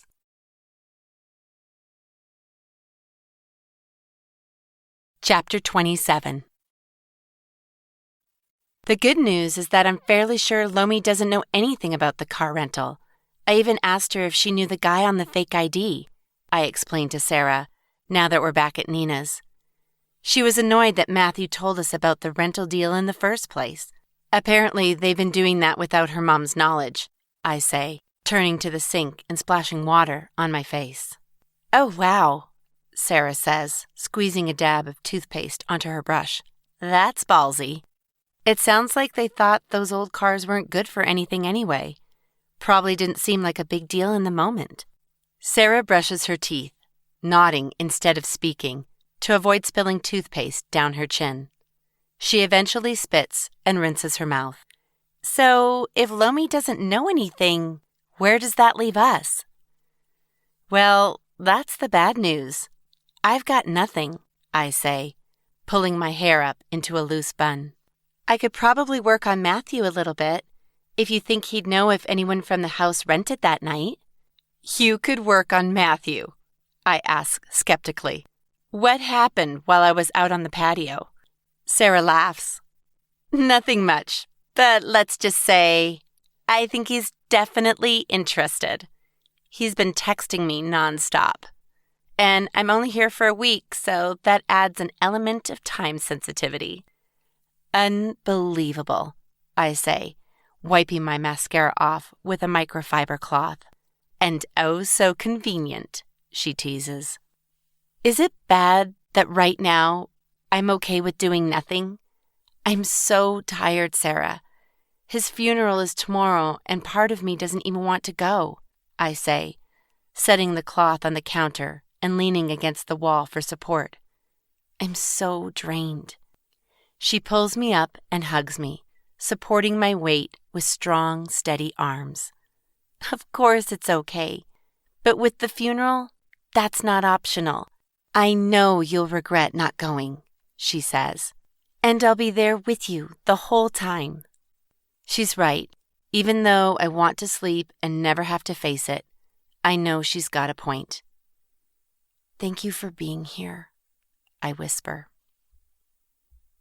The next morning, we arrive at the church early to get a good seat. Based on how many programs we folded the night before, I expect this place to be packed. Choosing a pew about halfway back in the first section, Sarah and I sit. There are quite a few people sitting or milling around already. Family, I'm assuming. How are you feeling? Sarah asks, settling into her seat. Like we should have worn black, I say, regretting my choice of a navy blue floral top and gray dress slacks. No way, Sarah says. Black is so outdated. We can mourn loss without the proverbial sackcloth and ashes. I have no idea what you just said, I laugh quietly, and she rolls her eyes. From the corner of my eye, I notice Lacey entering the chapel, flanked by 3 others that were at the beach that night. Max isn't with them, though I wouldn't expect him to be. I look toward the altar, sneaking glances at them as they pass down the opposite aisle and take a seat a few rows ahead of us on the left. Who's that chick? Sarah asks, noticing my preoccupation with the group. Lacey, I sigh, annoyed with the tinge of jealousy I feel watching her tall, lean figure gracefully arch across the pew to take a tissue from her friend. She was there that night, not at all shy about her interest in Phil. But Phil spent the night with you, Sarah comments. Yeah, I know, I sigh. I keep wondering when I'm going to grow into myself enough that beautiful, confident girls don't intimidate me. Sometimes they're not as confident as they seem, Sarah admits. I turn to her. You used to intimidate me. If we hadn't been friends for so long, I don't think I would have been able to handle all of this, I say, gesturing to her figure. I know I got a lot of attention. Get a lot of attention, I correct. She scoffs. All right, fair. But the thing is, I never know if a guy is interested in who I am as a person, you know? Maybe he just wants these and doesn't care about who's attached to them, she says, placing her hands under her breasts and lifting. Sarah, I whisper, you just grabbed your boobs in a chapel. Yeah, well, she winks. I had to make my point. Somehow, in a matter of minutes, the chapel is nearly full. Sarah and I sit in silence, respectfully listening to the organ music and reading through the program. At this point, I've nearly got it memorized. Eventually, the minister stands and welcomes us to the service. The program flows smoothly, and I find my heart swelling with each speaker as they share pieces of Phil's life. Nearing the end, a few of his friends stand to speak, each struggling to communicate the impact he had and will continue to have on their lives. Tears peacefully stream down my cheeks. My life won't be impacted by the past, but by the could-have-beens. Finally, Max stands in front of the microphone at the front of the church. Dressed in a suit and tie, he is almost unrecognizable as the immature college student I've come to know. He struggles to get a single word out and takes a moment to breathe. Wow, he says, taking a tissue from Phil's mom in the front row. I honestly didn't think this was going to be so hard. Since I had already planned out what I wanted to say and have already had so many emotional moments on my own, he says, his voice cracking, I figured I'd be able to get up and share my thoughts with you. He blows his nose in the tissue. I'm sorry, he whispers. As many of you know, Phil has been my best friend for years. And it wasn't always easy to be Phil's friend, he laughs. Because he was so good at everything. I could never beat him, no matter how hard I tried. I had to settle for riding his coattails a little bit, but man, what great coattails to ride. Max struggles through a few stories from high school, never able to fully compose himself. But it doesn't matter. His speech is sweet and heartfelt. After taking a seat with his family, the minister again stands and shares scriptures from the Bible. I know it is meant to comfort us, but looking at the profile of Phil's mother's face, I don't think it's working. As the organ begins to play, men file down the aisles and pick up Phil's coffin, exiting out a side door near the front of the chapel. We remain seated as the family files out after them. I exhale, unaware that I've been holding my breath. Sarah reaches an arm around my shoulder and pulls me close. See, she whispers, we did it. I reach up and squeeze her hand. Is it okay if we sit here a while? I don't really want to have to talk to anyone. She nods, and I rest my head on her shoulder. Suddenly, someone clears their throat next to us. I turn my head to see a middle-aged brunette looking at me with a motherly smile. A younger woman with dark hair pulled into a side braid stands next to her. Are you Mia? She asks. I nod, sitting up and letting go of Sarah's hand. I'm Phil's sister, Carrie, she says warmly. This is my little sister Shay, she says, pointing next to her. Hi, I say standing, reaching out my hand to shake hers. She clasps her hand around mine. We wanted to invite you and your friend to come to the graveside service and a luncheon if you'd feel comfortable. It's only for family and close friends, and I think you qualify. She smiles kindly. Something unhinges within me as she speaks. All week I've been feeling like an outsider, like someone who doesn't really deserve to partake in the grieving. But with her words, I'm immediately welcomed into that group. How are they being so generous when, as far as they know, I could be the reason their son is gone? How do they not hate me? Thank you, I choke out. We'd be honored. She slips me a card. The addresses are both here. The hearse just left, so you've got a few more minutes. I nod gratefully as she slips away down the aisle. Chapter 28. Sarah and I sit in the car outside of Phil's house after yet another successful, yet equally arduous, parallel parking job. Phil wasn't kidding when he said he and Max grew up living close to each other. His house is literally on the next block over.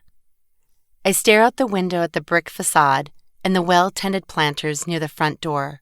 Bougainvillea grows along the front windows, sending sprays of greenery and pink flowers nearly to the roof.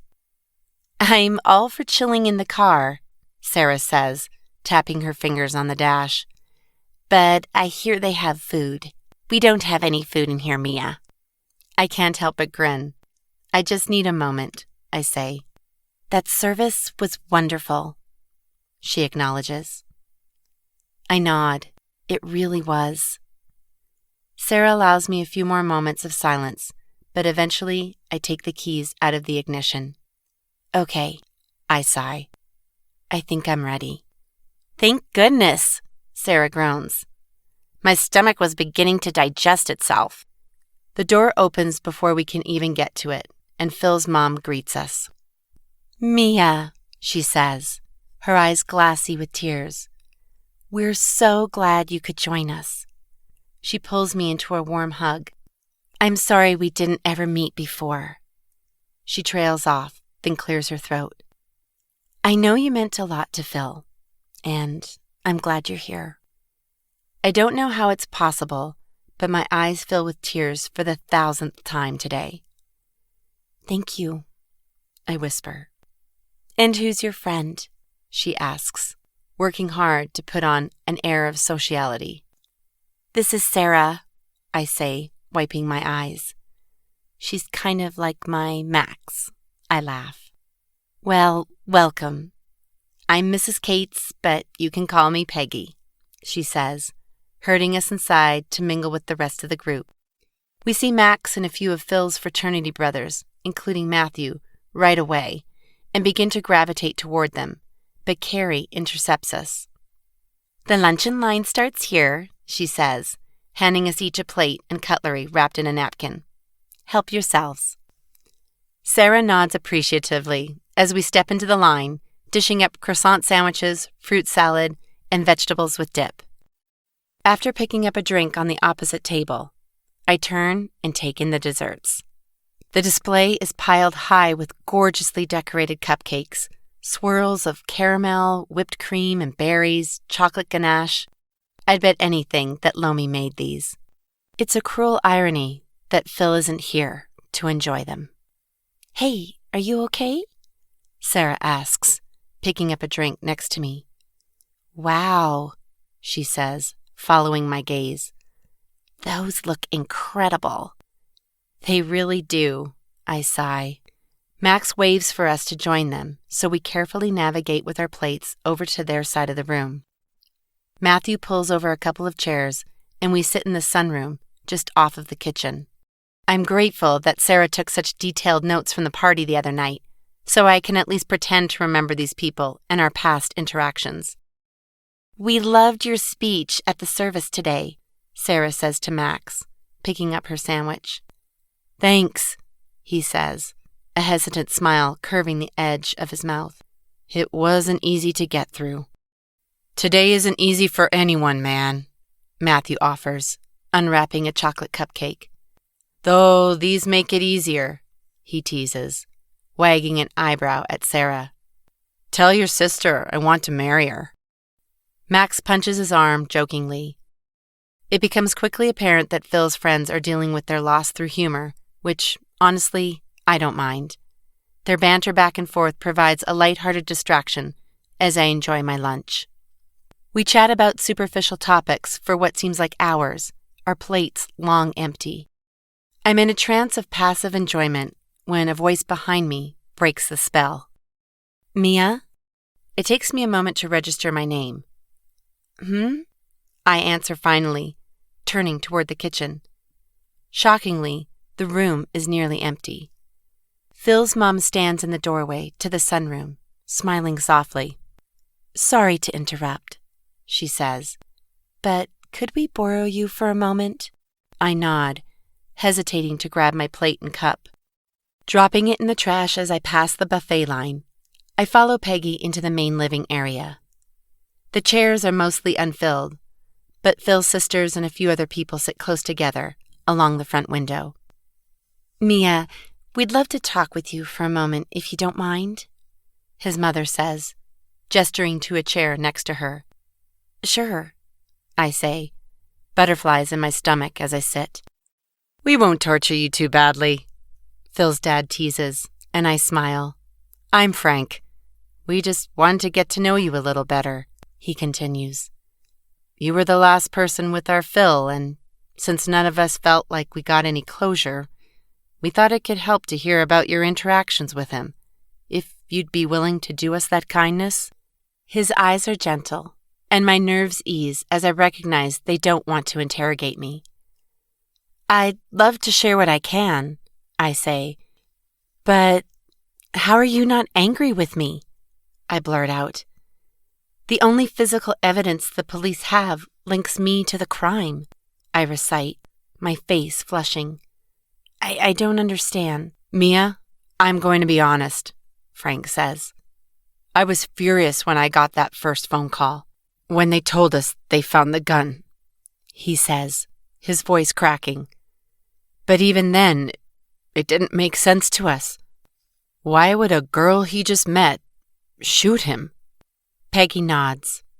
"When Officer Hendricks called and told us about the footage," she says hesitantly, "it confirmed what I already felt in my heart." Phil's family nods along with Peggy's words. "Then we felt horrible for your suffering.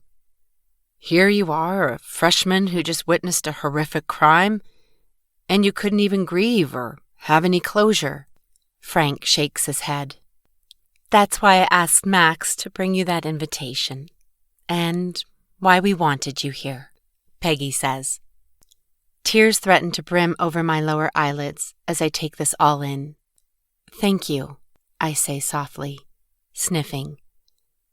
"It's been really overwhelming, and your kindness, the fact that you're thinking of me when you lost—" I pause, taking a breath, and Peggy squeezes my hand. "We're all in this together," she whispers. Collecting myself, I attempt to come up with something I can offer them in terms of comfort. "I know I didn't know Phil for long," I start. "Really, I don't know many details about his life at all," I admit. "But we had a lot of fun before he died," I finish. Though I wasn't planning on it, I can't stop thinking about the videos. After hearing their explanation and witnessing their kindness, I feel compelled to show them. I cringe at the thought of them watching number 4, or number 1 for that matter. But the ones in the middle? "Actually," I say, "I wanted to show you—" "Peggy, you mentioned the videos. I want to explain," I say, struggling to make coherent sentences. "I'm sure you know from the media that I have a neurological condition." "We know all about that, Mia, and we don't expect you to be able to give us details from that night," Peggy assures us. "Thank you," I say, "but actually, the reason there are videos— I did something that night I've never done before," I finally get out. Normally, when I'm out late, which is rare, by the way, I send messages to members of my family so I can read the text later and remember what happened the night before. Sending it to someone else is the safest thing I've found. I used to keep notes, but then one time I lost my phone and, well, I don't need to get into all the details. Anyway, I'm not sure why I haven't done this sooner. Maybe because losing my phone was traumatizing, or I didn't think it would be socially acceptable. Anyway, I filmed our walk the night that he died. I filmed it on my phone. An audible intake of breath sounds around the room. Officer Hendricks said there was footage, but we assumed it was from a security camera, Peggy says, under her breath. I shake my head. I don't have to show you if you don't feel comfortable, and honestly, I'm a little nervous about it. I blanch when I look at Peggy. We kiss, I admit awkwardly. A guffaw bursts out of Phil's dad. Well, I sure hope so, he exclaims, leaning forward in his seat. That's my boy, he laughs, and Phil's sisters roll their eyes. Honestly, Mia, he says soberly, his eyes shining with emotion. If you have footage of my son living, I'd want to see it no matter what. Phil's mom and sisters nod in agreement. Reaching into my bag, I pull out my phone and open to the videos in my phone app. I choose video 3. Turning up the volume, I press play and flip it around, holding it at an angle so everyone can see. Since I'm not watching the video, I have the privilege of observing the faces of those who loved Phil most. They smile at our playful banter, laugh when Phil talks about them, sigh when he considers the future. Phil's mom wipes tears from her eyes. When it's over, the air in the room is thick with emotion. I'm grateful I had the chance to get to know him, I say, tucking the phone back into my bag. Honestly, I felt a little like a fraud. I don't know why it was me who was with him that night instead of one of you or a close friend like Max. I'm glad you were with him, Mia, Carrie pipes up. He sounded so excited and happy. Thank you so much for sharing that with us. Before I can answer, Peggy cuts in. Would you like to know more about him? She asks. My immediate thought is yes, but I'm too taken aback to answer immediately. How long can I go on like this? How long can I straddle the line between moving on and wallowing in the grief I feel for such a short relationship? Something still niggles at me about the circumstances of Phil's death, but I push it away. I'm getting good at that. One more day of wallowing couldn't hurt anything, could it? Of course, I answer, and she stands, motioning for me to follow. She leads me down the hall and up a steep staircase behind the living room. The wooden railing is worn, but rustic and regal. I wonder if it's original to the house as my fingers graze its surface on the way up. At the landing, she turns to the left and opens a door. As I step over the threshold, I immediately know it's Phil's bedroom. A row of medals, I assume for track and field, is displayed above a desk near his bed, and his backpack leans against the bedpost. My heart begins to hammer in my chest. I thought you'd like to see these, Peggy says, pulling down a set of 3 photo books and sitting on the bed. Truth be told, I wanted to look through them all weekend but couldn't bring myself to do it, so I guess this is kind of selfish of me, she offers a wan smile. I'm happy to see more about his life, I say, sitting next to her, and thank you for making me feel so welcome and included. She reaches around my shoulder and squeezes me to her. Opening the first book, she points to a picture of Phil being doused by a water cooler. This was after his first win at state, she says, her voice full of warmth. He was only a sophomore. I take in the look of delight on his face, his tan, muscular legs. Max is holding one side of the cooler, and one other boy next to him looks familiar. Since he's in the same high school uniform, I infer it's one of his teammates turned frat brothers. What event was this for? I ask. The 400 meters. His team won the 400-meter relay that year, too. Was Max on the relay team? No, that year Max was an alternate, she says, flipping the page. Not every photo is of a track meet, but I'm surprised at how many are.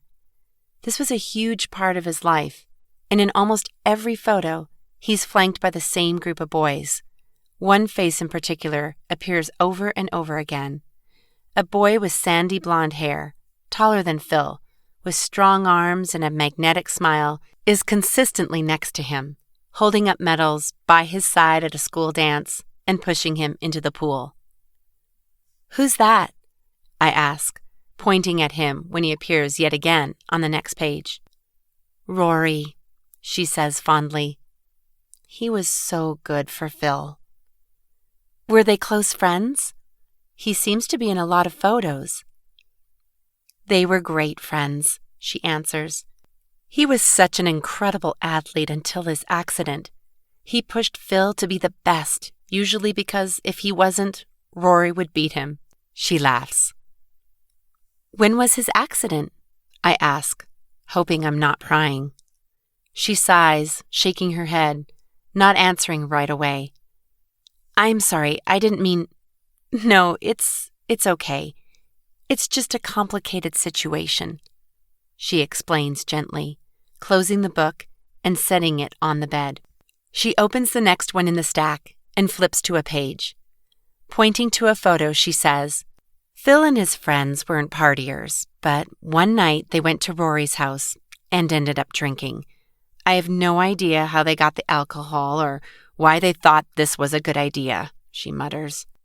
I've asked Phil about it, and he wasn't willing to throw any of his teammates under the bus, so I've never gotten the whole story. But anyway, it was raining that night, and they weren't thinking clearly, obviously, and they got up on the roof. Looking at the photo of Rory in a wheelchair with a cast halfway up his leg, I can guess where this is headed, but I let her continue. Rory went off the side of the roof and broke his leg in 3 places. He wasn't ever able to compete after that, even after it healed. This was his senior year? I ask. About 2 weeks before team tryouts, she confirms. And Phil was barely allowed on. Something about the way she phrases this seems odd. Allowed? I can understand him performing poorly if he was worried about his friend or feeling somehow responsible. But allowed? What do you mean? I ask. It was completely ridiculous, she huffs. 2 of his teammates reported that. She stops, gathering herself. That Phil pushed him. Purposefully. What? I respond, shocked. Why would Phil do that? He wouldn't, she asserts. He'd never hurt anyone, and with everything that went on a few years before with Max and Lomi, I thought it was clear in our community that he was an advocate for others, not someone who would hurt people to get ahead. My mind is spinning, thinking back to Phil's explanation of what happened with Max's dad. Was he involved in that somehow? Is that what they thought? That he pushed Rory to get rid of his competition? Peggy nods. Since there were multiple witnesses, the school had to take it seriously. He was almost expelled.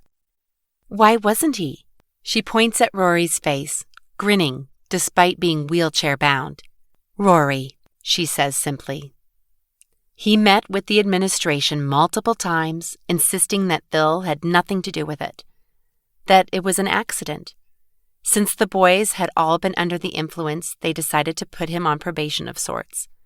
The coach thankfully let him go to tryouts, and Rory was at every meet, cheering him on, she says, her voice catching. She turns the page, and sure enough, I see Rory on the stands behind the starting line, bundled in a blanket with crutches, leaning against the bleachers. Rory on the edge of the team photo, Rory at the back of the van smiling as the team was traveling to a meet. But in all of these photos, Max is now the one next to Phil celebrating in their team uniform. Max took his place, I say softly. She nods. And we're so glad he did. Without him, I don't think Phil would have been able to move forward. He felt so bad for Rory.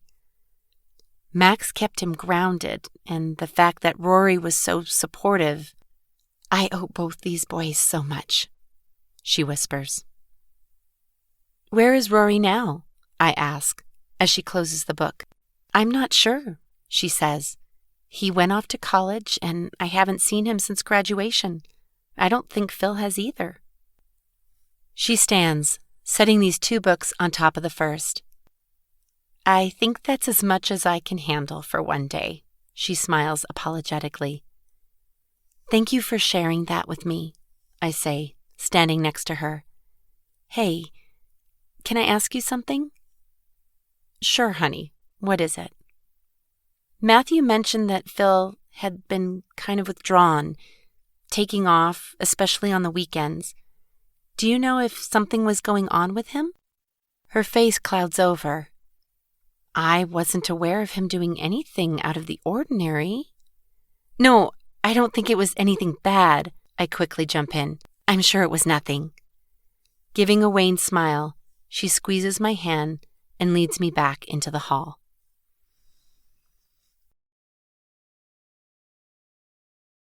Chapter 29.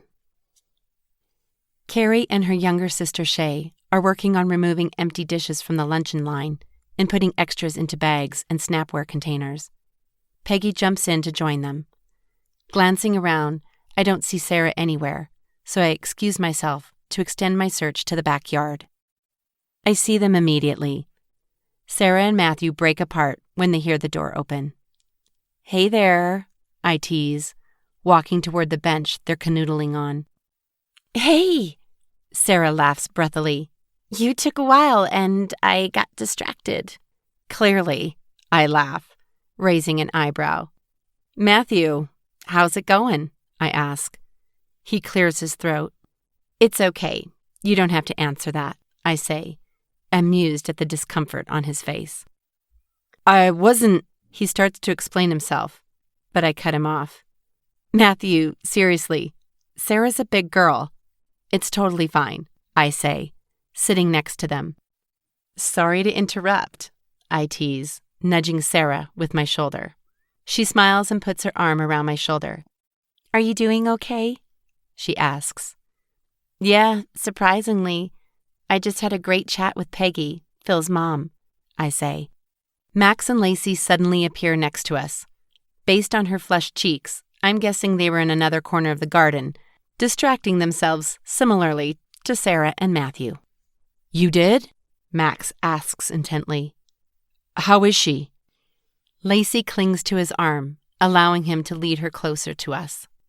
"Quite well, considering," I answer. "She's grieving, but..." I showed them one of the videos. Max's jaw visibly clenches. Now it's my turn to feel discomfort, realizing I never even offered to show him, Phil's best friend, the footage. "It's pretty personal," I continue, stalling. I have no good reason for not showing them, and Max knows it. He's visibly agitated, shrugging away from Lacey, and I don't blame him. "You filmed it on your phone?" he asks, annoyance in his tone. "Yeah, I'm sorry, Max. When we talked last time, I wasn't ready." "No, I get it," he says, leaning back on the bench and staring straight ahead. "I can show you if you—" "Maybe another time." He cuts me off, his voice crisp. Sarah flashes me a meaningful look. "I'm going to go see if I can help with anything inside," she says, lifting from the bench and giving Matthew a peck on the cheek.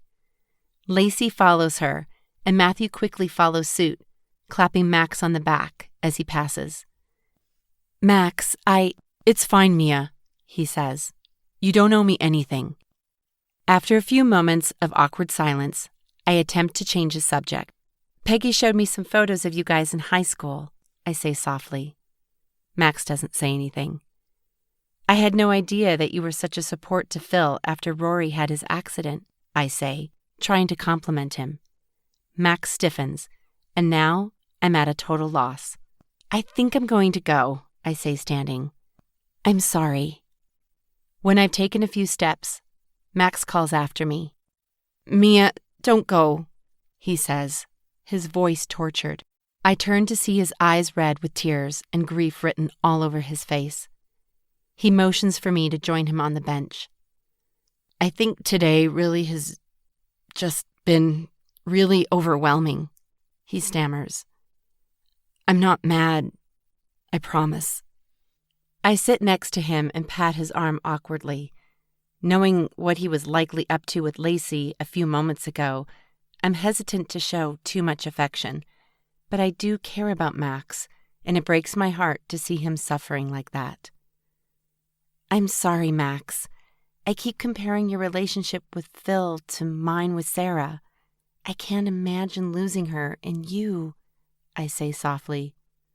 The thing is, Max goes on, as if I hadn't spoken, Phil and I never talked about Rory. I asked him about that night years ago, and he blew it off, he continues, staring at the back of the house. He never told me whether he did it or not. 2 of our teammates saw him, and then, with Rory gone, he went on to be the star of the team. Don't think that didn't rub people the wrong way, he laughs derisively.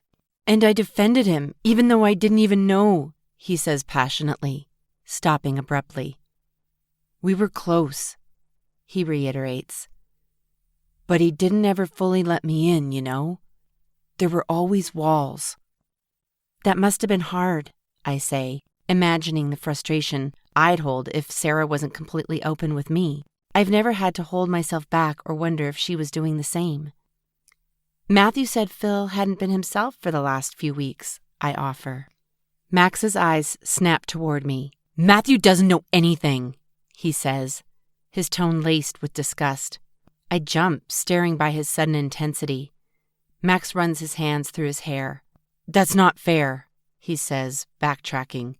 Matthew just likes to butt in on things he doesn't understand. Was Phil just taking off on the weekends, as he said, or did Matthew not understand the situation? I ask, curious enough that I ignore the social cues that Max doesn't want to discuss this. Matthew didn't understand the situation, he whispers. Mia, I promised I wouldn't say anything. You know what he was doing? I say, my voice hard. I'm looking a murder trial in the face, Max. If you know anything that could... Phil is dead, he shouts. I can't be that guy. The one who brings up unsavory information about a dead guy. His family has already suffered enough. Max, I get it. But honestly, don't you think they are suffering more because they don't have any answers? I know I am. And everything I've seen from them tells me they're going to love Phil no matter what, regardless of any bad decisions he made. Max's face contorts. All I know is that he was renting cars most weekends. The mileage was high, but he wouldn't tell me or Lomi where he was going. You have no idea? Max shakes his head.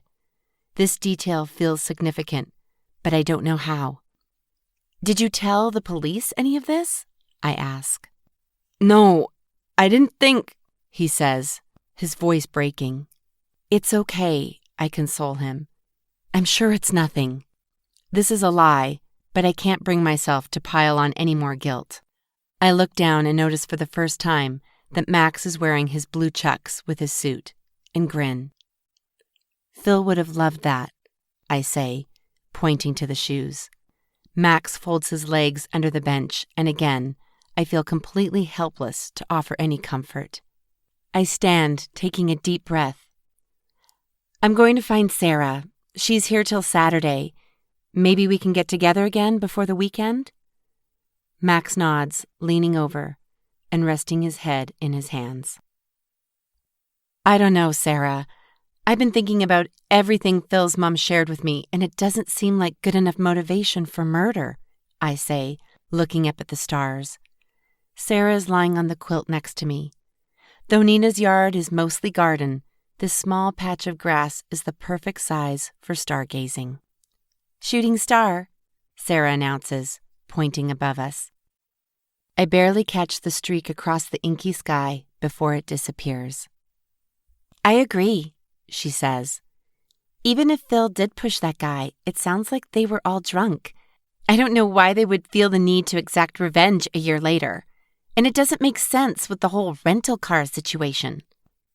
Well, 3 of his track teammates are in his frat house, so I guess it's not completely impossible, I admit.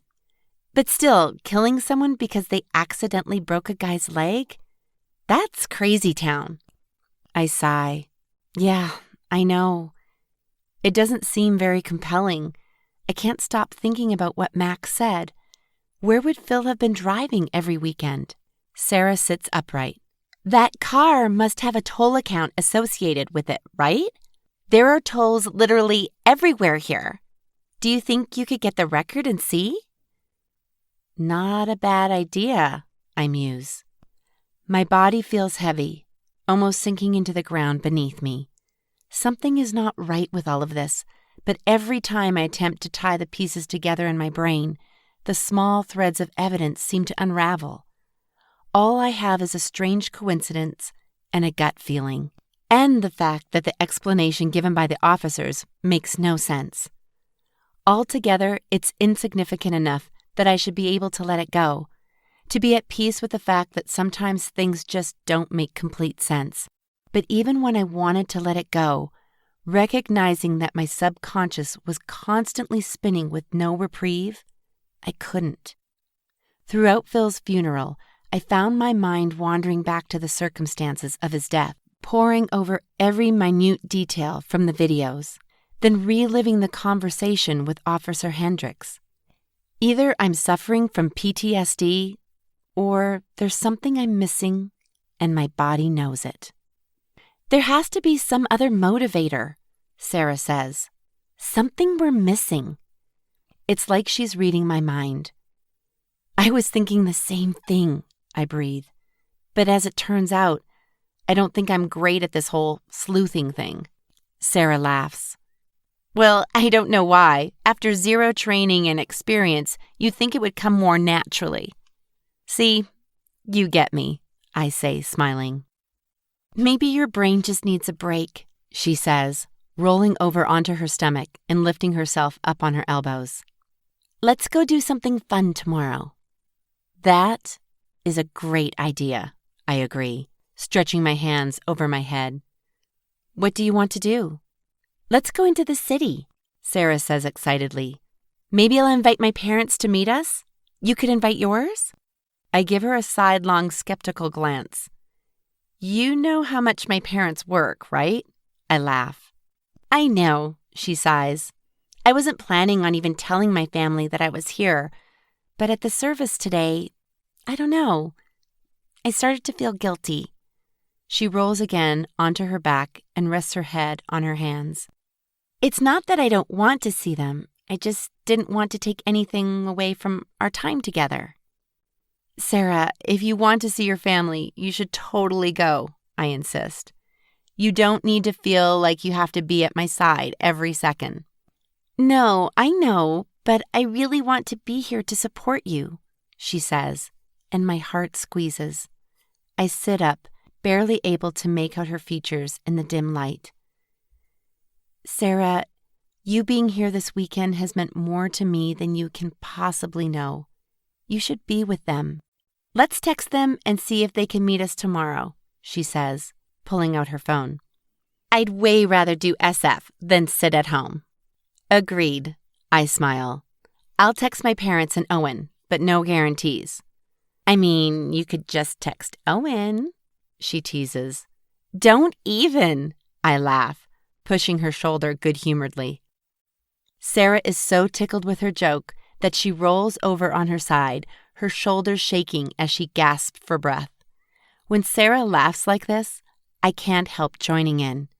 We laugh until our ribs ache, and without knowing it, being ridiculous in the cool night air under the cover of a clear, starry sky is exactly what I need. Chapter 30. Surprisingly, Mum and Owen jump at the opportunity to join us at the wharf this afternoon. Mum is likely disappointed that I'm not attending classes, but she doesn't say anything. Dad was fully booked with clients today, so I don't blame him for not being able to come, but I am a little sad not to be seeing him. Since Sarah's dad wasn't available either, and Nina wants to come, it works out. Owen will be the lone man in our little group today. With Sarah there, I don't think he'll mind one bit. After staying up late, we sleep in, eat breakfast, and leisurely get ready for our day trip. Sarah spends extra time straightening her hair, and I decide to shave my legs for the first time in a week. Even though I'm not going to be wearing shorts, it feels good to do some sort of personal maintenance. Though it's my bikini line that needs work. #not worth it. After filling up water bottles and putting a few snacks in a shared backpack, We walk to the BART station, Nina peppering Sarah with questions the entire way. "So you don't have a set day for your finals? You can just take them any time?" Nina asks. "Kind of," Sarah answers. "We can go to the testing center any time during the hours it's open, and within a 2-week period, so it's not like we can put it off till whenever." "That's pretty sweet," I say. "Gives you some extra study time." "It's a blessing and a curse," Sarah says. "Sometimes I'd rather they just give us a set time so I don't procrastinate my studying. When you know you could have 2 extra weeks, it's harder to force yourself to do it early." Nina hands us BART cards, and we enter the station, and we each pass through the turnstiles. Sarah shudders slightly. Her motivation to go into the city has overpowered her hatred of riding underneath the bay for now, but I know she's going to be slightly anxious once the train gets going. Even though I don't want her to be uncomfortable, it's nice to know she's not completely perfect. Mom sits next to me on the train, and Owen sits next to Nina, across from us. "I'm impressed you're wearing those into the city," I say, nodding at Owen's Campbell's Chucks. "It felt like a worthy occasion," he says, grinning.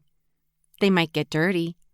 "I've gotten pretty good at spot cleaning," he retorts. I snort at his deadpan expression. "Well, they look pretty amazing," I admit, and he leans back into the seat, pleased with himself.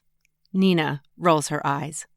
Sarah and her mom sit across the aisle, deep in conversation about her classes.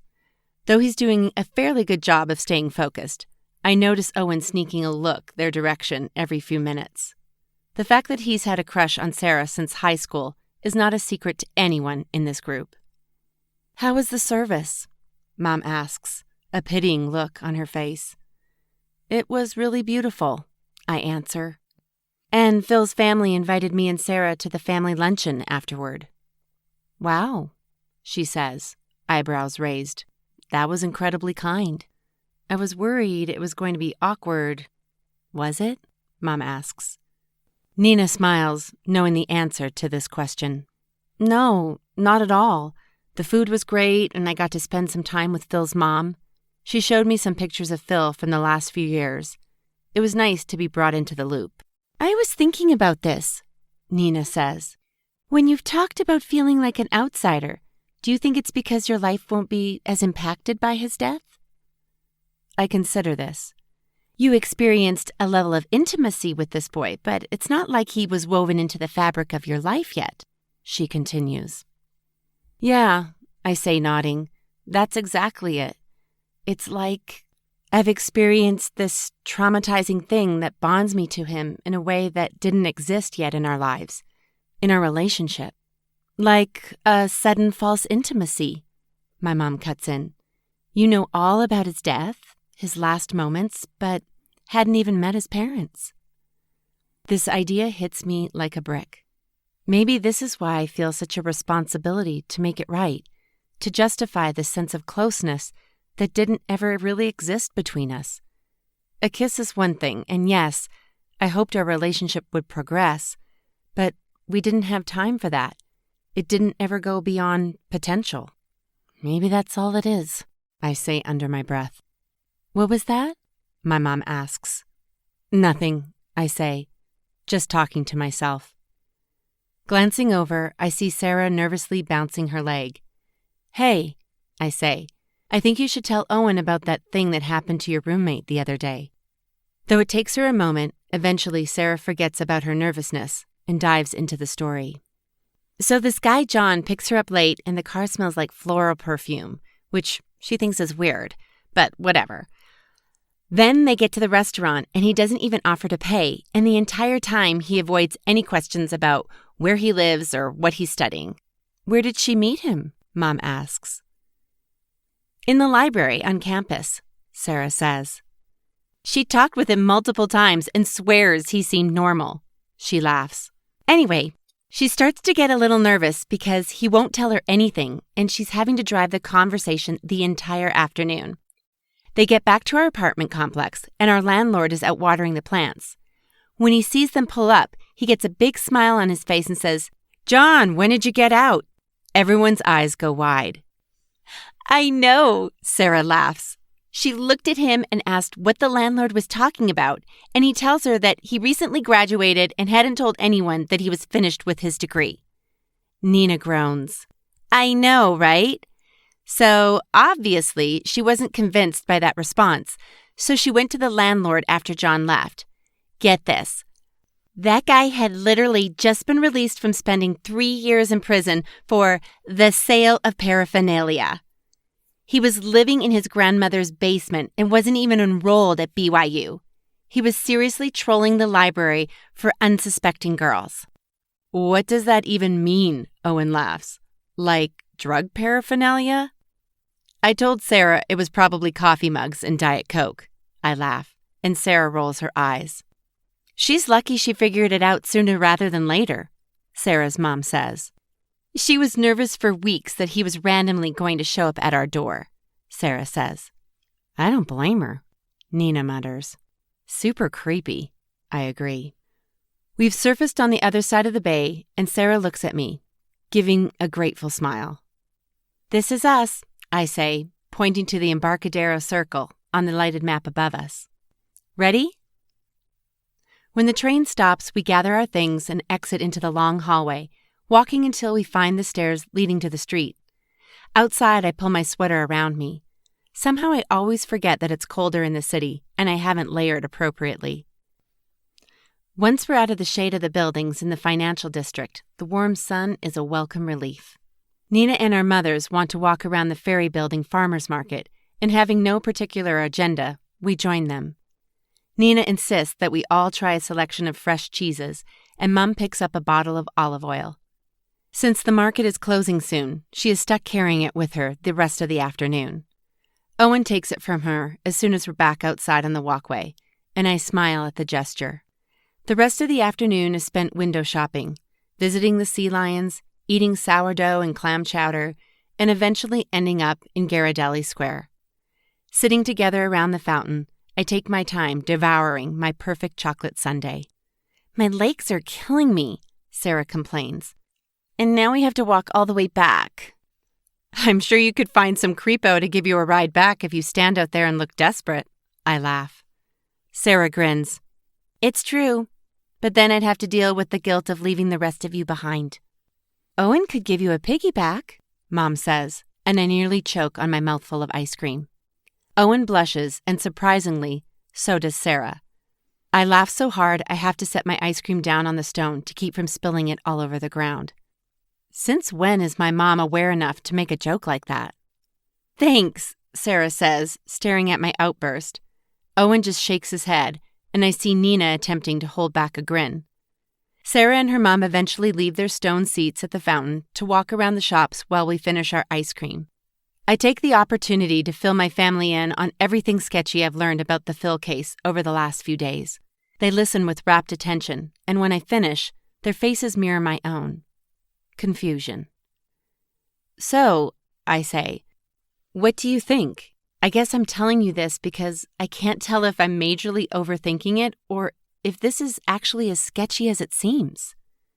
Nina and Mom are silent, the wheels in their heads simultaneously turning. Owen, put yourself in as one of Phil's teammates, I suggest.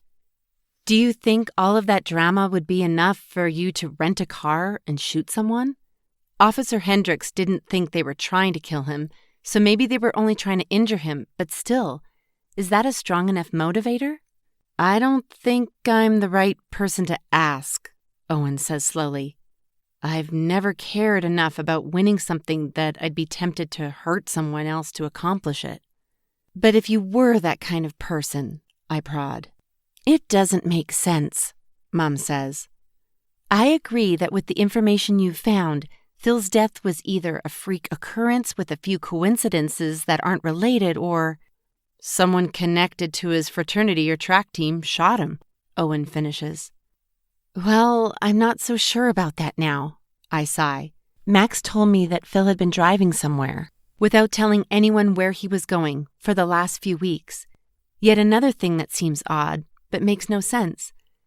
I feel in my gut that something's off, but I've got no way to prove it, I say, again, attempting to mentally grasp at a thread that will hold, and failing. I don't think it's your job to take this on, Mom says gently. Have you given this information to Officer Hendricks? Maybe he can take it from here. I glance at Nina, and she gives a half smile. I understand why she doesn't want to deal with the police, she says, placing a hand on Mom's arm. She tried to express her concerns last week, and he brushed them off. I think they're busy enough that a case with no clear leads isn't top of the list. Mom nods. Mia, I'm just worried that you're spending all this time thinking about this and there's nothing you can do. At some point, you may just have to come to terms with the fact that we'll never know what really happened. I take a deep breath. I know she's probably right, but the cognitive dissonance that exists within me won't let me get there just yet. Something to work toward, I say with a sardonic laugh. I know it's crazy. Not crazy, Mom says, reaching out and rubbing my back. And if you need us to help with anything as you figure this all out, you know we're here, right? I nod. Nina and Mom exchange a glance. Mia, Mom starts, but then looks down at her shoes. What is it? I ask, uneasiness building in my chest. She reaches into her purse and pulls out a letter. This came in the mail yesterday. I take it from her, and my heart stops. It's from the court. Flipping the envelope, I slip my finger under the tab but hesitate. It's all right, Nina encourages. Pulling it open, I reach inside and pull out the crisp off-white paper. I scan the text desperately, searching the first few paragraphs for the information I need. My stomach drops. They set my trial date, I breathe in disbelief. Mom's face falls as she leans over, pulling the paper from my hands. How could they set a trial date? Jay was asking for the charges to be dropped. He was sure the charges would be dropped, she says, her voice low and troubled. It's fine, Mom, I say, but I can't keep my voice from shaking. It's not fine, she spits, the paper shaking in her hands. They don't have any proof, and we have footage that shows— Shh, I say, pulling her close. Mom, it's going to be okay, I promise, I say. And even though I don't actually know the truth of that statement, I have to hope. I feel her shoulders shaking, and I look at Owen for help, a distraction, anything. Okay, enough depressing conversation. There's nothing we can do about it right now, and we're in San Francisco on a beautiful day. Mia, let's go throw the disc, he says, pointing to a grassy area at the bottom of the hill. Mom sits up, wipes her eyes, and nods. Sarah is walking back across the square with her mom, oblivious to the revelation of the last few minutes, and I motion for her to come join us. She jogs to catch up as we make our way to the sidewalk and head toward the park. Chapter 31. I told Sarah when we got home. She humored me by insulting the officers, the court, the judge, and even the mailman. Somehow hearing her fume made me feel slightly better, and then a good night's sleep brought a little added perspective, though not quite enough. Having woken up earlier than planned, I throw on my running shoes and head out the door for a walk. I instantly regret not grabbing a sweater, but trust that once I start moving, I'll feel more comfortable. Without planning to, I find myself jogging down Cedar, and my chest tightens.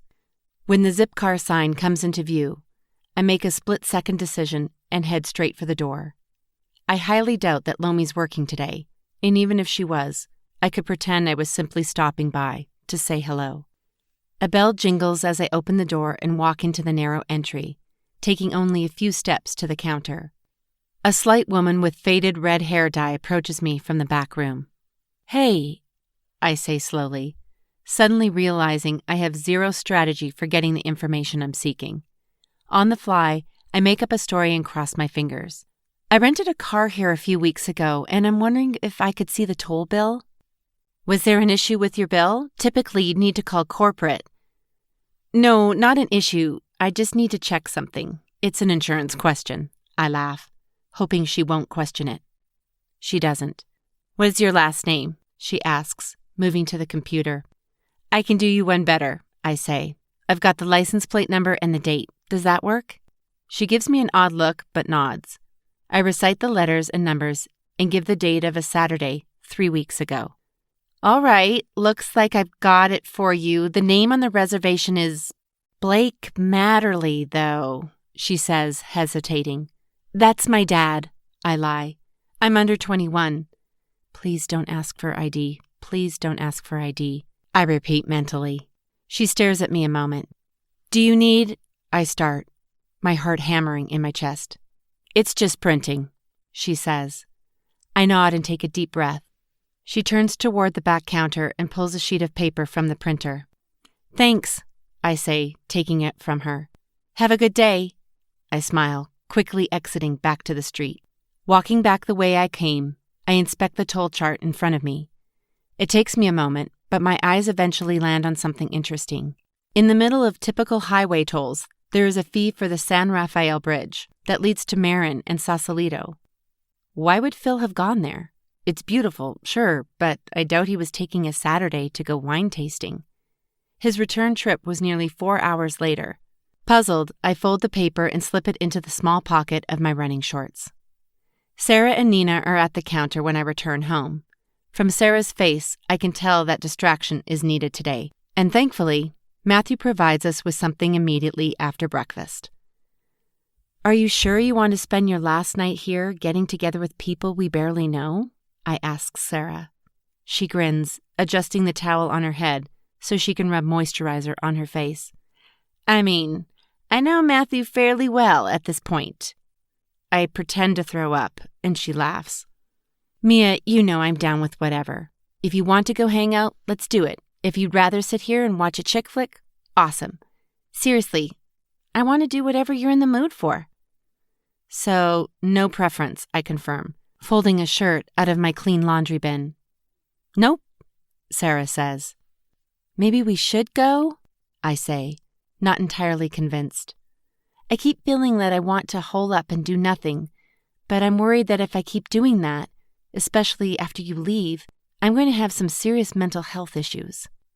Yeah, you've got to get out, Sarah says, using tweezers to pluck a few hairs on her forehead between her eyebrows. Let's just go. We don't have to stay very long. She glances over, noticing the look on my face. Are you worried because it's at Max's house? She asks softly. Not worried, just sad, I admit. Sarah drops the tweezers and turns, pulling me into a hug. It's okay to be sad, she says. Sad and happy can exist at the same time. It's weird, right? I laugh. And I think I'm not super excited about the fact that you're leaving tomorrow. She pulls away with her hands still on my shoulders. You think you're not excited. I have to go back to class on Monday, she complains. Dropping her arms, she removes the towel from her head and brushes out her long golden locks. I emailed my professors, I say. They insist that I can still catch up if I want, but I don't see how I can make up for 2 weeks of missed assignments and classwork. Whatever, Sarah says. They're not going to make you do everything. Just ask for a new schedule of assignments. You'll be fine, she assures me, as if she's had plenty of experiences just like mine. I laugh at her eternal optimism. What? She asks. Nothing. It's a good idea, I say, still grinning as I put my new folded laundry into the closet. I also looked up that guy, Rory, I admit slowly. Wait, who's Rory again? She asks. That guy who fell off the roof in high school from the track team? Oh, right. You found him? Yeah, he's on Insta. Based on his posts, it seems like he's in San Jose. Huh, not far. I sent him a message, I say. Did he respond? She asks, fully interested at this point, turning from the mirror. Not yet, I sigh. I'm sure he probably won't. I mean, why would you write back to some random girl who says she wants to talk to you about your track team in high school? Even saying that out loud makes me feel incredibly stupid. I laugh. You never know, she says. Maybe he was at the funeral and we just didn't know it.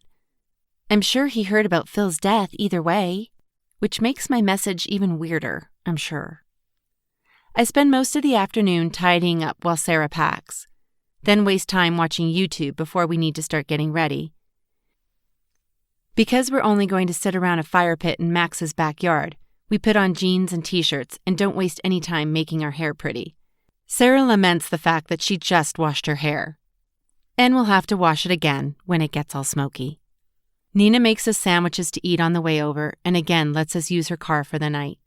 I make a mental note to do something for her this weekend to show her how much I appreciate her. Maybe I'll weed her garden tomorrow morning? So what are Owen's plans next year? Sarah asks. I didn't get the chance to talk to him much the other day. He's at Sac State, I say. No way, that's awesome, Sarah says. I'm sure my parents are thrilled he decided to stay close to home. I don't know what they're going to do when we're both gone, I tease. Your parents will be fine, Sarah grins. They've got full lives outside of kids that they can jump into. My mom, not so much. When they're empty nesters, I'm just waiting for her to ask if she can come visit for months at a time. She'll find something, I say. Maybe she has a million ideas for jobs or hobbies, and you just don't know it. I really hope so, Sarah laughs. I don't ever want to be like that, you know? So wrapped up in other people's lives that I forget to build my own. I laugh out loud. Sarah, you of all people are not going to get lost in raising a family. Are you kidding? Those kids are going to have to buckle up for the ride. She puts her feet up on the dash, smiling. We pull up to Max's house, and this time, I don't have to sit in the car before approaching the steps. In the backyard, Matthew, Max, Pete, Lomi, Brad, and Lacey sit around the fire. Matthew's eyes light up when he sees us walk through the patio door and onto the deck. You made it, he greets us energetically, standing and giving us both hugs before pulling over 2 more camp chairs into the circle. Lacey is sitting on Max's lap, cuddled into his shoulder. Surprisingly, in the soft firelight, I can't find it within my heart to be annoyed by her tonight. How long are you here? Max asks Sarah. Just till tomorrow, she says. Then back to the grind. Max nods. Hopefully you had a good time, considering. Well, I knew what I was getting into, she jokes. How long have you and Mia known each other? Lomi asks. Since, I don't know, 1st grade? She guesses, turning to me for verification. I nod. Something like that, I say. Did you always know that Mia couldn't remember anything at night? Max asks, and the question takes me by surprise. I don't think Mia knew she couldn't remember anything until at least middle school, Sarah says, again, meeting my eyes. Yeah, I say. I didn't stay up late enough as a little kid to even notice. Remember when Craig kissed you and... Sarah starts. Yes, Sarah, I cut in. I definitely remember not remembering my first kiss. Wait, you forgot your first kiss? Brad asks, his smile wide. I've forgotten a lot of kisses, I say softly, staring at the flames as they lick the metal grate that sits on top of the cinder blocks. Not the ones with Phil, Max quips, his voice low. Wow, seriously? Sarah says, her eyes flashing. She offered to show you the video and you declined. No, Sarah, it's okay, I say, placing a hand on her arm. I'm sure you all have plenty of questions for me, so can we just get them out of the way? You're my only friends here, and I feel like it's tainted. Because I was the one with Phil that night, somehow I'm that girl. The girl who took Phil. The girl who didn't show you the videos, I say, looking pointedly at Max. The girl with her prints on the gun, I whisper. The girl who couldn't save him. My voice breaks, and unexpected tears began to spill across my cheeks. Lomi leans forward in her chair. Mia, we don't think you took him from us, she says, her voice thick with compassion. And you don't owe us anything. Funny, people keep saying that to me, but it doesn't seem to be proving true. I wipe my eyes. No, Max is right. I showed Phil's family the footage I took that night, and I can totally show it to you guys too.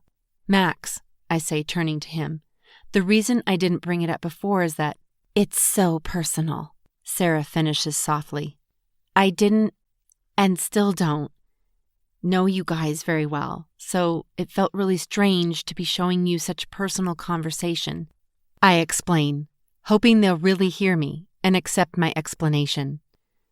But what I do know of you is that you loved Phil, and that should have been enough for me to feel safe, I conclude, pulling the phone out of my shoulder bag. Mia, you don't, Matthew says, but I wave him off. Holding up the phone, I play the third video. Listening to our voices permeate the air around the fire. The group is silent, craning their necks to hear everything. When it's over, tears shimmer in Lacey's eyes, and I see Lomi wiping hers on the sleeve of her sweatshirt. Satisfied? Sarah asks, looking pointedly at Max. He looks away, the muscles in his jaw flexing as he once again wraps his arms around Lacey's middle. Peggy told us about the video where Phil, Lomi starts. I didn't show that one to them, and I don't feel comfortable showing it to you, I say. But I did show it to the officer in charge of the investigation and provided a physical copy, I say. Yeah, she nods. I think after Peggy and Frank knew the footage came from you directly, they watched it with the officer. Even after just hearing about it, they felt pretty strongly that you weren't involved, but, she finishes, lowering her eyes. Did you think Mia did it? Sarah blurts out, incredulous. No. Brad jumps to her defense. We just didn't know what to think. He puts a protective arm around Lomi. Phil was more than just a friend, he says softly, and I'm taken aback. It's the first time I haven't seen a big, goofy smile on his face. Lomi grips his hand, staring at the fire. He saved her, Brad continues, looking at Lomi fondly. And while we all couldn't really didn't want to believe, that you would have had anything to do with his death, we had only met you once, and I know for me, I needed someone to blame, he admits. Something to make sense. I nod. I want something to make sense, too. What do you mean, he saved you? I ask Lomi. She doesn't lift her eyes, and for a moment, I wonder if she's going to answer. When I was 11, she says, her voice a whisper, Phil ran into the house looking for Max and found my dad. She sucks in an audible breath, still focused on the flames in front of her. He saw my dad in one of his rages. I don't really remember everything. I think I blocked it out, honestly. But Phil was so young. He definitely saw my dad hit me and my mom. My dad, well, biological dad, didn't even notice that Phil was in the doorway, she says, taking another ragged breath. You guys all know this story, she says, looking around at her friends. But long story short, Phil called the police, and that was the last time my dad was around to hurt us. I look over, my heart squeezing for Max, but see Lacey sitting alone in his seat. I didn't even notice him leave. Lomi, I am so sorry, I say, not knowing how else I can voice what I'm feeling. Had that been going on for a while? Years, Lomi breathes. Can I ask, why didn't someone call the police sooner? She shivers, pulling the blanket tighter around her chest. I've researched this for years, actually, trying to make sense of the whole thing. Why didn't my mom take us and leave, or why didn't anyone else who knew what was going on call it in? Why didn't I tell a teacher or someone I trusted? For sure, other people knew. My mom had bruises on her face every other week. It wasn't a secret, she says vehemently, shaking her head. It took Phil, a small, innocent elementary school kid, to have the guts to report it. I understand now how abusive relationships paralyze people. I don't blame my mom, but there's no excuse for the people around us who let it happen. I want to ask about where he is now, how long he's been in prison, and if they still have any contact with him. So many questions swirl in my mind, but I don't think it's appropriate to keep asking just to satisfy my morbid curiosity. Phil was something special, Lacey whispers, leaning toward the fire to compensate for the lack of Max's warmth beside her. I had no idea, I breathe. Thanks for showing us the video, Brad says. A smile, this time not quite so goofy, replaced on his face. My heart eases knowing that this group doesn't think I'm guilty, at least not entirely. I stand, stretching my arms above my head, and excuse myself to use the bathroom. I walk back across the deck and step inside the warm kitchen, immediately beginning my search for Max. Chapter 32. But first, I use the bathroom. Though I'm itching to find Max to make sure he's okay, my bladder isn't so easily persuaded. After taking that necessary side trip, I retrace my steps down the hall and find Max sitting on the front step. The front door sits slightly ajar, and I see a flash of red sweatshirt through the gap. Tentatively stepping outside, I take a seat on the step next to him. He doesn't acknowledge me, and I'm suddenly unsure of what to say or do. Have I somehow convinced myself that we're closer than we are? My social understanding has been severely impacted by all of this. For all I know, I might be the last person he wants to see right now. But he did invite us, and Max hasn't been the same over the last week. Ever since he heard about the videos, he's been pulling back, brooding and unpredictable. I can't say that I blame him. I know it hurt his feelings, but I'm at a loss as to what else I can do to try and fix the situation. "I'm fine," Max mumbles, finally breaking the awkward silence. "I just noticed you left, and I wanted to make sure. I said I'm fine, yeah, I know," I sigh. Max turns his head away from me, making it obvious that he's definitely not fine. Which, let's be honest, I knew already. No matter how many times he asserts that everything is hunky-dory, this behavior is anything but. "Okay," I say, standing, giving into the fact that he doesn't want to talk about whatever is bothering him. Obviously, there's plenty for him to be upset about, and it was presumptuous of me to think he'd have any interest in discussing his innermost feelings with me, even if he had done it before. As I stand and turn toward the door to leave him in peace, he speaks. "Mia," he says, his voice rough. "I'm sorry. All that talk back there." He stops short, but I immediately recognize he's talking about Lomi and his dad. "It's okay, Max. I'm so sorry you and your family had to go through that." "Go through what?" he asks, finally meeting my eyes, his face troubled. I thought you were talking about what Lomi said. By the fire?" I fumble. He stares at me, unblinkingly. "Yeah," he says finally, nodding and turning back toward the street. I can't read this guy. Am I taking crazy pills? What kind of reaction was that? This is not going as planned, and I find myself wishing I hadn't come out here. Max leans his elbows on his knees, hunched forward, his body a physical manifestation of the emotional burdens he's carrying. Still standing on the top step, I shift my weight uncomfortably. "When are your track tryouts?" I ask, noticing his blue chucks are again on his feet. He seems to be wearing them non-stop. It must be comforting to have something physical to remind him of his friendship with Phil. "Tuesday," he says. "Are you feeling good? Have you been able to train with all of this craziness?" "I'm doing all right," he nods. "I definitely haven't been able to be as consistent as I wanted." "Max, can I ask you about Rory?" I question. Ever since Peggy brought it up, I've been thinking about it. Did his other teammates really think that Phil pushed him? Was it an accident? His head lifts instantly. "What are you talking about?" he asks, his eyes almost accusatory as he cranes his neck backward to look at me. Replacing myself on the step next to him, I exhale. "Phil's mom told me what happened, how he fell off the roof in high school, how you took his place on the team and were such a support to Phil." "I didn't take his place," Max scoffs. "Nobody could take Rory's place." "No, I didn't mean... I don't know what I meant," I admit, resting my chin on my knees and wrapping my arms around my legs.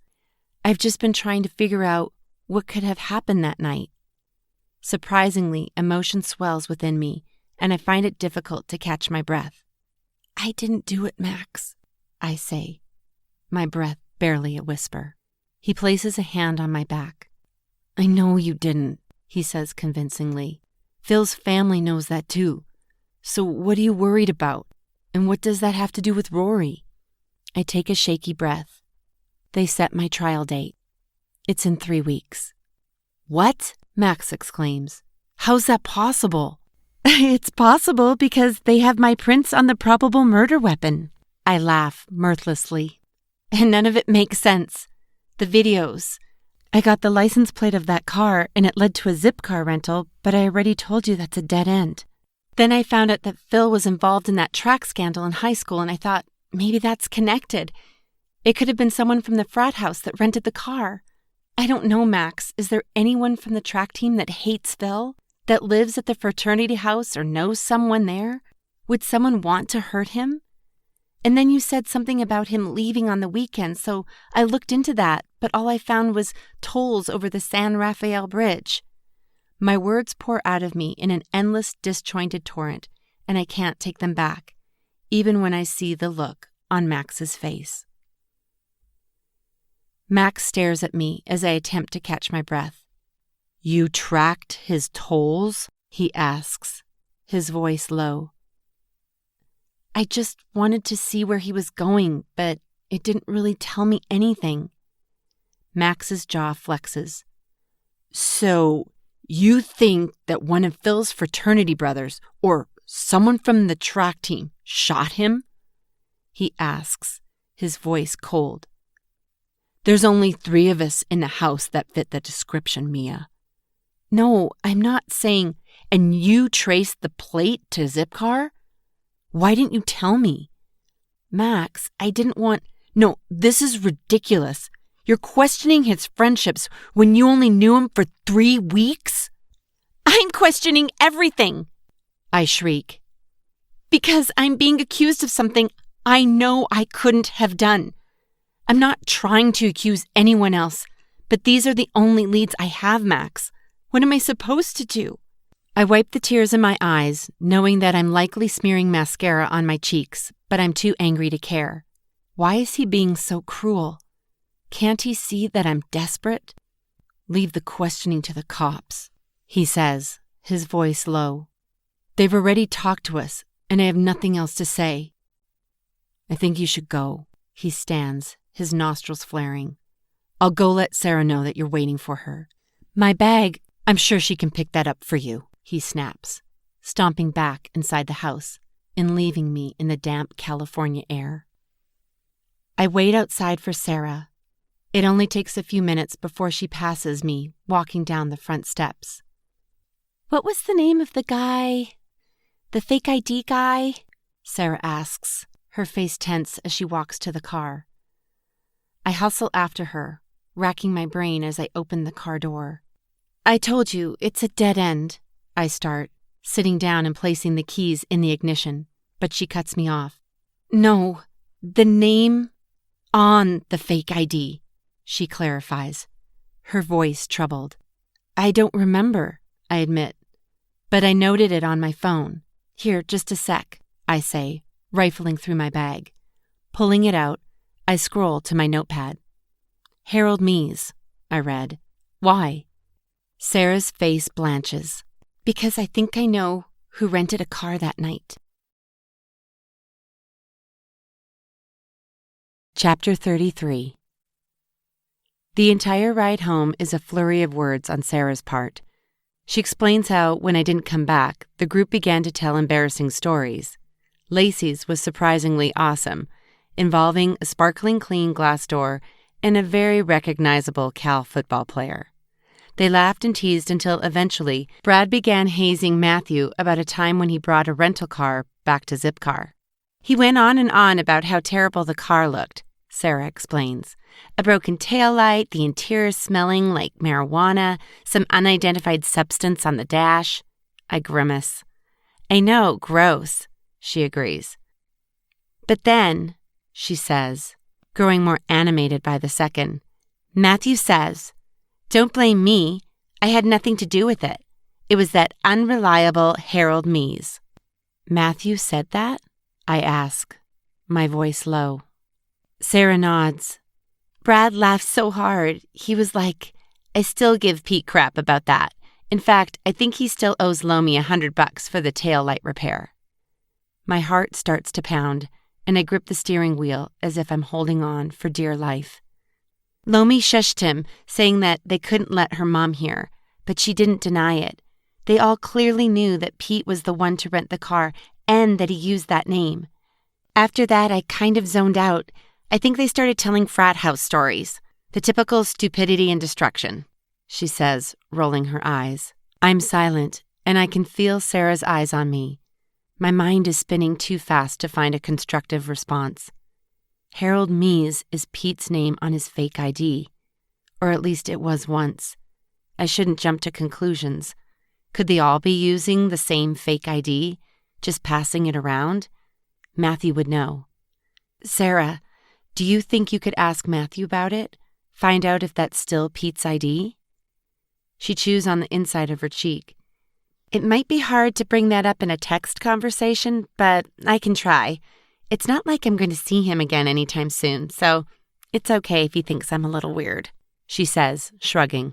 I don't know whether Pete was the one to rent the car that night, but it had to have been someone from the fraternity, or someone who knew Pete, or someone who stole a fake ID out of the dumpster after Pete decided to throw it away in a moment of pious reflection. I mentally groan in frustration as I turn onto our street.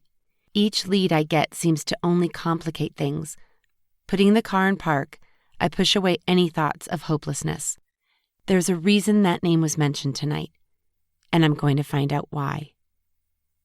Good luck, Sarah says, hugging me close. Nina lifts her suitcase from the trunk of the car and sets it on the curb. Thank you so much, I whisper, pulling back and smiling. I couldn't have made it through this week without you. Well, let's be honest. You couldn't make it through most weeks without me, Sarah grins. I laugh, shoving my hands in the back pockets of my shorts. Sarah wraps her sweatshirt around her waist and ties it. You're not going to prison, she says, placing her hands on my shoulders. I know you're going to find something.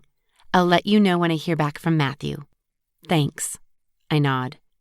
Sarah turns, embracing Nina, and then, slinging her mini messenger bag over her shoulder, she steps up to grab her suitcase. She waves as she makes her way through the glass doors into the departure terminal. The air feels slightly empty as I buckle my seatbelt. Nina reaches a hand over and pats my arm. She's a really good friend, she says. I nod. Truth, Aunt Nina, truth. I turn my head and look out the window, a weight sitting directly on my chest, making it hard to breathe. When do you meet with that boy? Nina asks softly. Tomorrow, I say. We're meeting halfway. That was nice of him. Yeah, I sigh. I'm surprised he was even willing to meet with me at all. Well, like you said, maybe he's grateful for the opportunity to talk with someone about all this. I nod. I hope so. Do you feel nervous at all, meeting with a perfect stranger? No, I say, turning toward her. We're getting together at a coffee shop. It's a public place. I don't see why it would be an issue. Well, I still want the address, and you need to share your trip with me, she says. I laugh. All right, I say. Have you told your parents? I told Owen. I don't want to make them worry or get their hopes up, you know? I honestly feel kind of stupid about this whole thing. What is he really going to tell me that I don't already know? You feel stupid because of what Max said to you, Nina mutters. I'm not judging him, she says, noticing the look on my face.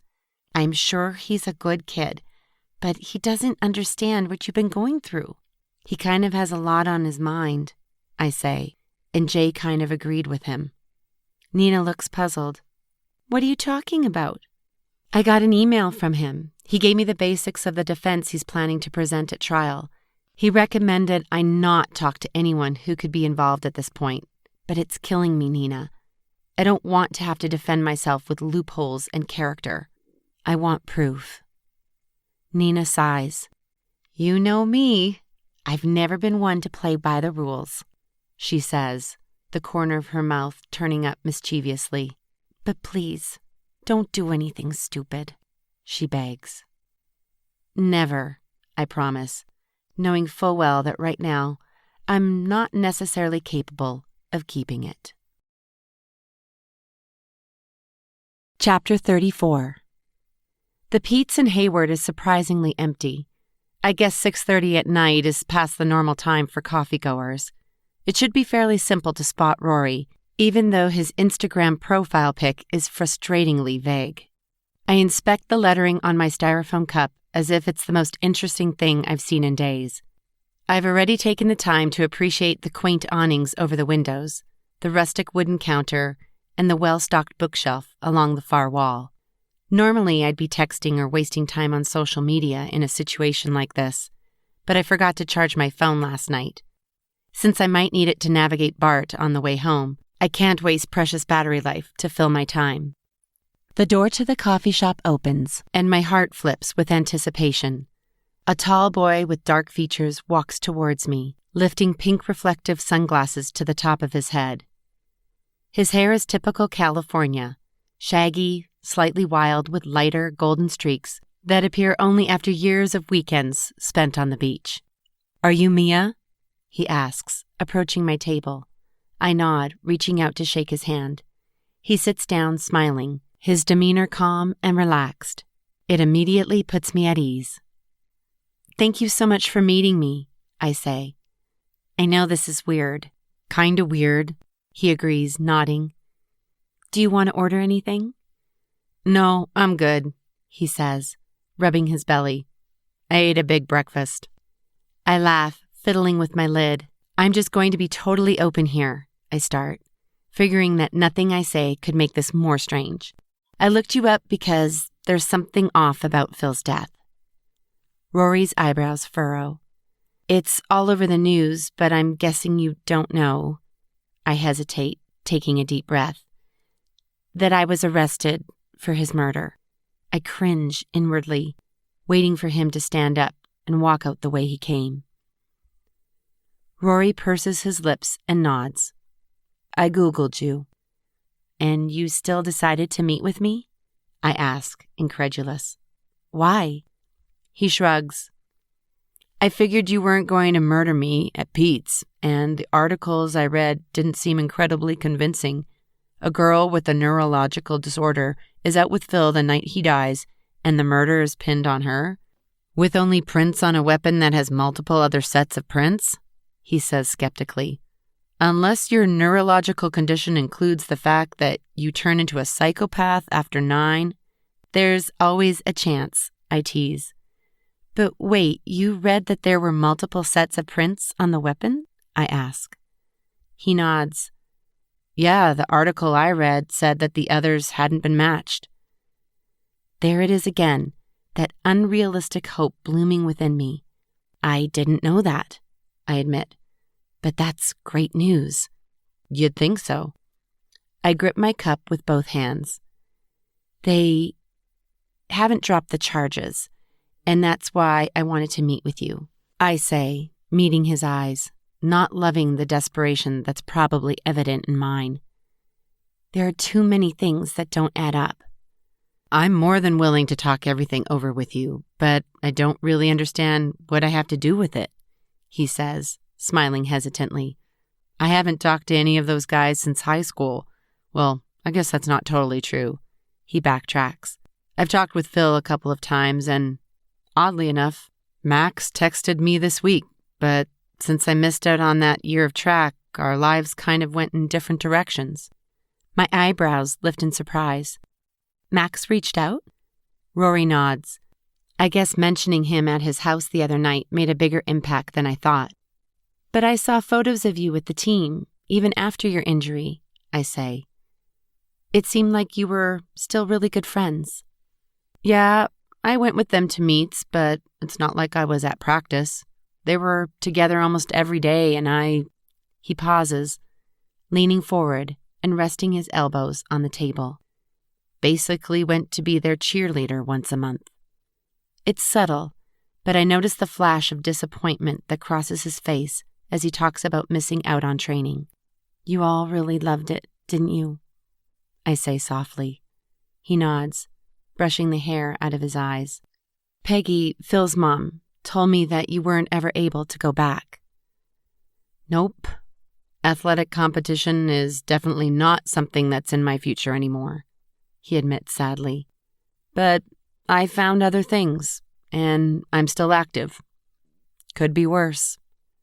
I smile sympathetically. Well, I actually hoped we could talk about the accident, I say. But let me explain. Something about Rory feels trustworthy, and I don't hesitate to lay out the pieces of evidence I've scrapped together. He listens intently as I tell him about the videos and the rental car, along with the fact that the name on the fake ID apparently matches one that's been used by one of Phil's frat brothers.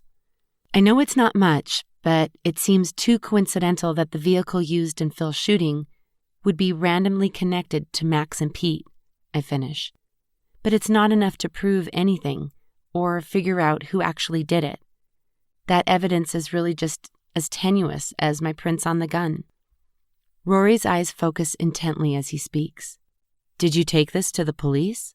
Some of it, yes, I answer. But they basically blew it off, which is why I didn't go to them when I found out about the fake ID. I thought the charges were going to be dropped against me when I initially showed them the videos, but then I got this letter in the mail with a court date. I suck in my breath, attempting to quell the panic building inside me. I can't cry in front of this guy. You have a lawyer? He asks gently. I nod. He says it's simply going to come down to character, but as you know, since I can't speak to what happened that night or any night of my whole life for that matter, I'm worried. This time my voice breaks and I wrap my arms around myself protectively. Right now, I'm just grabbing at straws, trying to figure out why someone would want to hurt Phil. If I can show them that someone else could have plausibly done this, that they had stronger motivation when I have none. That's why I thought of your accident. People blame Phil for your fall, and do you think I blame him? Rory asks, concern evident on his face. I shrug. I don't know. That's why I'm here. I figured I could ask you, and if you don't, maybe you'd know if somebody did. I trail off, realizing that I'm basically admitting to the fact that I've considered the possibility of him being the shooter, or at least being involved in the whole debacle. Rory nods soberly. I never blamed Phil, he says. I know Jake and Max said that they saw him on the roof that night, but I'm positive he wasn't. And I realize, he says, holding up his hands, that we were slightly drunk. I was more than slightly drunk, so I'm not saying I'm a great source of information, but I clearly remember laughing and shouting to him on the ground, and I was definitely pushed from that roof. It wasn't an accident? I breathe. I mean, it could have been, but I was knocked off, definitely. Maybe someone lost their footing or something. I don't know. So why was everyone convinced that Phil was involved? I ask, disappointed that it seems I've reached yet another dead end. He shakes his head. I have no idea. Honestly, that rumor gained steam fast. He almost got kicked off the track team, he says expressively. I tried to tell people what I remembered, but they wrote me off. Because of the aforementioned alcohol. He clears his throat, grinning sheepishly. I talked with Coach, and he insisted he stay on. At least he was willing to advocate for him. I just don't get it. There's a clear link to the frat house, but everyone I talk to either doesn't know anything or would have zero motivation to hurt Phil. This was the one story I heard that couldn't have potentially brought up some bad blood, but it seems like the only one who could have been upset was you, or Phil, with those exaggerated accusations. Rory laughs. Honestly, I've never known Phil to offend anyone, let alone making a bad enough impression that someone would go after him. He pauses, studying me. Hey, I think I'm going to get a coffee after all. Are you in a rush? I shake my head as he stands to walk to the counter. I like Rory. He's easy to talk to. Realizing that I've been neglecting my steamer, I take a slow drink. Back to square one, it seems. My phone buzzes, and I reach into my bag, but Rory is back at the table before I can check the message. Not wanting to be rude, I leave it. So, what other stories did you hear? And what pictures did you see?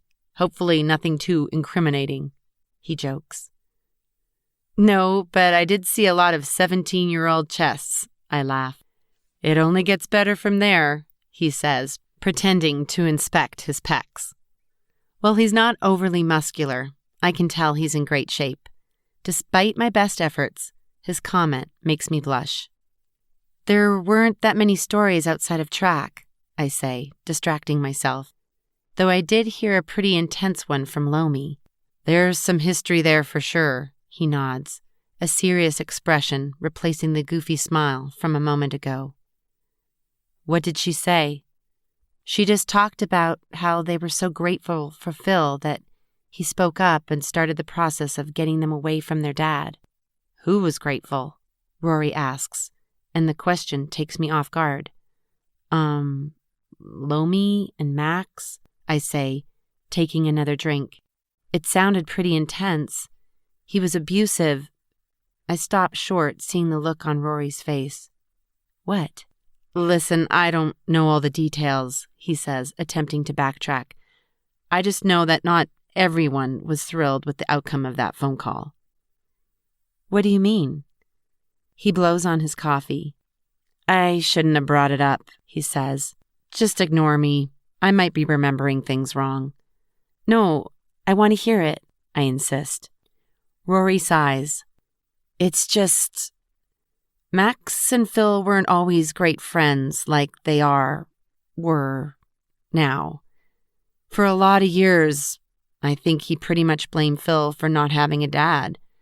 As far as I know, his dad didn't ever take anything out on him. He heard Lomi and his mom talk about it, but he didn't witness it. His dad never pulled stuff like that when he was around. I remember him making comments about when we were first going into high school. Just digs at Phil, trying to make him feel bad. Really? I ask, in disbelief. Lomi said her mom had constant bruises. It's hard to believe that Max wouldn't be aware of what was going on. You have to remember, he was pretty young when this happened. I don't think he understood everything. I just chalked his behavior up to trauma. I can't imagine having a parent in prison for my high school years. And beyond, I mutter. Well, that's pessimistic thinking, he accuses good-humoredly. I know it's common for people to go right back in after being put on parole, but... What are you talking about? I ask. I thought we were talking about Max's dad. I am, he says, studying me. You don't think he'll be able to stay clean? It doesn't really matter, right? He's still locked up. He got out of San Quentin's a couple weeks ago, on parole. My heart beats faster. Max didn't tell you? He asks, surprised. I shake my head. Max most definitely did not tell me, but neither did Lomi, and that surprises me. Wouldn't she have mentioned something that monumental in one of our chats? Huh, Rory says. I'm not sure what to think about that. My mind is reeling. If Phil was the reason Max's dad went to jail... I'm sure it's been hard for all of them, I say, attempting to mask my horror. Like you said, I can't imagine. Yeah, he breathes. And then losing your best friend a few weeks later? That's nuts. Is he doing okay? He's been pretty up and down, I answer honestly. It's hard because I don't know them all that well. Besides a few conversations in class and that party. That's rough, Rory agrees. He gave a heartfelt speech at the funeral, I add, and he wore his blue Chuck Taylors under his suit, I say, smiling, assuming Rory will get a kick out of that. I'm confused when all I see is a frown. Max bought a pair of those? He asks. Phil told me you all got a pair from your coach, I explain. Yeah, we did, but Max was an alternate that year. He didn't get them. My stomach drops. I have to get out of here. Now. I need to talk to Nina, to Jay. "Are you okay?" Rory asks. "Yeah," I say, taking one last drink and standing to toss my cup in the wastebasket. "I need to go," I say. "This has been super informative, and I can't tell you how much I appreciate you meeting with me." "No problem," he says, obviously troubled by either our conversation or the fact that I'm abruptly ending it. "Let's do it again sometime," he says, highlighting the strangeness of our meeting. I laugh. "Maybe next time we could talk about ourselves," I tease. "No murder talk next time. That's my only condition," he says, then realizing that his comment may have been over the line. He stands, moving his chair back. "I'm sorry. I didn't mean to sound callous." "I get it," I say. "Dealing with all of this has been something else. Some moments I'm so upset I don't think I'll ever feel normal again, and then the next I'm laughing or talking about the whole thing as if I've watched it on a reality show.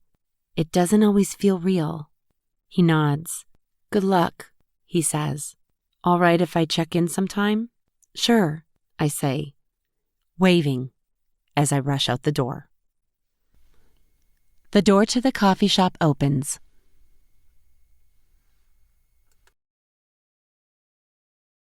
Chapter 35. After catching the train back to Berkeley, I settle into a window seat and pull out my phone. The battery is dangerously low, but I decide to call my mom regardless. Now that I know where I'm going, I shouldn't need it anyway. I ignore the text messages waiting for me and quickly send a message to Nina, asking her to pick me up at the North Berkeley BART in 25 minutes or so. Thankfully, my mom answers right away. "Mom, do you have a sec?" "Sure, honey. What's wrong?" she asks, understanding right away that I'm upset. "My phone's going to die, but I need you to call Jay." "Okay, let me grab a pen," she says, and I can hear her shuffling through the junk drawer in the kitchen. "Ready," she says. "Tell him to look up everything he can find on Max's dad. I assume Max still shares his last name, but I'm not totally sure. I don't know his first name," I admit, realizing that I don't have much to give her and feeling stupider by the second. "It's Max Williams. His dad got out on parole a few weeks ago. From San Quentin's, I think. Do you know where that is?" Mom is silent on the other end of the line. "It's in Marin County. His dad just got out of prison," she breathes. My heart drops. Marin County. "It's a long story," I say. "I promise I'll fill you in later, and tell Jay to get info on any rentals by Harold Mees from Zipcar." "San Quentin's? That's high security. Do you think he—" "Mom, I have no idea," I cut in, beginning to shake. "Mia, you're scaring me," Mom says. "Are you okay?" "I'm fine, Mom, I promise. Nia's picking me up at the BART station." "Okay," she sighs. "I'll call him right now." "Thanks. I'll call you as soon as I get home and can plug my phone in." We hang up and the tiniest sliver of red is still visible on my battery life monitor. Nina knows where I am. I shared my location with her and Owen before I left, but I decide to turn the phone off just in case I end up needing that last bit of juice. The rest of the ride seems interminably long. I'm well aware that I still don't have concrete proof, but this has to be it. My head pounds. The thought that Max's dad was involved in this. But he had to be. I mentally scroll down my evidence list again, becoming more convinced by the second. He had access to the rentals, either through his wife or Max. He had a history of violence, and Phil put him in prison. It's the only motivation that makes sense. But why wouldn't Lomi have mentioned that her dad was getting out? Max, I understand. But Lomi? I arrive at the North Berkeley BART station and ascend the stairs. Just as I pass through the turnstiles, I hear my name. Looking up, my blood runs cold. Max stands at the BART exit, waving me toward him. I approach hesitantly, reminding myself that he doesn't know that I know anything. He doesn't know I met with Rory. He doesn't know I know his dad is out of prison. Max smiles at me. "Surprised?" he asks. "You could say that again." "Hey, so random that we're both here. My Aunt Nina is picking me up, I explain, pointing to the dark, nearly empty parking lot. Are you waiting for someone? Your Aunt Nina is not picking you up, and the only person I'm waiting for is you, he answers, laughing at the confusion evident on my face. I stopped by your house just as she was leaving, and I offered to pick you up instead because, he says, linking his arm through mine and pulling me toward the lot. I need to apologize, and I thought the best way to do that would be to take you out for dinner. Max, that's nice of you, but I'm really tired. No buts, he says. I acted like a tool the other night, and I need to make it up to you. I follow along, my heart hammering in my chest as I desperately search for an out. Pretending to be friendly for a 1-minute conversation in passing is one thing, but talking to Max for the evening? I don't know if I can pull it off. He was involved in Phil's murder, and now I'm getting in a car with him? But what is my other option? If I bolt now, he has a car. It's not like I can outrun him or somehow hide in someone's backyard like a fugitive. If I run now, I'll be basically broadcasting the fact that I have suspicions. I mentally curse my lack of phone battery, and even though I know it's not Nina's fault, I'm going to have to work hard not to have a strongly worded conversation with her when I get home. Shall we? Max says, leading me to the passenger side of his car. But it's not his car, I realize. It's older, not in pristine condition like his. The black paint is rusting around the wheel wells, and I look at him in confusion. Did your car suddenly age 10 years? And change make and model? I laugh. No, he grins. My car's in the shop. Routine maintenance. I'm using a rental. The blood drains from my face, and I quickly reach for the handle, turning away from him. There's only one car in the world with a license plate number that is seared into my memory, and I have a sinking suspicion I'm riding in it. My body is stiff and my hands sweaty as I buckle into the passenger seat. Are you all right? Max asks, starting the car. I always feel slightly sick after riding Bart, I lie. Sorry, once I get some fresh air, I'm sure I'll feel more normal. Roll down the window, he says. Normally I'd do it for you, but this car is ancient. There's no button on my side. Taking his advice, I lower my window and lift my face closer to the breeze. Just breathe, I tell myself. It doesn't mean anything that you might be in the very car that someone shot Phil from. No, I tell myself. The chances of this being the same car are slim. And why would Max use the same car twice? Something clicks in my brain, and I look at Max. I'm curious as to why you chose to use an old junker for the day when you could have had, I don't know, a convertible. Doesn't your mom have stuff like that on the lot? I tease, attempting to sound normal. Max's lips draw into a line. Believe me, I tried, he says, focused on the road ahead of him. My mom said she didn't want me to take any cars off the lot that she could make money on. Ouch, I say. At least it's short term, right? He nods. Sarah's back home? Yep, she left Saturday. Are you lonely? Maybe, I admit. Where's Lacey tonight? I don't know, he shrugs. Aren't you guys a thing now? Depends on the day. Oh, sorry. You guys have been close every time I've seen you. I just assumed. Lacey's close with most guys, so...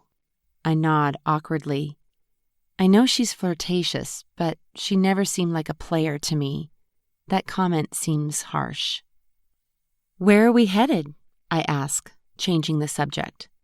Max lights up. I'm taking you to Skates. That restaurant on the pier at the marina? I ask, my eyes widening. Max, I'm wearing cutoffs and flip-flops. They won't care, he says. It's not like I'm super dressy either. I glance at his outfit.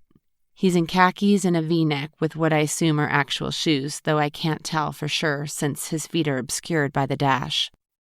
It's a Monday night at 8:30, he continues. It's going to be dead. I can't argue with that.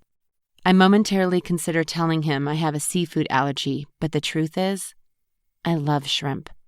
Am I a terrible person if I think that at least if I have to suffer through this awkwardness, the shrimp will make it somewhat bearable? We turn onto the road leading to the marina, and the city lights fade into the rearview mirror. It's peaceful and quiet as we pull into the nearly empty parking lot. Are you sure they're still open? I ask, looking toward the restaurant. I called ahead, he smiles. But we need to order fast. Kitchen closes after 9. That won't be a problem, I say, my stomach grumbling. That steamer didn't have any staying power. As we walk along the boardwalk to the entrance, I glance to the right and realize we're a disturbingly short walk from the fire pit where we hung out on the beach after Brad's party that night. Time seems to slow as I imagine us sitting by the fire, his fingers entwined with mine, the heat of his lips. I clench my jaw, angry that I don't have these memories for real. The only images that flash through my brain are the white and blue messages I read over and over the next day. I close my eyes and push inside myself, attempting to find one piece, one shred of a physical moment I can cling to. Mia? Max's voice startles me and my eyes fling open. I turn to see him at the entrance, holding the door for me. My cheeks flush, and I walk quickly toward him. We're seated quickly, and I'm grateful for a large menu that I can momentarily hide behind. The entree prices make me cringe, and I settle on a Bib and Point Ray's Farmstead blue cheese salad with added prawns. Even after making a decision, I continue to peruse the menu, simply to avoid talking to Max. After we order and our menus are removed, I opt for staring out the floor-to-ceiling windows next to us. Small flecks of light reflect off the inky waves beneath us, and I can just make out the lights of the Bay Bridge through the evening haze. It's beautiful, Max muses. He isn't wrong. Somehow the gentle clatter of plates in the distance, the low jazz in the dimly lit dining room, and the rhythmic motion of the water serve to calm my nerves. I question myself. Am I sure that Max was involved? Here I am on edge for possibly no real reason. Am I the crazy one, making up something out of nothing? I turn to Max, smiling for real this time. Thanks for this, I say.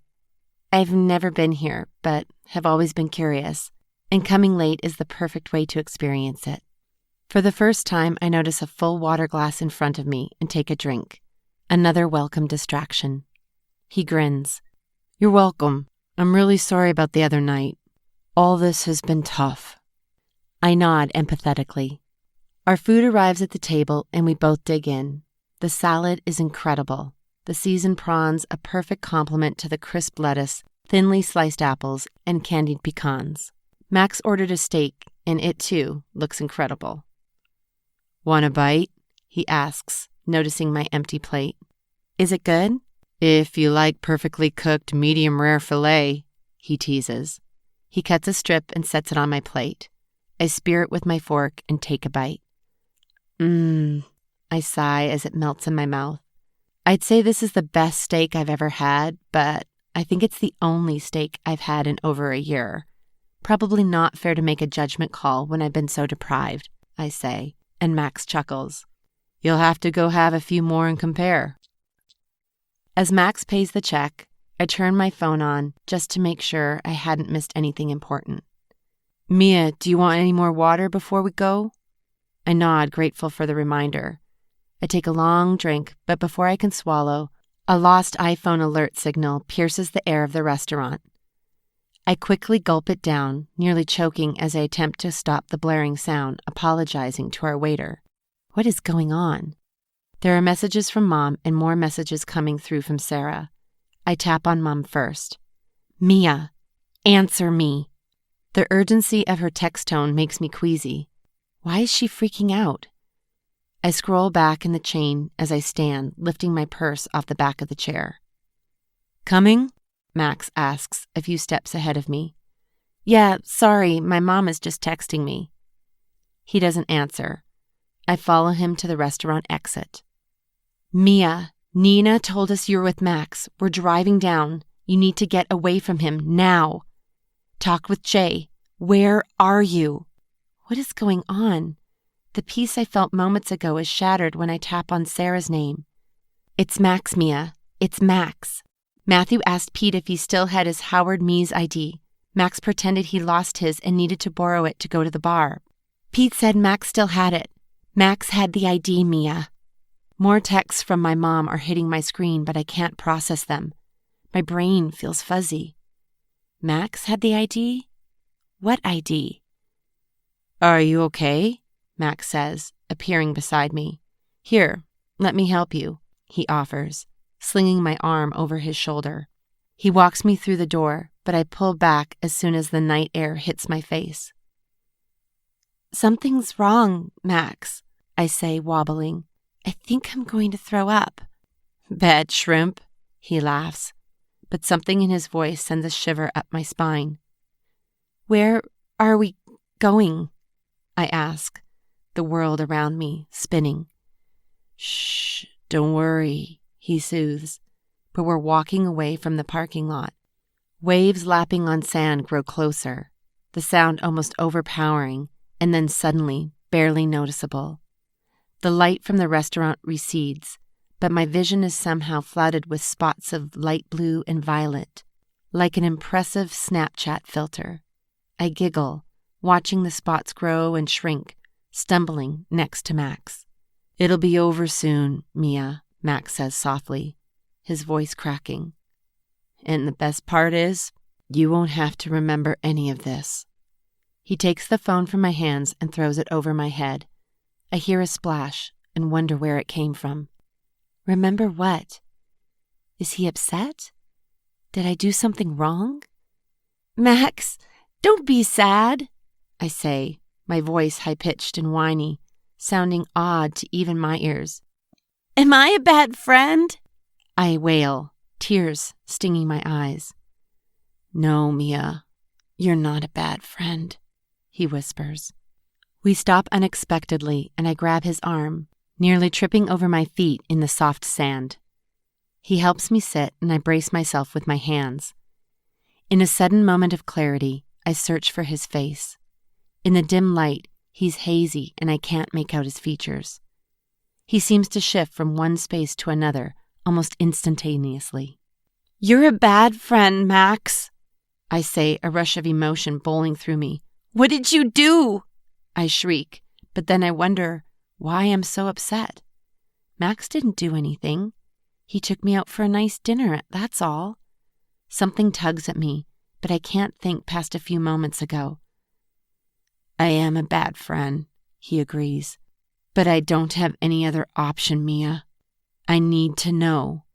What do you know about Phil? I love Phil, I say. Phil's dead, Max. I sigh, sadness enveloping me totally. My head rolls to the side and I lay down on the sand. I need the world to stop spinning, just for a minute so I can talk to Max. He's dead. You're right, Mia. What do you know about it? Do you know who hurt him? My words tumble out of me, but I can't make sense of them. Harold Mees. He rented the car. Harold is Pete, but Max has the ID. Max has it, Sarah said. Maybe his dad has it? He's not in prison. Nope, not anymore. I giggle, then dry heave, lifting my face from the ground. Rory knows, and he wouldn't lie about that, I say. Those aren't your shoes, I point accusingly. Max's dad hurt Phil, I say, rising to my knees. Your dad hurt Phil, I scream, attempting to crawl toward him, but falling again into the sand.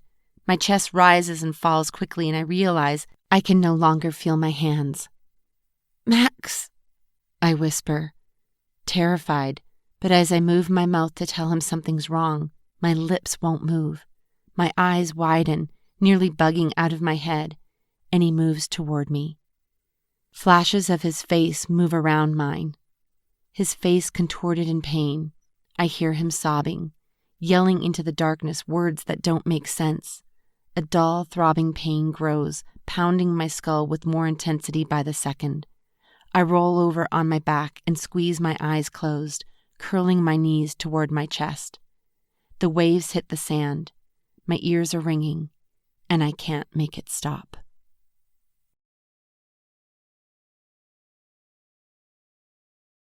Chapter 36. I wake again to an unfamiliar face fading in and out above me. Not an officer. This time, I'm not sure where I am. "Ketamine," a woman's voice says. "She needs fluids." The lights blur past me on the ceiling, and I'm shaking side to side, moving somewhere, too bright. I hold up a hand, but it's quickly replaced at my side. I forget to breathe and gasp, gulping in air. "Clear it out, then," the same woman commands, her voice shrill. "We're running out of time." Throbbing and ringing, and then silence. Chapter 37. "Mia?" a voice calls. It's coming from far away, but I know that voice. "Mia, can you hear me?" It beckons me. I float toward it and hear beeping, shuffling of something. The voice is louder, and then suddenly my eyes fly open. I gasp for air, my body flying forward, hitting someone's arm. Breathing heavily, my eyes dart around the room, not recognizing anyone at first. But then I see him. My brother. "Owen," I mumble, relief flooding through me. He rushes to me, pulling me close. His arms wrap around me and rub my back, his hands creating much-needed heat on my clammy skin. "Where am I?" I ask, pulling back and again looking around the room. "Mom, Dad, Nina," I say, suddenly recognizing all of them at the foot of my bed. My hospital bed. "You gave us a pretty good scare, kid," Dad says, wiping a tear from his cheek. "Why am I here?" I ask, looking down at my gown as Owen sits on the bed next to me. "Do you remember anything from last night?" Nina asks. Last night. Images and people flash through my brain, but I can't make any chronological sense of it. "I met with a friend," I say, events beginning to coalesce. "Rory. I met Rory. He was a friend of Phil's. Then I took Bart home," I say. "Did something happen on Bart?" "No, Mia," Mom assures me. "Keep following those thoughts. You made it to the BART station," she leads, motioning with her hands. "I made it to the BART station," I repeat mentally. "I made it to the BART station." I gasp. Max met me and said he was taking me out to dinner to apologize." The beeping next to me begins to race. "Take a deep breath," Dad instructs, and Owen rubs my arms. "What happened?" I ask, my voice barely a whisper. "We could tell you," Owen says, a sly grin on his face, "or we could show you." My eyebrows furrow. "Show me?" He taps his phone and hands it to me. "Press play." Chapter 38. I timidly knock on the door, shifting my weight from one foot to the other. Technically, I've never met someone who went to prison. Even though Mom and Dad are waiting for me in the car, my palms are sweaty. I hear footsteps in the hall, and a moment later, the scuffed wooden door swings open, leaving only a battered screen between me and Ken, Max's dad. His skin seems to hang off his face, and dark circles ring his deep brown eyes. I stare, not knowing what to say. He lowers his eyes and turns the metal handle, moving to the side so I can enter. As I step into the one-room apartment, the smell of mold and dust overwhelms my senses. I breathe slowly to keep from coughing. "Hi," I say hesitantly. "Thanks for letting me come." "You're my first visitor," he says, his voice low and gravely. "Oh, I thought Phil—" Ken shakes his head. "Phil visited me in prison, and then once in my hotel room, in San Rafael. I've only been here for a week." I turn my head, taking in the small living area and attached studio kitchen. One folding chair sits next to a card table against the far wall. The living room would be empty, except for an old tube television sitting on a low bookshelf. "I don't have much furniture yet," he says, running a hand through his graying hair. "No, that's okay. I'm fine standing." "You can sit in the kitchen," he says, motioning with his arm. "I'll get you a Coke." Though I don't typically drink soda, I don't have the heart to turn his offer down. I follow him and pull out the chair, setting my shoulder bag, a gift from Nina, on the table. "Thanks," I say as he hands me a can from the fridge.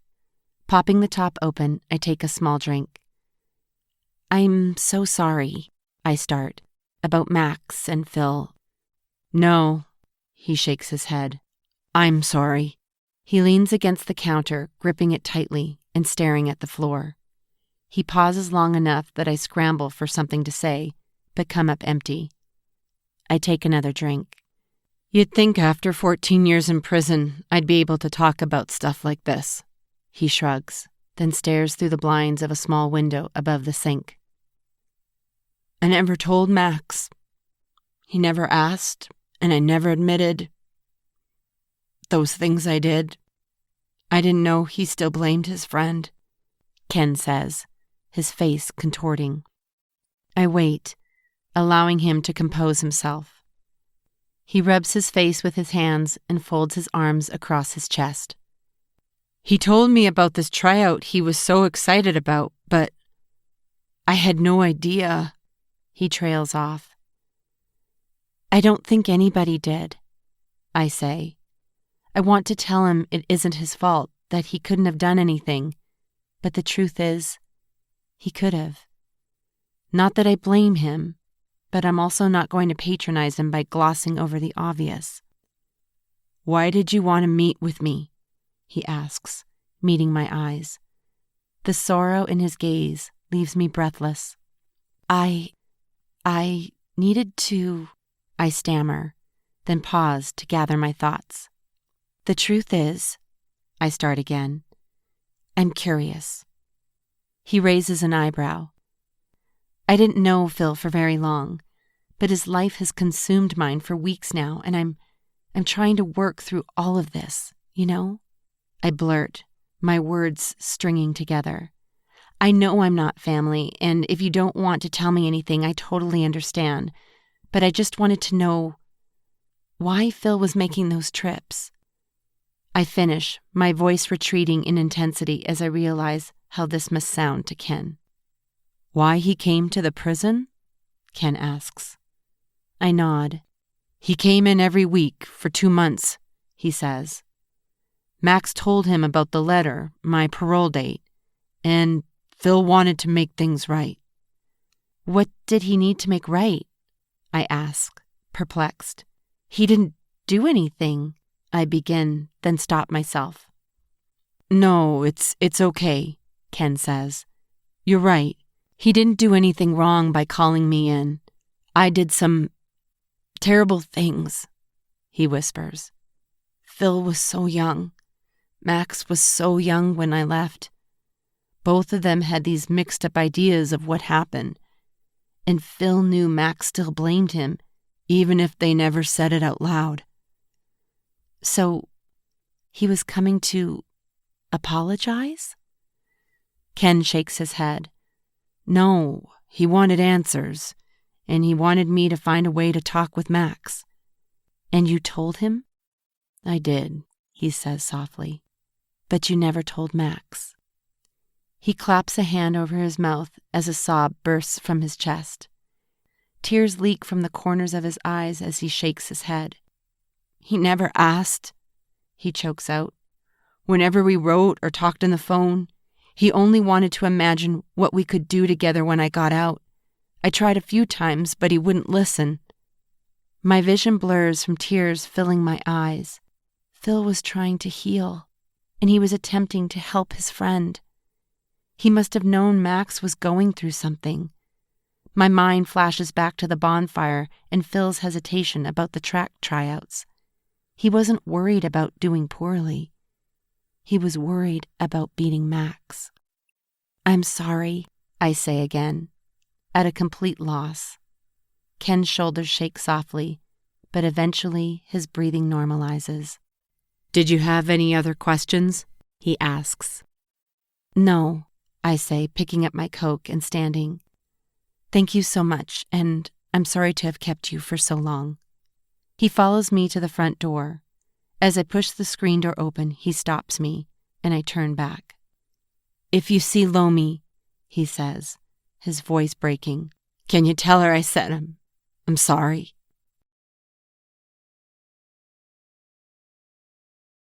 Chapter 39. I curl my legs under me, seated on the oversized cushioned patio chair Mom and Dad just bought. I've told them more than once that they should get better furniture for the backyard, and it seems they finally listened to me. For once. I've spent every morning out here for the last month. Haven't missed one. With spring in full swing, I revel in the chirping of birds and new growth exploding from the trees and bushes around the pool. Even simply watching the calm tourmaline water makes me happy as I eat my eggs or toast or pancakes when Mom happens to wake up before me. Today marks the last day of spring semester at Berkeley, though I handed my assignments in weeks ago. After everything that went down, administrators felt it best that I finish my classes remotely. If I thought I might be recognizable on campus after Phil's death, it was nothing compared to the mayhem that ensued after Max was arrested. A few weeks later, I went shopping with Nina and nearly caused a traffic jam at Monterey Market. And students don't even shop there. They delayed Max's trial, so I won't have to worry about testifying for at least another month. Initially, I was disappointed. I don't think anyone would blame me for wanting to get this over with and move on. The patio door opens and laughter rides on the air from the kitchen, following Rory onto the flagstone. "You found me," I say, grinning. "Sorry I made you interact with my parents. It was just too beautiful out here to sit inside and wait." He chuckles. "You're lucky I like you. Otherwise, I would have turned right around and driven home." He's cuter than I remembered. "Lucky. Definitely," I tease. He plops down in the chair across from me. "You holding up okay?" he asks, his face suddenly concerned. I nod. "Surprisingly, really great." He purses his lips, glancing around the yard, and I have to physically restrain myself from bursting into a laugh. "You are trying really hard, aren't you?" I smirk. "I don't know what you're talking about," he says, shifting into a leisurely position. "I'm warning you, it's pretty intense," I tease, dangling the carrot. My family and I decided not to share the video that Owen took of Max. Of course, we showed Jay and a few other people that needed to see it for Max's arraignment, but that was it. Rory, even though we've been talking almost every day since Max's arrest, hasn't seen it, and I know for a fact his curiosity is killing him. "Okay, I'm dying," he groans, jumping around the coffee table and scooching in next to me. I haven't seen him in person since that day at Pete's, but I've gotten to know him well over the last several weeks. Now, his physical proximity makes me the good kind of jittery. I take a deep breath. "I haven't watched it again since the hospital," I whisper. "Mia, if you don't want—" "No," I cut in. "I want to watch it again, but just know it might get a little brutal." He puts his arm around my shoulders. "I'm right here," he says, as I pull it up on my phone, hitting the button to raise the volume and press play. The video starts with hushed voices and shaky camera work. It's dark, but Max and I aren't far from the path, and a streetlight bathes us in soft light as the camera zooms in and fades in and out of focus. "We need to go help her," my dad's voice hisses, but someone shushes him. "Dad, Mia has been working tirelessly to find evidence. We have to at least give it a second to see what's going on," Owen insists. "You've got 3 minutes," he growls, and then there is silence. My voice, though faded and far away, cuts through the audio static. "You hurt Phil!" I scream, and my body momentarily lifts from the sand only to flop back down. This part is hard to watch. It's like I'm frozen, almost catatonic as Max begins to thrash next to me. He reaches for his head and grips it with both hands, sobbing audibly on the video. "My dad had nothing to do with this," he sobs. "How dare Phil go and visit him? He had no right." The audio cuts out as Max prostrates himself on the sand. Suddenly he kneels, leaning over me. "I didn't mean to, Mia, but Phil took everything from me. Everything!" he screams. "He wasn't supposed to bend down like that. I only wanted to..." The audio at this point is again too low to make out, but his voice ramps up again a few seconds later. "This was the first track and field anything my dad would be able to watch. Don't you get it? I needed to be the best. Phil and Rory had dads to help them train, to push them. Phil took that from me." Max curls over, hugging his knees and rocking back and forth. "It wasn't supposed to happen this way. It was supposed to be like Rory." Again, the audio cuts out, and Max stumbles to his feet. He looks spooked, his head whipping from side to side. He pulls out his phone and begins typing, then shoves it in his pocket and runs down the path to his car. As soon as the car leaves the parking lot and Owen gets a perfect shot of the license plate, the video cuts out. Rory sucks in an audible breath. I set my phone on the table in front of us with shaking hands and lean into his chest. "Super sad," he murmurs, and I nod. "You talked to Lomi?" "Yeah, their family is devastated." "I can imagine." She said they had no idea that Max was in contact with their dad. Lomi shut down any communication years ago and wasn't even shown the letter notifying them of his parole. Her mom thought it would be too traumatizing, I say. "Maybe not the best choice. Why was Max talking with him in the first place?" Rory asks, incredulous. "If a man had abused my mom and sister, there's no way I'd be calling. I don't care who he is." "It was exactly like you said," I explain. "Max didn't even see it. His mom told him about it, but Lomi was a closed book, and all he knew was that Phil tattled and his dad was gone forever." "And I'm sure his dad was happy to perpetuate that belief," Rory says. I sigh. Who knows? It doesn't seem like he had any idea what Max was up to. I know he did something awful, but I feel so bad for him, for both of them. Watching that video, he's clearly been dealing with these feelings for years, with no outlet, nobody to help him navigate them. "You're remembering that this is the guy who took you out for dinner and slipped ketamine into your water, right?" Rory asks, his voice hard. I lift my head and meet his eyes. He was desperate. I honestly believe he didn't mean for... "You're too nice," Rory cuts in. "I agree, it's super sad, but this is a clear pattern of behavior. When he wants something, he's willing to hurt people, even people he cares about, to get it. That's not safe, Mia." "No, I know. I just also don't think it's all his fault," I say, dropping my eyes. He reaches out and lifts my chin. "Max is lucky to have you as a friend. With you speaking at his trial, I have no doubt he'll have the best chance possible of getting the help he needs." Tears sting the corner of my eyes. "Thank you," I say, sitting up straight. I exhale loudly and smile at him. "That video doesn't answer my 2 questions, though," Rory says. I know, I sigh. We still don't know if he had a driver. "He had to, otherwise that car would have been swerving all over the road," he asserts. I don't disagree, I say, but Max's lips are sealed from what I've heard. If I had to guess, my mind flashes back to that predatory grin on Pete's lips as he looked at Sarah. I shudder. "Never mind," I say. "No answers on how your fingerprints got on that gun?" he says, ignoring my strange comment. I shake my head. "Max won't talk about that either."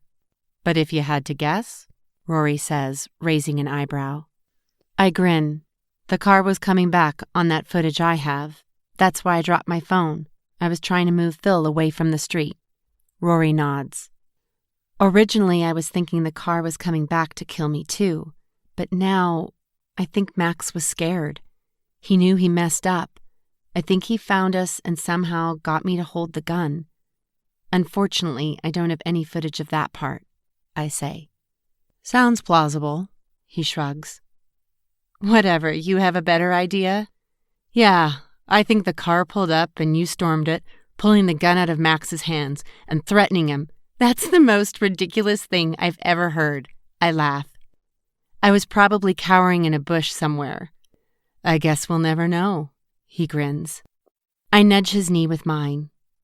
Thanks for making the drive up here. Hey, you promised me good food, so it was an easy sell. As if on cue, my mom opens the patio door. I've got brunch on the counter if you two are hungry. Rory raises an eyebrow, and I laugh. As he stands, he playfully holds me down on the chair to get first dibs on the food. I wriggle free and grab his arm, yanking him toward the pool. The difference in our body mass makes it impossible for me to push him in, but it takes him by surprise and he gasps. You're in for it, he threatens, a smile stretching across his face. As soon as I eat and take a nap and eat some more, he laughs, picking me up and throwing me over his shoulder. You are definitely going down.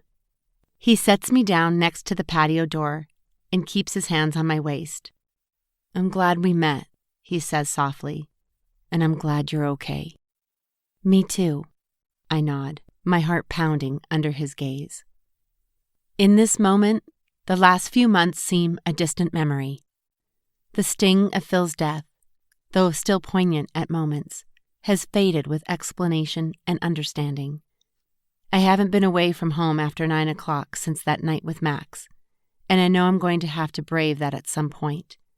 I'm not ready yet, and that's okay. There's plenty of fun that can be had during daylight hours. At least that's what I'm going to tell Sarah when she expresses her outrage that I'm not planning to go dancing with her during her visit next week. Owen's already organizing a consolation pre-dinner dance party in her honor.